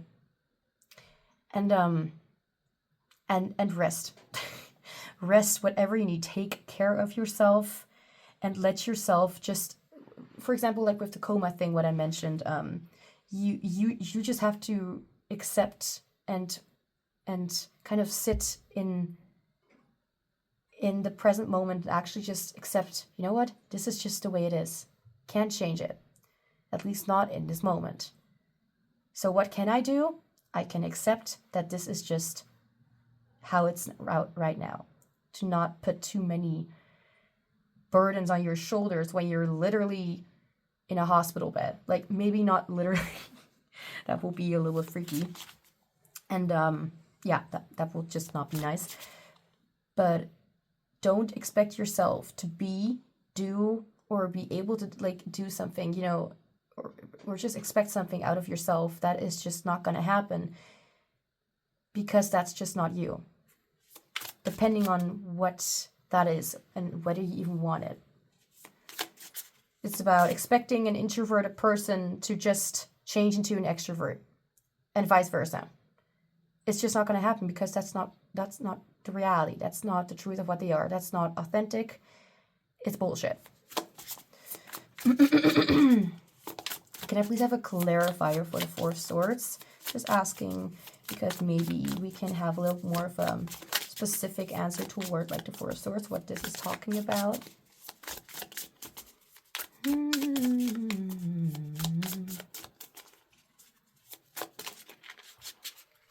It's like having a cold and you're you always sing actually, but when you have a cold, this is this is a recurring story for me. And then suddenly your voice is not it's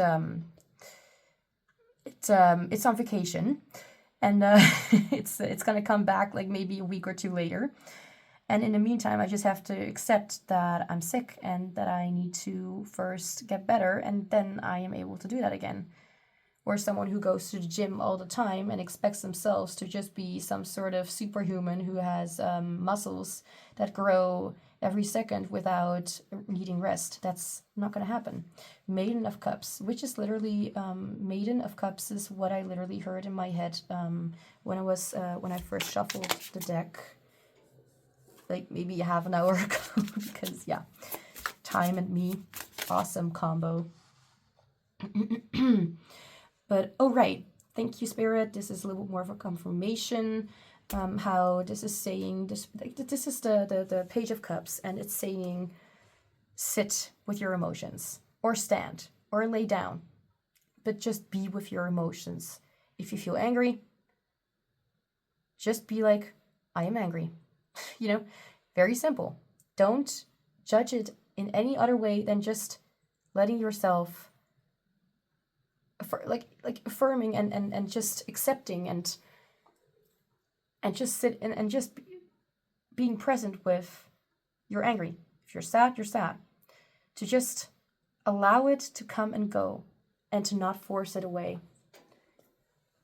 What I, for example, did the past few months, I gotta be honest, especially at the beginning when I was taking more of a break, was expecting myself, like literally looking like I still do this sometimes, but I have to be more like kind to myself. Like, I'm not always doing it because like, oh, I need to do a reading, blah blah blah, but because I want to feel more motivated and stuff like that.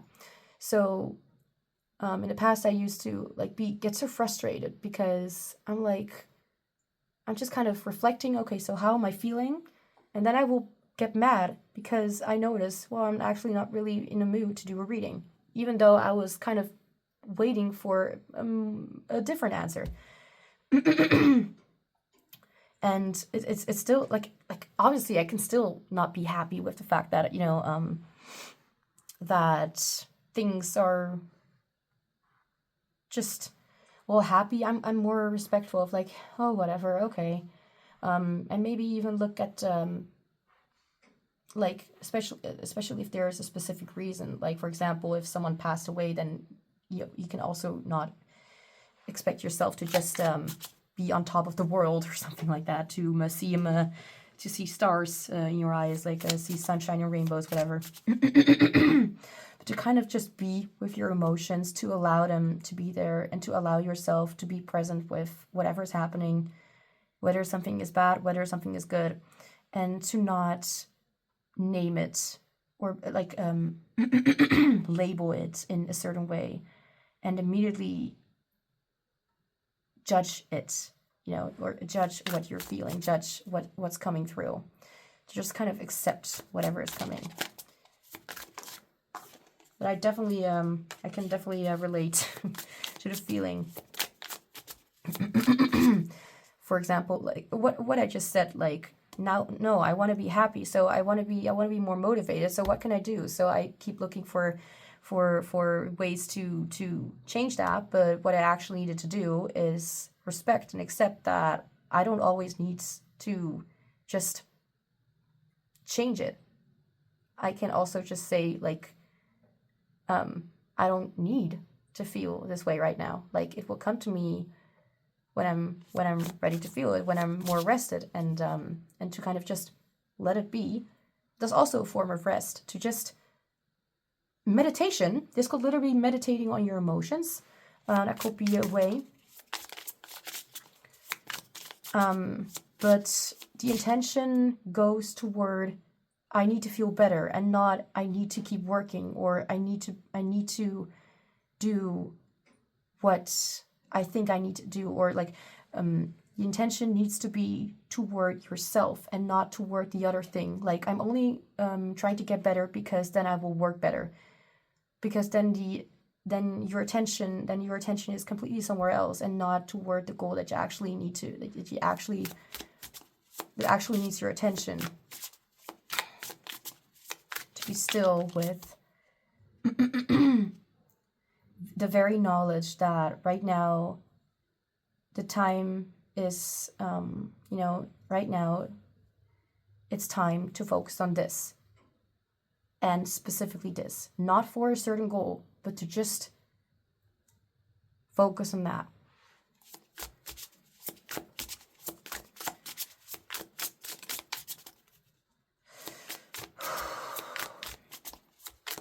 And that's, yeah, again, like, there's so much kind of behavior or kind of, you know, tendencies that you may have that are looking past what you actually need to do, more as, if I do this, then this will happen.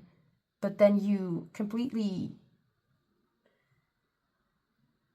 for example, instead of continuing with the reading right at the beginning, I knew, like, for example, to be able to do this reading better, if at all today, what do I know? But I mean, my intention was to do the reading the same day. Was like, you know what? I'm gonna take a break, and now I'm just gonna distract myself with something completely different, just something small, and that keeps me. And that's actually already enough, sort of, to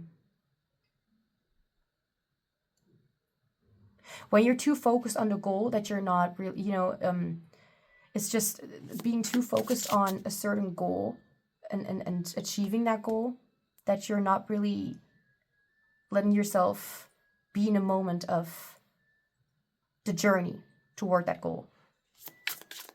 Now I feel like I actually was able to explain it well. Sometimes a little bit difficult. Now, anything else, Spirit? I'm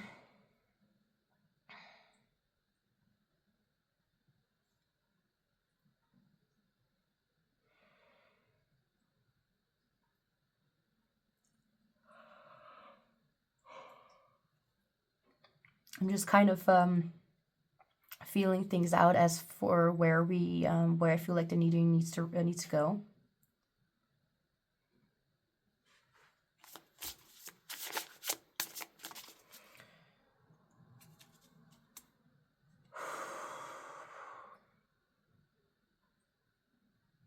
I do feel like it's not going to be too long anymore until we wrap this up.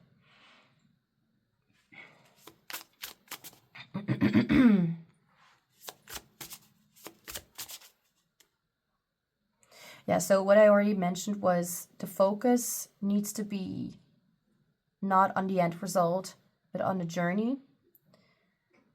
And what could be like one simple thing? Yeah, okay, what could be like one simple thing where you may understand a little better what exactly this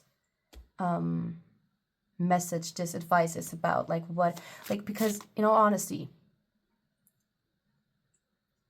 I've had this for so long, where even in the readings, at least in my experience, that I focus so much on needing to do the reading, like, and I'm like, come on, brain, come on, work with me. And instead of giving myself the time and relax with not knowing it immediately, I just kept on, come on, come on, come on, we need to keep moving, like, come on, time is money.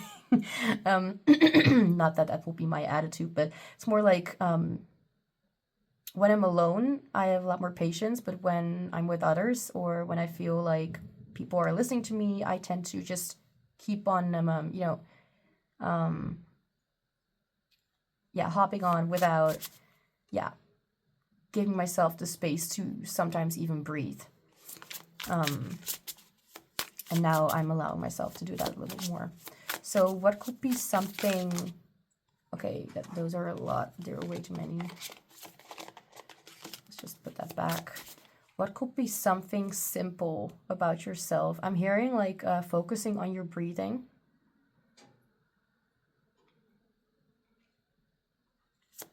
And to focus on the breathing and not on, something that I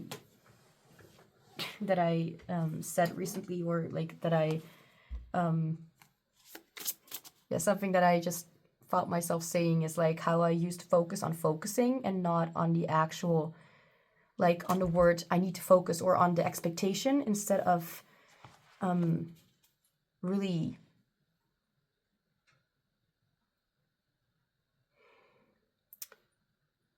doing it, so to speak.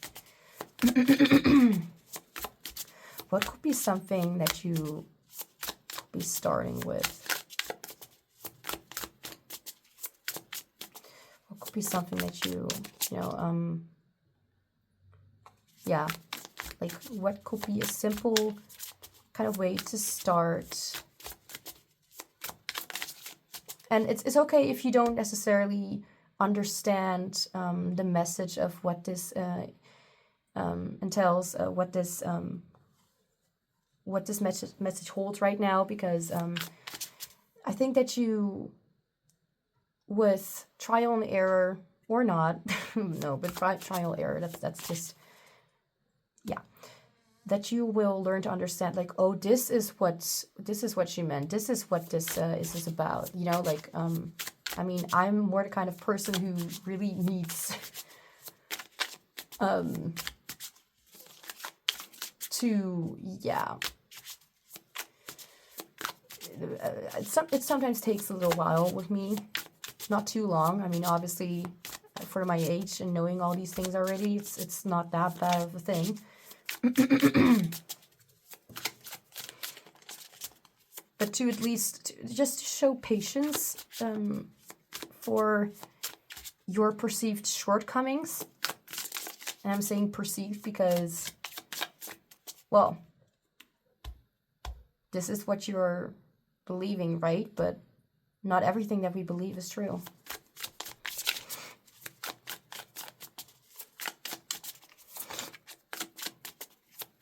I think, again, why I was not struggling, why I was struggling to come up with a question to ask for the cards, is because the focus, again, like, instead of focusing on what you will achieve if you do this, we need to focus on this first, and then you will realize how that has a positive kind of impact. Otherwise, what's the point of me, doing this reading for you? I do want it to click, I do want it to make sense in one way or another. One thing that you could start with, we have the King of Pentacles in reverse. The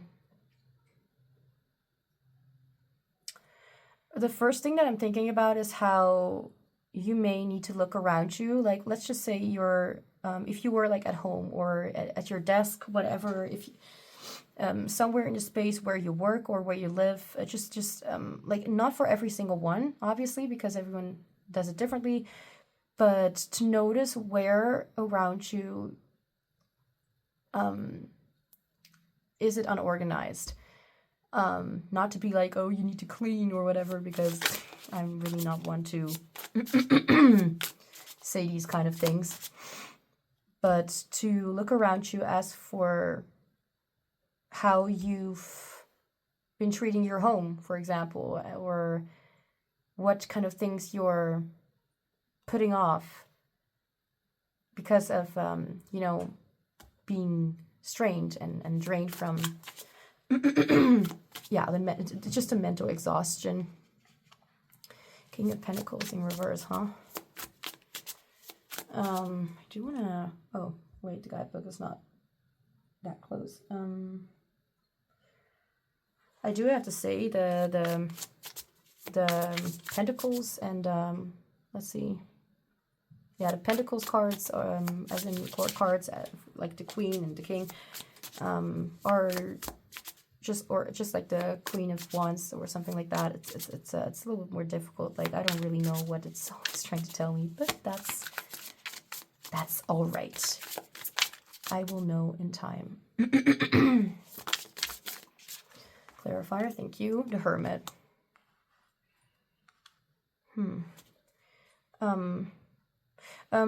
It could be like to not really think about your work or your job or something, but to think about like how, for example, to kind of reflect on, or to sit, to be with, reflect on how, say you have like I don't have a job, so I mean, obviously there are also people who possibly don't have a job or are unoccupied, whatever, like that. But like I just mentioned with like look around you in your house, in your home, wherever you live, and see where, like look at where the mess is, look at where the things are all over the place, unorganized, what you're neglecting and what you're prioritizing. I think that could be, well, I don't know about a good starting point, but this could be a possible thing to reflect on, if that is helpful. And now I do want to look into one more card as for what the literal lie is that you're, what the lie is that you're telling yourself. Something to reflect on, like what are you really lying? Something that you don't already know, because that's also, that brings us, or something that's phrased in a way that is, like if you hear, like it's the same message, but phrased differently, and that can sometimes hit home, that can sometimes really kind of shift your perspective. So what lie or lies are you feeding yourself? Oh, we have two cards at once. All right, let's see what this is about. So which one first? Six of Pentacles and the Queen of Pentacles. Oh, we have the Queen of Pentacles as well.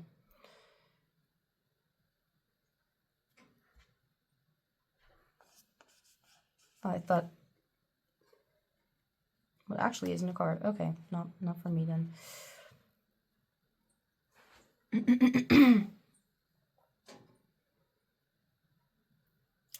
This could have to do with yourself, with others. So I'm just gonna try and kind of look at what, we just kind of mentioned different kind of things, maybe.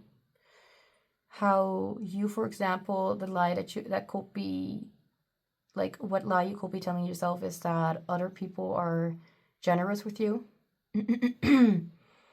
or that you need to be grateful for what you've been given. the lie that you could be telling yourself is that you are grateful for what you have been given. The lie could be you telling yourself that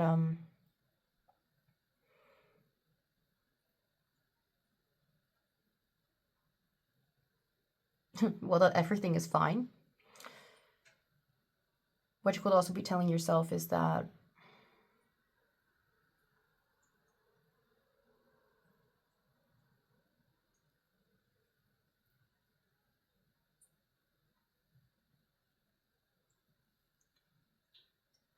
well, also about like, the truth that you also need to reflect on is that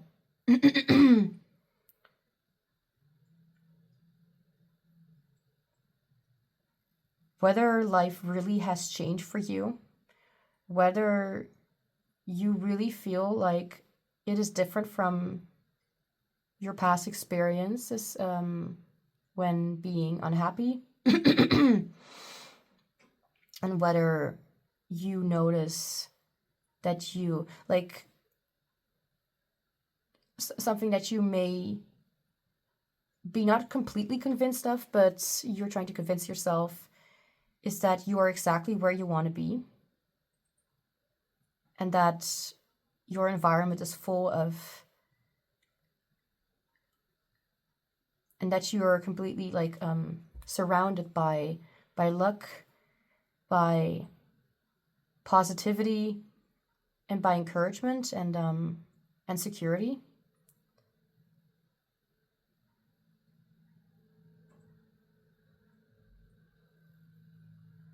Something that I also am thinking of, like, if there's something that you can ask yourself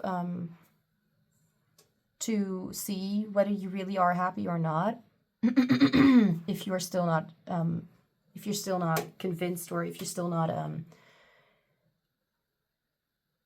if it's so deep, if the wound is so deep that you can still not recognize it as being a lie, that what life would look like if this were to be, like, if you really believe that this is that where you are right now, feeling everything that is not feeling like, that is not nice to feel, discomfort, shame, like regrets, like something ongoing, if that really is, like, is that really what you would call happiness? And another thing,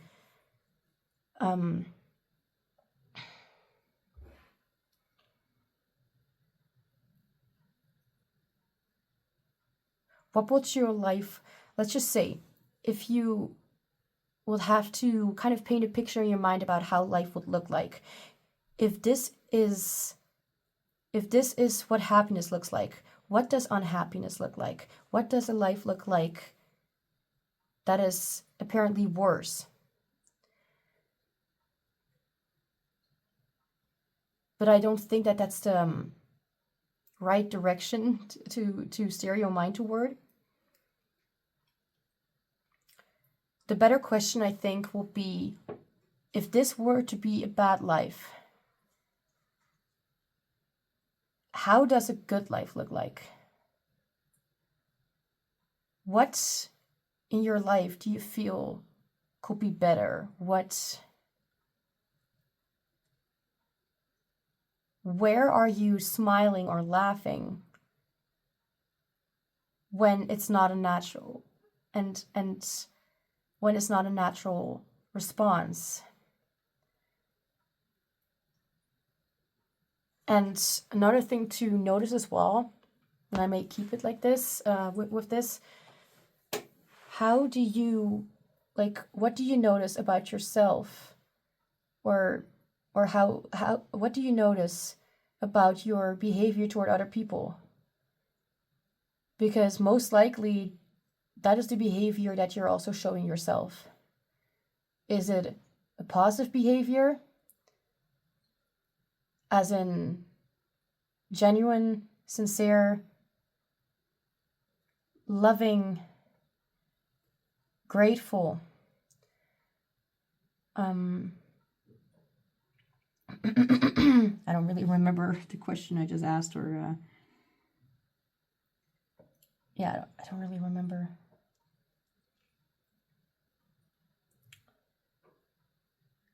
And where do you immediately force yourself to put a mask on? And where do you feel like you can relax, unwind, and just be yourself and forget about your worries and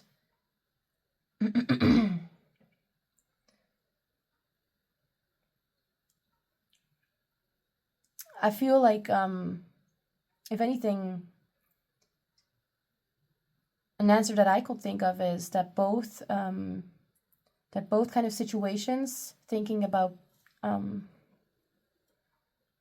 like what is good and what is bad in life, that both of these things will lead back to you. As in, you're not happy with your life, probably also not happy with yourself. You're happy with your life, probably also happy with yourself. Oh, well, let's just get to the last card. Now I'm going to reveal it to you. Stop coughing. Okay. Last card. Now is the time to explore and discover who you really are. I don't really need to say anything else anymore, right? So yeah, I think that's all. So yeah, group 3, that's all I have for you. So I hope you enjoyed the reading. And if you did, I hope you'll be back for another reading with me soon. Bye.